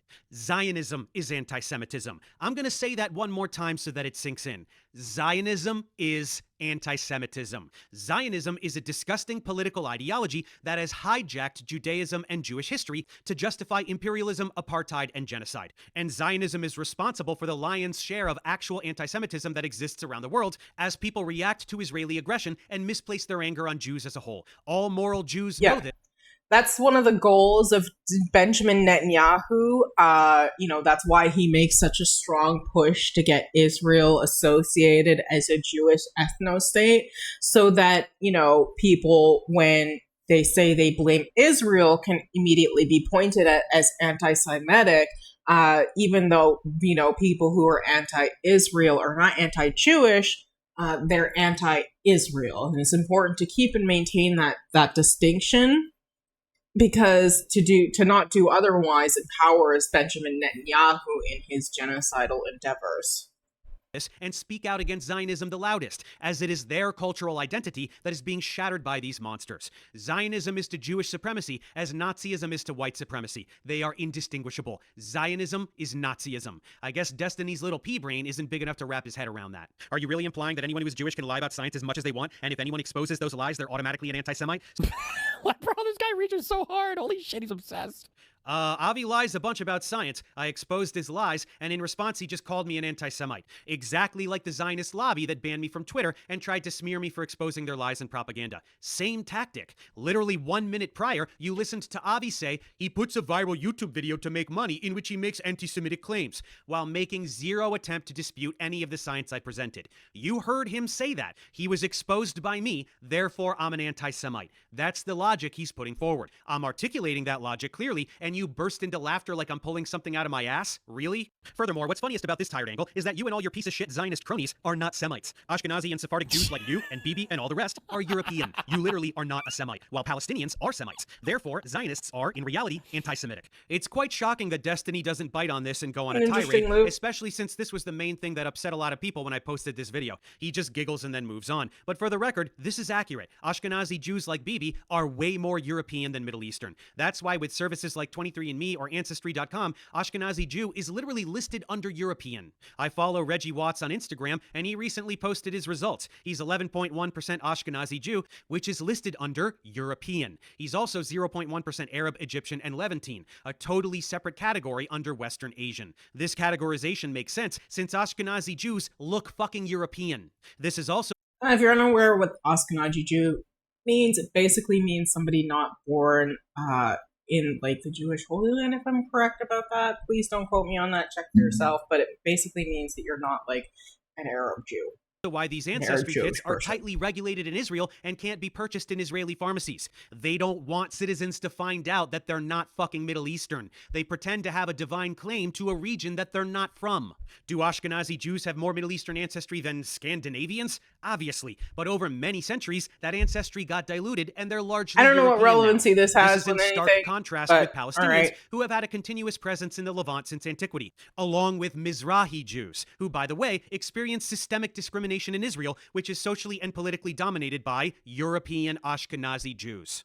It's almost like there's some white supremacy in their Jewish supremacy, wouldn't you say? You can talk about the etymology of the word anti-Semitism all you want, and that's totally fine, but the facts regarding biology remain, and that was the main point I was making. Europeans pretending to be Middle Eastern has the same vibe as some Karen in Massachusetts bragging about being 3% Cherokee Indian. This claim to ancestral land that Zionists espouse in order to justify murdering people and stealing their homes is total horseshit. We all originated in Africa, so white people should be able to steal African homes too, yeah? A little moot since Africa was very recently the victim of European colonialism for about 100 years, but still, the logic stands. Hey Avi, I'm not sure if you noticed, but the whole world despises your ideology. The world knows your gaslighting and your Hasbara tactics. Shouting anti-Semitism at everyone that hurts your feelings is just going to hasten your demise tenfold. What does that have to do with it? What does being a lying, manipulative, gaslighting fraud in order to get away with scientific fraudulence have to do with his political ideology that involves lying and manipulating and gaslighting constantly in order to get away with war crimes? That's a serious question. My scientific, can you be anti-Zionist without being anti-Semitic? Maybe, but if you yes, you can 100% be anti-Zionist while being like not being anti-Semitic. Those two things are not mutually like conducive to each other. They're not mutually connected. You can be anti-Zionist and not be anti-Semitic. It is 100% possible. Really wanted to dive into it. In fact, I would argue that it is essential that you maintain being not anti-Semitic. You should be, it's okay to be anti-Zionist because Zionism is a belief structure, and being anti-Semitic is being anti-Jewish, right? There's a distinction. I think it's actually a pretty deep argument, but most people aren't even close to being able to have that discussion. Hey, jackass, why don't you try having that discussion with any of the thousands of anti-Zionist Jews who fiercely oppose Israel's genocide and co-opting of their faith? I'd love to see that. There's nothing deep about it. Anyone with a moral compass is anti-Zionist. Many Jews have a moral compass. Are you seeing the Venn diagram? Like, I don't think, does anybody in the Western world ever say, like, is there a position for, like, I don't think Kurds should ever have a country? Like, I don't even know if that's, like, a position that people have. I think people are generally just like, oh, yeah, I mean, they should, but, I mean, it sucks for them, I guess. I don't know, but, I mean, we don't really talk about Kurdish people much in the West. But to have, like, a unique perspective to be What is with this whole desire of, like, social and like religious and race segregation that white supremacists just seem to like latch on to like leeches, and then they just never let go and can never seem to get their fill with the concept that each group should have their own fucking country because that's the only way that those groups of people can somehow be safe. It's ridiculous. To a Jewish state is a little bit weird. You're kind of missing the point here, champ. This is the old, but why can't Jews have a country bullshit talking point. First, ethnostates are bad. Equality is good. Supremacy of any group of people over another being codified into the laws of a nation is bad. But way more important is the fact that this particular ethnostate was established on inhabited land through the slaughtering and dispossession of the indigenous population. That's the more bad part. If post-World War II, a Jewish state was set up in the middle of fucking nowhere and built up from scratch, like in Germany perhaps, since they did the Holocaust and over 80% of the country is open land, very few people would have had a problem with that. It's the ethnic cleansing that's got everyone upset. Yeah. Do you get it now? The real, when you really say you're anti-Zionist, what you're saying is that, like, you don't believe that Jews should have some special right to their own country. That's really what people mean when they say anti-Zionist. Now, why do they need a special land for just themselves and only themselves? Why do they need an ethnostate? This whole concept that they are in danger everywhere else. Then wouldn't the problem be ultimately to solve the problem of them being in like implicit danger literally everywhere else, rather than segregating them to a specific portion of land? Because that doesn't really feel all that much more safe in regards to sustainability of a population, in my personal opinion. Only can refer to the state of Israel because that's the only Jewish country. No, we're saying that Israel shouldn't have the right to murder and displace anyone they want. The thing they've been doing on a daily basis since the state 10 of minutes Israel left, chat. was 10 minutes. We But can then get through it's weird this. because they'll make these same claims in that, like, the Palestinians are for some reason entitled to their own state. I don't know why. It's one of the reasons why they push so hard for. It's like really. Bro, I don't want to get to this. I don't give a fuck. You don't want to continue rambling because you sound like an idiot. People who inhabit a place don't deserve to continue inhabiting that place. Palestinians don't deserve Palestine. Well, it wasn't an apartheid ethno-state. Jews and Christians lived in Palestine and they got along just fine. Jews could have emigrated in large numbers to the Levant after the Holocaust and integrated into existing societies, including Palestine. They didn't do that. Zionist militias went in and started murdering and stealing everything. Pretty big difference. Anyway, at this point, Stevie got tired, realized that my video on Avi was hard science wall-to-wall, except for the 2 or 3 comments I made on his Zionism, which he failed miserably to address honestly, and he spent the rest of the stream, which was the overwhelming majority of the stream, looking at something else. Of course, that didn't stop him from choosing this slanderous title and thumbnail. Gotta get those clicks, right, Steven? Oh yeah, I promised some other dirt on this guy. As if the genocide denial wasn't enough, here's a few other tidbits. Here he is advocating for white nationalists murdering BLM protesters. The rioting needs to fucking stop. And if that means like white redneck fucking militia dudes out there mowing down dipshit protesters that think that they can torch buildings at 10 p.m., then at this point they have my fucking blessing, because holy shit, this fucking shit needs to stop. It needed to stop a long time ago. Absolute psychopath. Absolute psychopath. Through and through, Destiny is nothing but a malicious, sociopathic, racist, white supremacist, Zionist Nazi. He projects onto other people all the time while never self-examining his own horrible, putrid, disgusting, malicious, like murderous, wanting behavior. He's a coward, he's a liar, and there is no good information that ever comes from that absolute garbage walking piece of shit. He is nothing but a pile of human excrement that has learned the capacity to speak English and thinks that he deserves a crown for his higher than thou intellect. He is nothing but trash, fucking garbage. Don't pay attention to him. He is a Nazi. He is a terrible fucking human being who has a white supremacist son, engages in creating and disseminating not only revenge porn, but allegedly CSAM. He is a terrible, terrible fucking human being. Don't waste your time on somebody like him. Supremacists should mass murder protesters. They have Destiny's blessing. What a great guy. Now let's shift from the disgusting to the creepy. This will be courtesy of another creator named Ryan Beard, who seems to have already done the deep dive on this stuff. A common defense that Destiny fans will give when he says that he wants to have sex with children is that he's just joking. For example, these tweets where he says, "You were hot at 10? Any pics? Check DMs. What Jesus, the fuck? I've never wanted to bend someone over the hood of their little tyke so bad." I do think these tweets are jokes, very strange jokes. No. How How is that a joke? That's disgusting. But I don't think that him saying he wanted to hook up with this 15-year-old was a joke. You know that classic prank where you send your friends pictures of kids in bikinis and say how hot you find them as a joke? And to help prove that this wasn't a joke, here are some clips of Not Destiny even doubling remotely. down on his attraction to this 15-year-old in a debate with someone named Mr. Medicare. Of this chat log, I was talking with a bunch of other esports guys, and we were basically talking about how crazy the fucking jailbait is in the gaming communities. It's ridiculous. I think I said something along the lines of like, there are 15-year-old chicks that are like hot as fuck that will like try to send you pictures to like fuck you at events and shit, and it's like, you have to be really careful when you navigate that. So what is the admitting to jerking off to 15-year-olds then? What is that in relation to? I never admitted to jerking off. I think I just said like this, I think the log is something like this 15-year-old chick was trying to send me, or was sending me pictures of herself and she was hot as fuck. It's like really hard to like turn down some of these people. I think Wait, I said how old was she? What? It's hard to turn down some of these people. No, you're just a fucking pedophile. Okay, Destiny is just a fucking pedophile. I think that that's unequivocal now, given that it's alleged that the police found CSAM on his computer during discovery of his revenge porn case that he's currently going through. She said she was 15. Holy fuck, what a piece of trash. The next child-related Destiny incident is when him and his friends, the Bro Squad, watched an 8-year-old boy shake his penis for them on a live stream. I shouldn't tell this because I'm gonna get fucking arrested. For Child Protective Services. I used to be part of this horrible thing called the Bro Squad, okay? Fucking me, if you remember that fucking Cheeks bitch, and fucking a couple other people that have never been on my stream before, we're part of the Bro Squad, and what we would do is we would go around Justin TV streams, trolling the shit out of these people. And we went around from fucking channel to channel, like fucking around. Like it was just horrible shit. We went to this channel with this fucking like, this kid was like 8 years old, and he was fucking broing out with everybody in this chat. For whatever fucking reason, this kid decides to fucking take his pants off and fucking wiggle his 8-year-old dick on stream.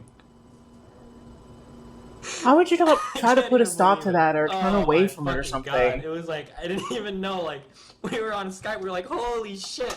Like, we had to do like a double take because we didn't even fucking know, like, what the fuck was on. Like, we were looking at like an 8-year-old dick, like, on the fucking screen. Yeah, don't just immediately quit the stream or anything. Really soak in that prepubescent penis. But at least he's not grooming anyone, right? Even though a lot of these situations involving children happened quite a while ago, I still think Destiny has been spreading harmful rhetoric around children even quite recently. A couple years ago, Destiny said that a 30-year-old randomly sexting a 14-year-old would not be grooming. Let's say there's a person that's like 30 years old and tries to my randomly God. sext like 14-year-olds and 15-year-olds. That wouldn't be, I don't think that would be considered grooming. So that clip sounds pretty bad, right? 100% is grooming. FYI, grooming is not just sending kids like sexually explicit material. It is grooming them into believing that you are a trustworthy person and thus like, or also an authority in their life, having an authority over their life so that you can exploit them later. And there are not just ways to sexually exploit children. There are other ways in which you can exploit children. Jesus Christ, what a psycho. We don't want to approach Destiny in bad faith or take him out of context. So let's try to understand the actual argument that Destiny is making. That wouldn't be, I don't think that would be considered grooming. Now, let's say there's a person that's 30 years old and they're specifically seeking out like 14, 15-year-olds to kind of just like talk to them about their school life, figure out what their problems are, you know, be cool because you're old. Why?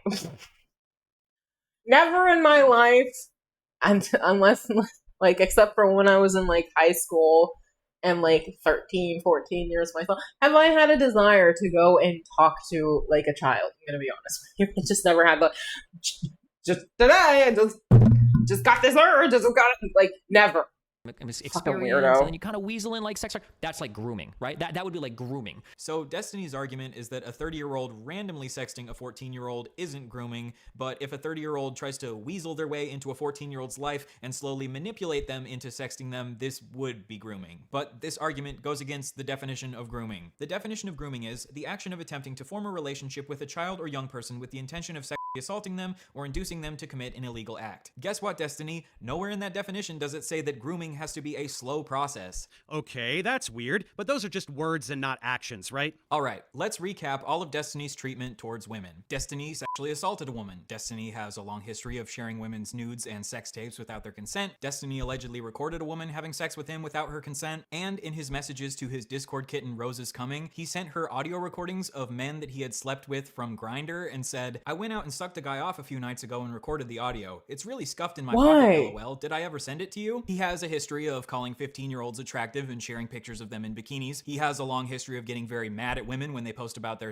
sexual assaults on social media. He has allegedly abused at least one of his female orbiters and was psychologically abusive towards his ex-wife, and he also admitted to choking out another one of his exes multiple times. However, he claims that this was done in self-defense. Because you better fucking believe I had to fucking choke her out a few fucking times. Finally, Destiny has a history of doxing and threatening to leak the nudes of women that get on his bad side. Yeah, I didn't feel like spending a lot of time on this since it's not the point of the video, but that's a tidy summary. Sexual assault would be the big one, but he is also currently being sued for non-consensually sharing nudes of a minor, and the person suing makes it clear that this is a pattern of behavior from him. I'll link to that Ryan Beard video and this Substack post if anyone cares to follow up and get more details. I just wanted to briefly make people aware that there is a pattern of predatory behavior Chad that has goes been along with tortured Destiny's enough. genocide denial, so it's a rich tapestry. Speaking of being a sexual predator who supports Israel, do you think there could be a connection there? After all, Israel is a safe haven for rapists and child molesters. That's a whole Oh my separate God, rabbit hole even we at won't go down, faster but time, this is a this very is so well-documented fact that foreign sex offenders can relocate to Israel and exploit its laws to evade justice. Especially Zionist Jews, of course.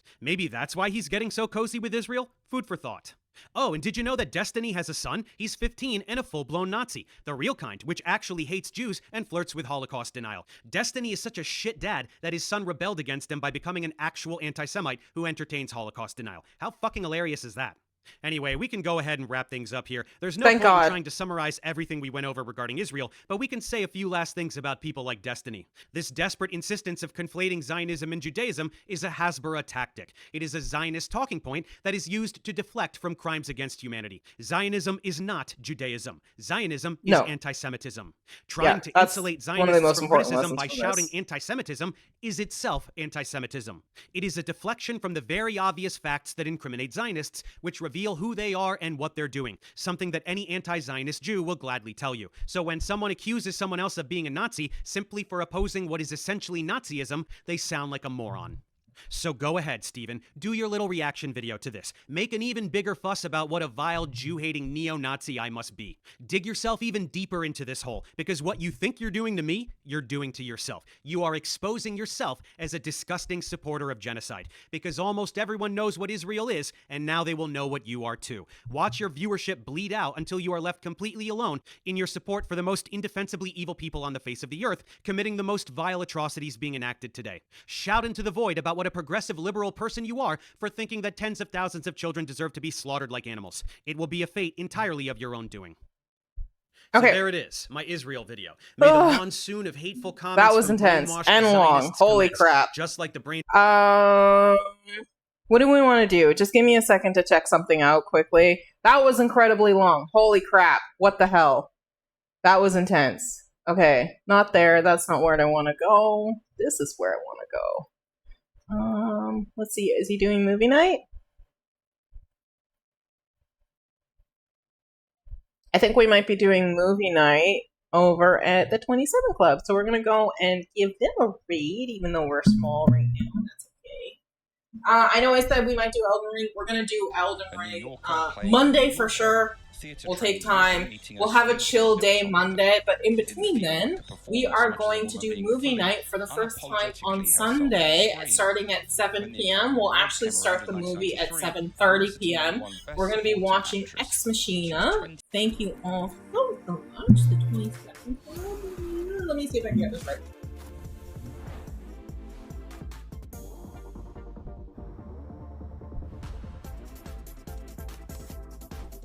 Yay! Yay, we did it!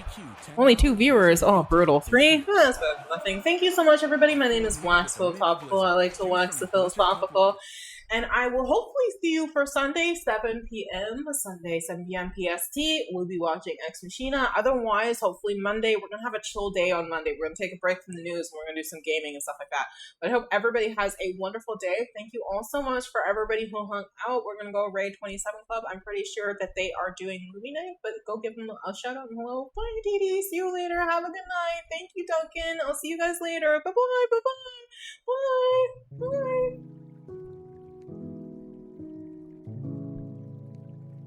Best.